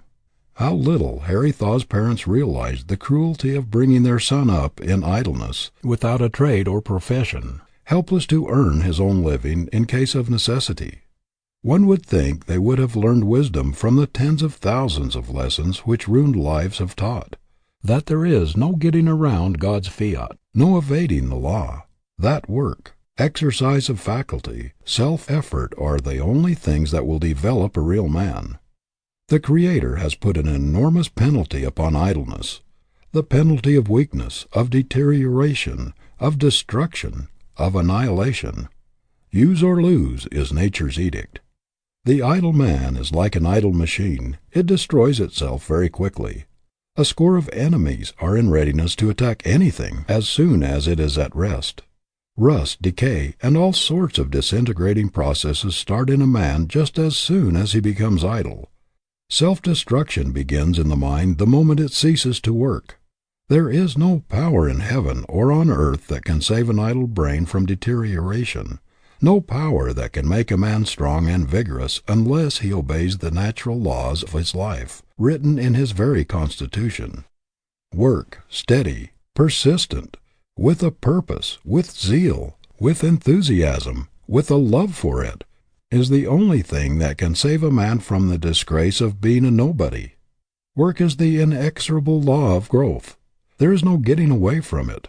The time will come when an able-bodied man who has the audacity, the presumption, to try to get all the good things out of the world and give nothing in return will be looked upon as a monstrosity, an enemy to civilization, and will be ostracized by all decent people. The youth who thinks he is going to go through this world on what somebody else has produced or done and still develop into the highest type of a man is attempting to fight against his Maker. The very laws of the universe have made it forever impossible. Leave this vast, living, complicated machine idle, if you will. Try to divert it to some other use. Try to make a pleasure machine out of it when it was intended for a work machine, but all nature protests. One of the most demoralizing features of our American civilization today is found in the influence of the idle rich. Great human drones, who refuse to work, but who demand the best products of other men's labor and brains. I have heard rich fathers boast that necessity was the spur which made men of them, which gave them the foresight, the stamina, the shrewdness, the creative power, the ability necessary to make and protect their fortune. And yet they turn right around and leave a fortune to a son which is likely to take away his energy, to take the spring out of his ambition, to rob him of the zest, the enthusiasm which can only come from the exercise of earnest, honest effort. No man is so rich, no matter how honestly he got his money, as to be able to confer immunity from work upon his offspring. The very nature of things, the eternal law of the universe has made it forever impossible for you to transfer the stamina, the vigorous manhood, the stability, the character, everything that is of real value which you have gained in your struggle to get on in the world, to your son or daughter. Your offspring owes a debt to civilization which goes back of the parent. It is a debt which can only be wiped out by the individual. It cannot be discharged by proxy. Personal effort is the condition of the child's development. It is the inevitable price of manhood.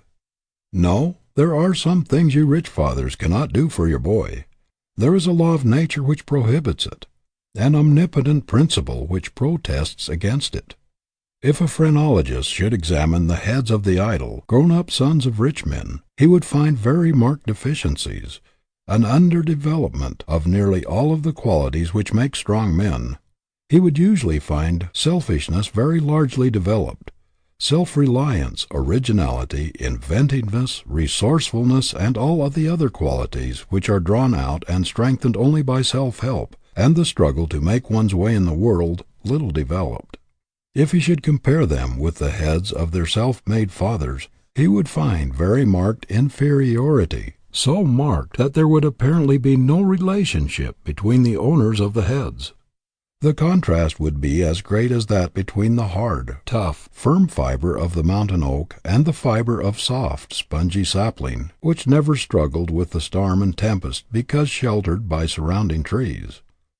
How little the father realizes that it is one of the cruelest things he could do to his boy to practically rob him of the opportunity of making a real man of himself, of developing qualities which make strength, power, which build vigorous, stalwart manhood.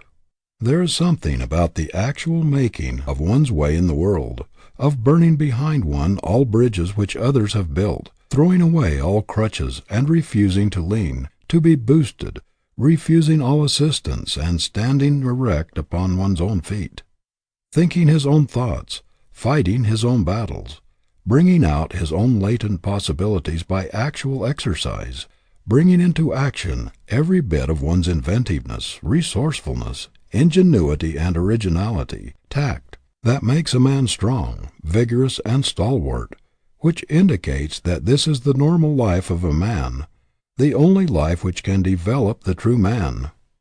The army of inefficients, the namby-pambies, the dressed-up nobodies, with soft hands and softer heads, who are expert only in saying silly nothings to silly women, or in the practice of some useless fad, the amount-to-nothings everywhere, ought to convince you that there is no way of getting something for nothing.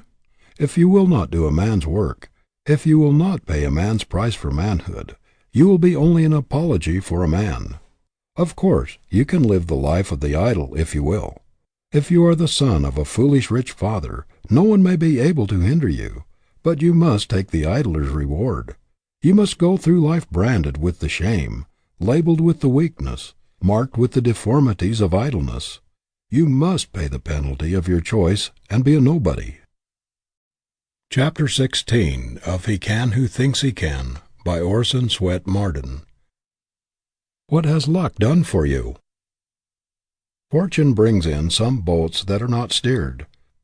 People may say what they will about there not being such a thing as luck or chance, but we must all admit there is such a thing. We must all concede that things over which a man has no control, unforeseen happenings or events with which he has had nothing to do and on which he had not calculated, often change the whole course of his career. Good position do not always come by merit, or as the result of one's own direct efforts.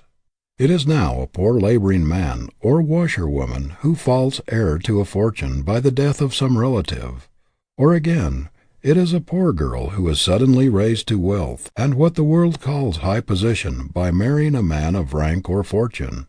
Every schoolboy knows that there is a great advantage in being in the right place in just the nick of time, and that being there is often a matter of chance. Men are constantly being moved up into positions which they did not get wholly by merit. Their elevation is due, perhaps, to a railroad accident, a stroke of paralysis, or the death of men in high places. We had a striking instance of this recently in the death of 2 presidents of the Long Island Railroad within a few months, which led to unexpected promotions. Everyone knows that men are constantly being put at the head of large concerns because of kinship with the owners of the business, when perhaps a score of those who are working in the establishments at the time are much better fitted to fill the positions. But after all, who will be foolish enough to say that man is the toy of chance, or that true success is the result of accident or fate?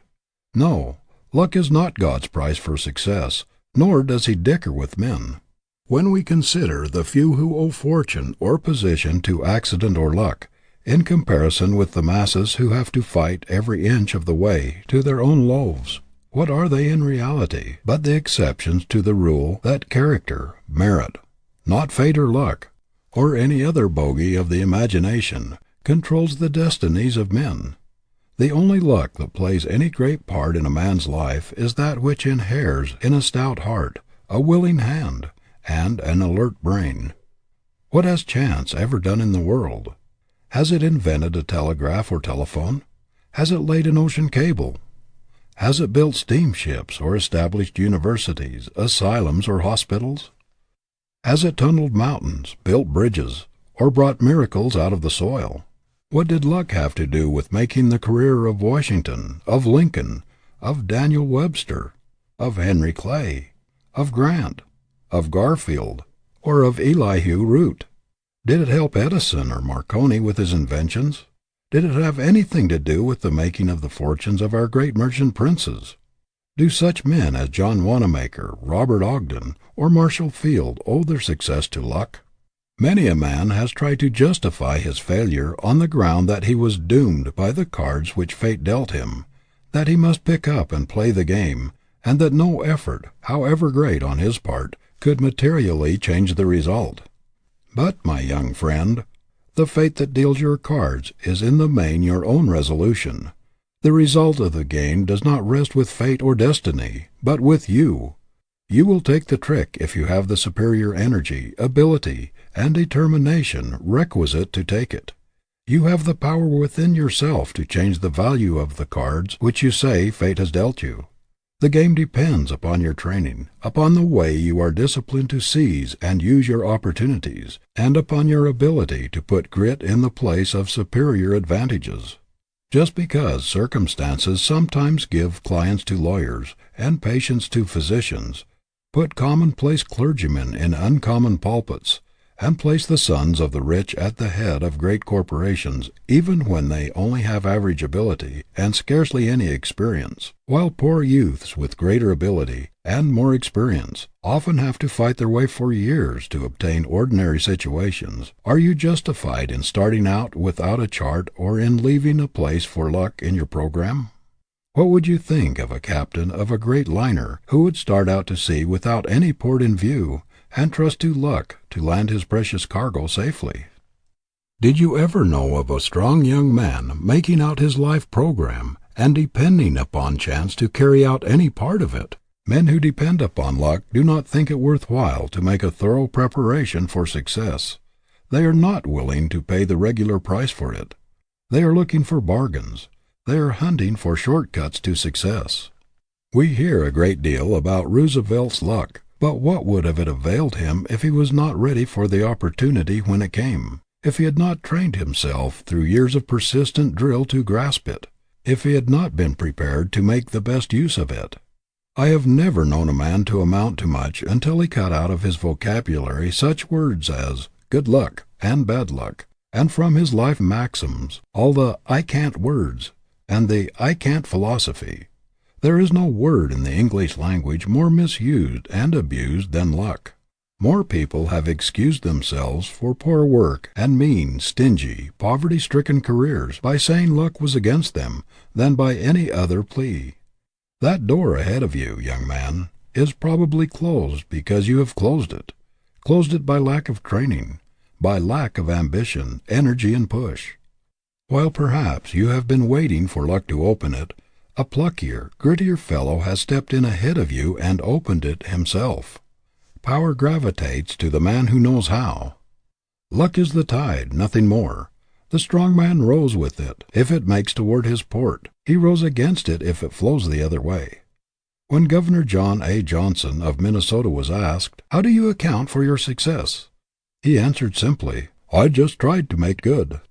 You will find 999 times out of 1,000 that the man who tries to make good is the lucky man. Young Johnson had to fight against poverty, heredity, and environment, everything that could be put forward as an excuse for bad luck or no chance. Yet in his hard battle with fate he never once faltered or whined or complained that luck was against him.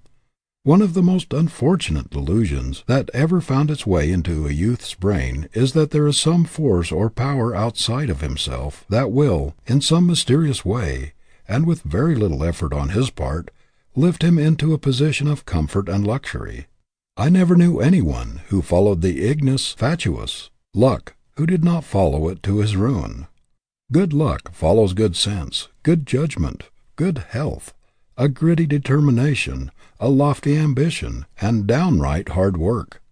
When you see horses in a race, you know perfectly well that the one in the lead is ahead because he has run faster than the others, and you would not have much sympathy for the horse behind it if he should bemoan his fate and declare that the horse ahead had a snap. When you see anyone doing better than you are doing under similar circumstances, just say to yourself, "There must be some reason for it. There is a secret back of it, and I must find it out."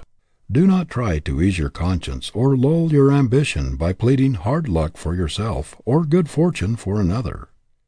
Napoleon said that God is always on the side of the strongest battalions. He is always on the side of the best prepared, the best trained, the most vigilant, the pluckiest, and the most determined. If we should examine the career of most men who are called lucky, we should find that their success has its roots far back in the past, and has drawn its nourishment from many a battle in the struggle for supremacy over poverty and opposition. We should probably find that the lucky man is a closer thinker than the unlucky man, that he has a finer judgment, that he has more system and order, that his brain acts more definitely and concisely, that he thinks more logically, more vigorously, and that he is more practical. Life is not a game of chance. The Creator did not put us where we would be the sport of circumstances, to be tossed about by a cruel fate, regardless of our own efforts. Chapter 17 of He Can Who Thinks He Can, by Orison Swett Marden. Success with a Flaw. Just now the American people are receiving some painful lessons in practical ethics, said President Nicholas Murray Butler recently. They are having brought home to them with severe emphasis the distinction between character and reputation. Of late we have been watching reputations melt away like snow before the sun. Put bluntly, the situation which confronts the American people today is due to the lack of moral principle. Never before in the history of our country have the American people received a greater shock to their faith in human nature than during the past year, by the exposure of the diabolical methods practiced by men in high places upon an admiring and unsuspecting people. Every little while the public press throws X-rays upon the characters of men who have long stood high and spotless in the public eye, and have been looked up to as models of manhood, men of honorable achievement, revealing great ugly stains of dishonor, which, like the blood spot on Lady Macbeth's hands, all the oceans of the globe cannot wash out. A tiny flaw sometimes cuts the value of an otherwise $1,000 diamond down to $50 or less. The defect is not noticeable to the average person. It is only the fatal magnifying glass that will detect it, and yet its presence is a perpetual menace to the commercial value of the stone. A great many human diamonds, which a little while ago were thought to be flawless brilliants of the first water, and which dazzled the financial and social world, when the microscope of official scrutiny was turned upon them, were found to contain great ugly flaws. A United States Senator, 70 years of age, was recently sentenced to serve a term in prison, besides paying a fine, for his connection with great land frauds. Still another senator and several representatives have been indicted for crooked work in connection with their exalted positions. Congressmen have been convicted of land frauds and army officers of speculation. The exposure of post office contracts and the notorious cotton statistics leak, not long ago, showed that minor officials had sold themselves to manufacturers and Wall Street brokers. Think of the men at the head of great public trusts juggling with sacred funds, not only taking for themselves from the hard-earned savings of the poor salaries 2 or 3 times as great as that of the President of the United States, but also giving enormous salaries to a large number of their relatives out of these same sacred funds of those who have struggled for years to make possible a better condition for those who should survive them. Think of their paying out hundreds of thousands of dollars for secret services of suspicious nature, and using trust funds to effect stock manipulations for private gain. Was there ever before such a shameful story spread before Americans? Were people ever before so mercilessly betrayed by men they looked up to, admired, and implicitly trusted? Never before has there been such colossal stealing carried on so brazenly and openly by men in high positions. Some of these men, when they appeared in public a year ago, were applauded to the echo. Wherever they went they were followed by admiring crowds. Some months ago I saw one of them, a man who has been for many years a great public favorite, at a reception in the White House. He was pointed out by guests and seemed to attract almost as much attention as the President himself. People seemed to regard it as a great honor to be introduced to him. Now he would hardly dare to appear before an audience for fear of being hissed. What a humiliation for those whose names have been household words for a quarter of a century or more to be asked to withdraw from trusteeships or directorships in institutions which perhaps worked for years to secure these men, on account of their great influence and high reputations. What is there left worth living for when a man has lost the finest, the most sacred thing in him, and when he has forfeited the confidence and respect of his fellow men? Is there any quality which inheres in dollars that can compensate for such a loss? Is there anything which ought to be held more precious than honor or more sacred than the esteem and confidence of friends and acquaintances? The man who has nothing which he holds dearer than money or some material advantage is not a man. The brute has not been educated out of him. The abler a man, and the more money he has, the more we despise him if he has gotten that money dishonestly, because of the tremendous contrast between what he has done and what he might have done. What the world demands of you, whatever your career, whether you make money or lose it, whether you are rich or poor, is that you be a man. It is the man that gives value to achievement. You cannot afford success with a flaw in it. You cannot afford to have people say of you, "Mr. Blank has made money, but there is a stain on it. It is smirched. It has cost him too much. He exchanged his manhood for it." Every human being has it within his power to keep the foundation under him, his manhood, absolutely secure under all circumstances. Nothing can shake that but himself. The citadel can never be taken until he himself surrenders the keys. Calumny, distraction, slander, or monetary failure cannot touch this sacred thing. Every man, whether in private or public life, should so carry himself before the world that he will show in his very face and manner that there is something within him not for sale, something so sacred that he would regard the slightest attempt to debauch it as an unpardonable insult.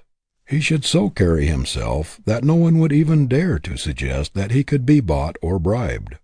Who was so corrupt during the Civil War that he would have dared to attempt to bribe Abraham Lincoln? There was something in that face that would have cowed the hardest character. Who would be bold enough to presume to bribe our present president? Many a one has failed because he was not a man before he was a merchant or a lawyer or a manufacturer or a statesman, because character was not the dominating influence in his life. If you are not a man first, if there is not a man behind your book, behind your sermon, behind your law brief or your business transaction, if you are not larger than the money you make, the world will expose and despise your pretense and discount your success.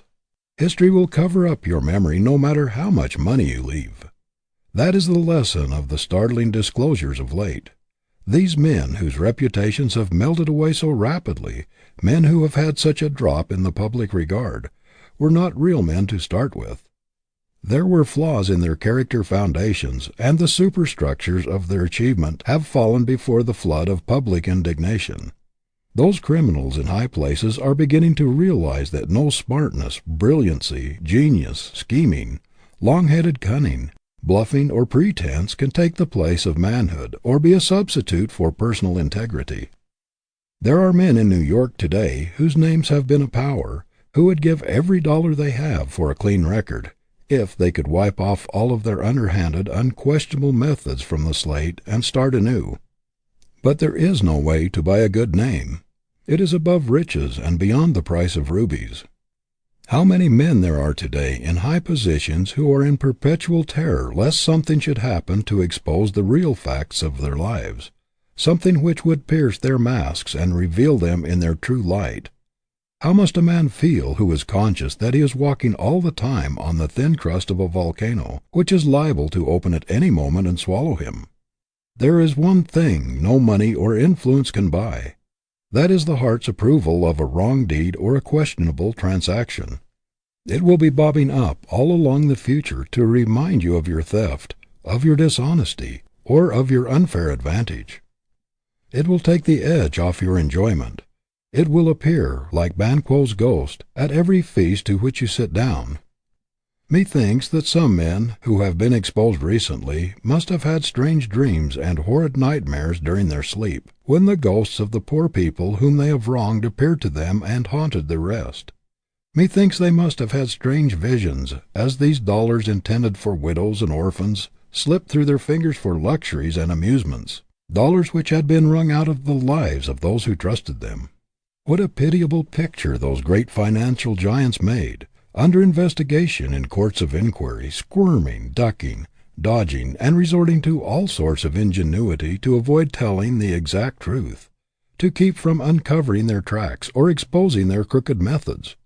No man has a right to put himself in a position where he has to cover up anything or where he must be afraid of the truth. Every man should live so that he can hold up his head, look his kind in the face without wincing, and defy the world. A man went to President Roosevelt before the last presidential election and told him that someone had unearthed a letter of his which would be extremely damaging to his canvass were it made public, and that with a little diplomacy the damaging part of the letter could be suppressed. After listening to the man, the great president said, "I have never written a letter which I am afraid to have published. Let them print the letter, the whole of it. I have nothing to conceal. I am not afraid to face anything I have ever done." How many of our public men dare take that attitude? Isn't it a disgrace to this fair land that there are men in our Senate and House of Representatives, and in almost every legislature, whose votes and influence can be bought, and upon whose honor there is a price? If there is anything which a man in a responsible position ought to prize, it is the esteem of the young men who look up to him as their idol or hero. Is it strange, when our youth find their idols smashed, and their heroes betraying them, that their ideals should become blurred and twisted? Is it strange that they should ignore the old-fashioned methods of slow fortune-making when they see the smooth, oily, diplomatic schemers getting rich in a few months, and young men who were mere clerks a year ago, now riding in costly automobiles, giving expensive entertainments, and living in fine houses? Why should they not catch the spirit, and try to do the same thing themselves? You wrongdoers in high places, if you should live as long as Methuselah, should devote every minute of balance of your lives to doing good, and should give every farthing of your wealth to charity, you could not repair the damage you have done in crushing the ideals of these tens of thousands of youths who have looked up to you as their models of successful men. How can you escape responsibility for the crookedness which may be repeated in their lives when they shall come to fill these high positions which you now hold? They thought that square dealing, honesty, and integrity had been the secrets of your success, and now they see it was won by your smooth, oily, cunning dishonesty, your ability to deceive, to cover your tracks, and to live a double life. Who but yourselves will be responsible for the cracks in their characters which may come from the terrible shaking of their confidence in humanity? But, young men, don't lose your faith in humanity. Don't let your fallen idols shake your faith in your fellow man, for the great majority of people are honest. Let these terrible examples that have been recently held up to you make you all the more determined to build your own superstructure on the eternal rock of right and justice. Let the man in you stand out so boldly in every transaction that the deed or task you do, however great, will look insignificant in comparison. Get what you can and keep your own good name, not a penny more. $1 more than that would make your whole fortune valueless. If there is a pitiable sight in the world, it is that of a man with executive ability, sagacity, and foresight to make a clean fortune, yet using his energies and abilities in making a dirty one, a fortune which denounces and condemns him, and is a perpetual disgrace to himself and his family. The right ought to thunder so loudly in a man's ears, no matter what the business or transaction in which he is engaged, that he cannot hear the wrong or baser suggestion. Men have two kinds of ambition, one for dollar-making, the other for life-making. Some turn all their ability, education, health, and energy toward the first of these, dollar-making, and call the result success. Others turn them toward the second, into character, usefulness, helpfulness, life-making, and the world sometimes calls them failures, but history calls them successes. No price is too great to pay for an untarnished name. The highest service you can ever render the world, the greatest thing you can ever do, is to make yourself the largest, completest, and squarest man possible. There is no other fame like that, no achievement like that. Chapter 18 of He Can Who Thinks He Can, by Orison Swett Marden. Getting Away from Poverty. Those who have the misfortune to be rich men's sons are heavily weighted in the race, says Andrew Carnegie. The vast majority of rich men's sons are unable to resist the temptations to which wealth subjects them, and they sink to unworthy lives. It is not from this class that the poor beginner has rivalry to fear.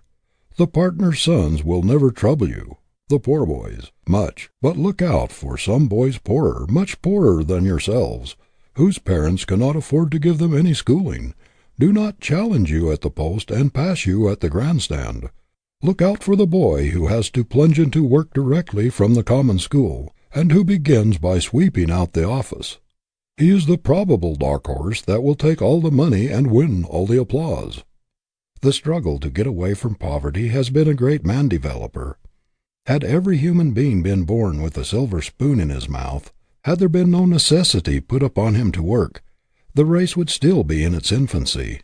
Had everybody in this country been born wealthy, ours would be one of the dark ages. The vast resources of our land would be undeveloped. The gold would still be in the mines, and our great cities would still be in the forest and the quarry. Civilization owes more to the perpetual struggle of man to get away from poverty than to anything else. We are so constituted that we make our greatest efforts and do our best work while struggling to attain that for which the heart longs. It is practically impossible for most people to make their utmost exertions without imperative necessity for it. It is the constant necessity to improve his condition that has urged man onward and developed the stamina and sterling character of the whole race. History abounds in stories of failures of men who started with wealth, and on the other hand, it is illuminated with examples of those who owe everything to the spur of necessity. A glance at the history of our own country will show that the vast majority of our successful men in every field were poor boys at the start. Benjamin Franklin, Alexander Hamilton, Andrew Jackson, Henry Clay, Daniel Webster, Abraham Lincoln, Horace Mann, George Peabody, Ulysses S. Grant, James A. Garfield, to mention but a few of the great names of past generations, rose to distinction from an iron environment and direst poverty. Our most useful and successful men of today have also been involved from the school of want and stern necessity. Our great merchants, railroad presidents, university presidents and professors, inventors, scientists, manufacturers, statesmen, men in every line of human activity, have for the most part been pushed forward by the goad of necessity and led onward by the desire to make the most of themselves. A youth born and bred in the midst of luxury, who has always leaned upon others, who has never been obliged to fight his way up to his own loaf, and who has been coddled from his infancy, rarely develops great stamina or staying power. He is like the weak sapling in the forest compared with the giant oak which has fought every inch of its way up from the acorn by struggling with storms and tempests. Power is the result of force overcome. The giant is made strong in wrestling with difficulties. It is impossible for one who does not have to struggle and to fight obstacles to develop fiber or stamina. To live without trial is to die but half a man. Strength of character is a thing which must be wrung out of obstacles overcome. Life is a great gymnasium, and no man who sits in a chair and watches the parallel bars and other apparatus ever develops muscles or endurance. A father, by exercising for his son while he sits down, will never develop his muscle. The son will be a weakling until he uses the dumbbells and pulley weights himself. How many fathers try to do the exercises for their boys, while they sit on soft benches or easy chairs, watching the process? And still those fathers wonder that their boys come out of the gymnasium weak, with as soft and flabby muscles as they had when they entered. Isn't it strange that so many successful men who take pride in having made themselves, and consider it the most fortunate thing in the world that they were thrown upon their own resources, and were obliged to develop their independence and stamina and self-reliance, should work so hard to keep their children from having the same experience? Isn't it strange that they should provide crutches, so that it will be all the more difficult for them to walk alone?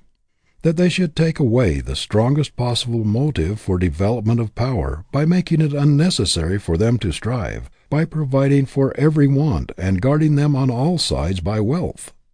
A famous artist, who was asked if he thought a young man who was studying with him would make a great painter, replied, "No, never. He has an income of £6,000 a year."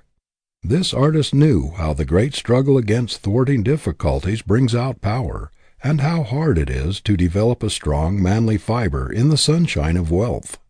How many young immigrants have come to this country uneducated, ignorant of our language, friendless and penniless, and yet have risen to positions of distinction and wealth, putting to shame tens of thousands of native-born youths who possessed every advantage of wealth, education, and opportunity, but who have never been heard from. I have in mind a young man of this class who came to this country a comparatively short time ago, but who has already risen to a very important position wholly unaided. He is a remarkable example of a self-educated, self-trained, self-disciplined man, and in the persistent process of his development he has evolved a very strong, positive, aggressive character. He has brought out his latent powers and strengthened his weaker faculties.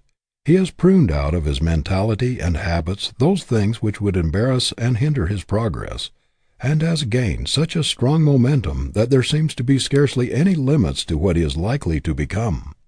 His is an inspiring example of the possibilities of manhood in America, one which explodes all excuses of the poor boy and girl who think they have absolutely no chance to get up in the world.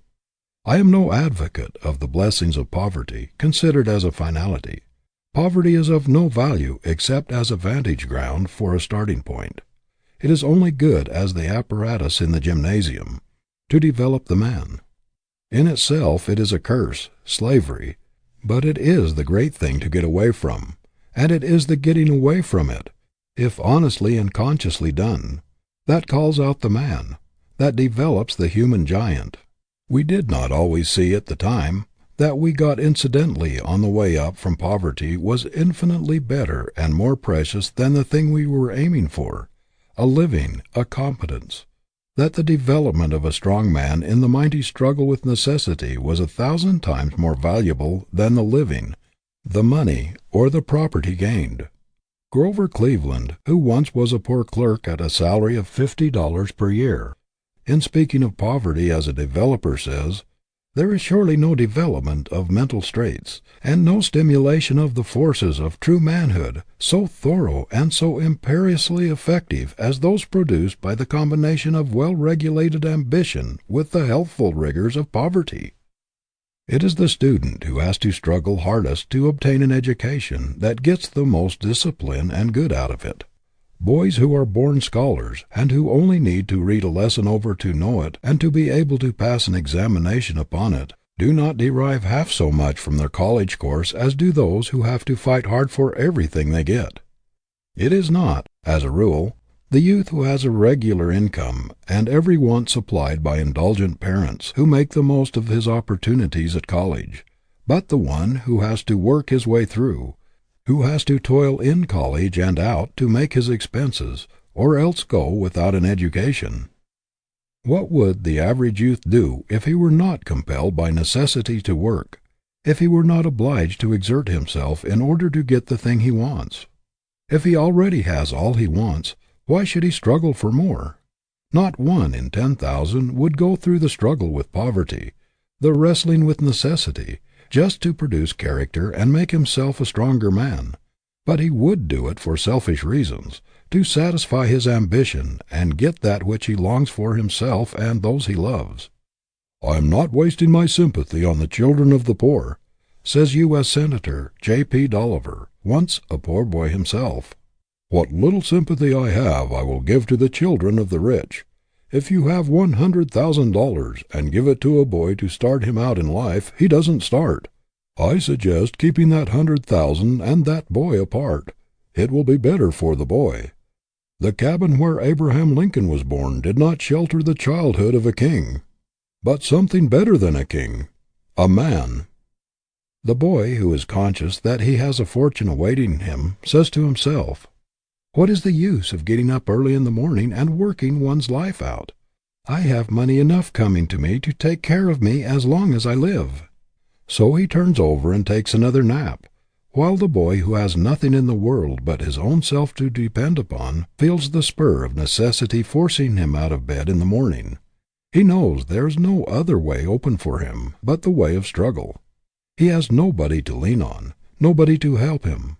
He knows that it is a question either of being a nobody or getting up and hustling for dear life. Thus, shrewd nature, in making man get that which he wants most by the way of necessity, brings about her great ends of civilization and character development of the race. The money, the property, the position are small things in comparison with the man she's after. What price will nature not pay for a man? She will put him through the hardest school of discipline and train him for years in the great university of experience in order to perfect her work. The mere money or property the man gets on the way is only incidental. Nature is after the man. She does not care a fig for the money in comparison, but she will pay any price for a human giant.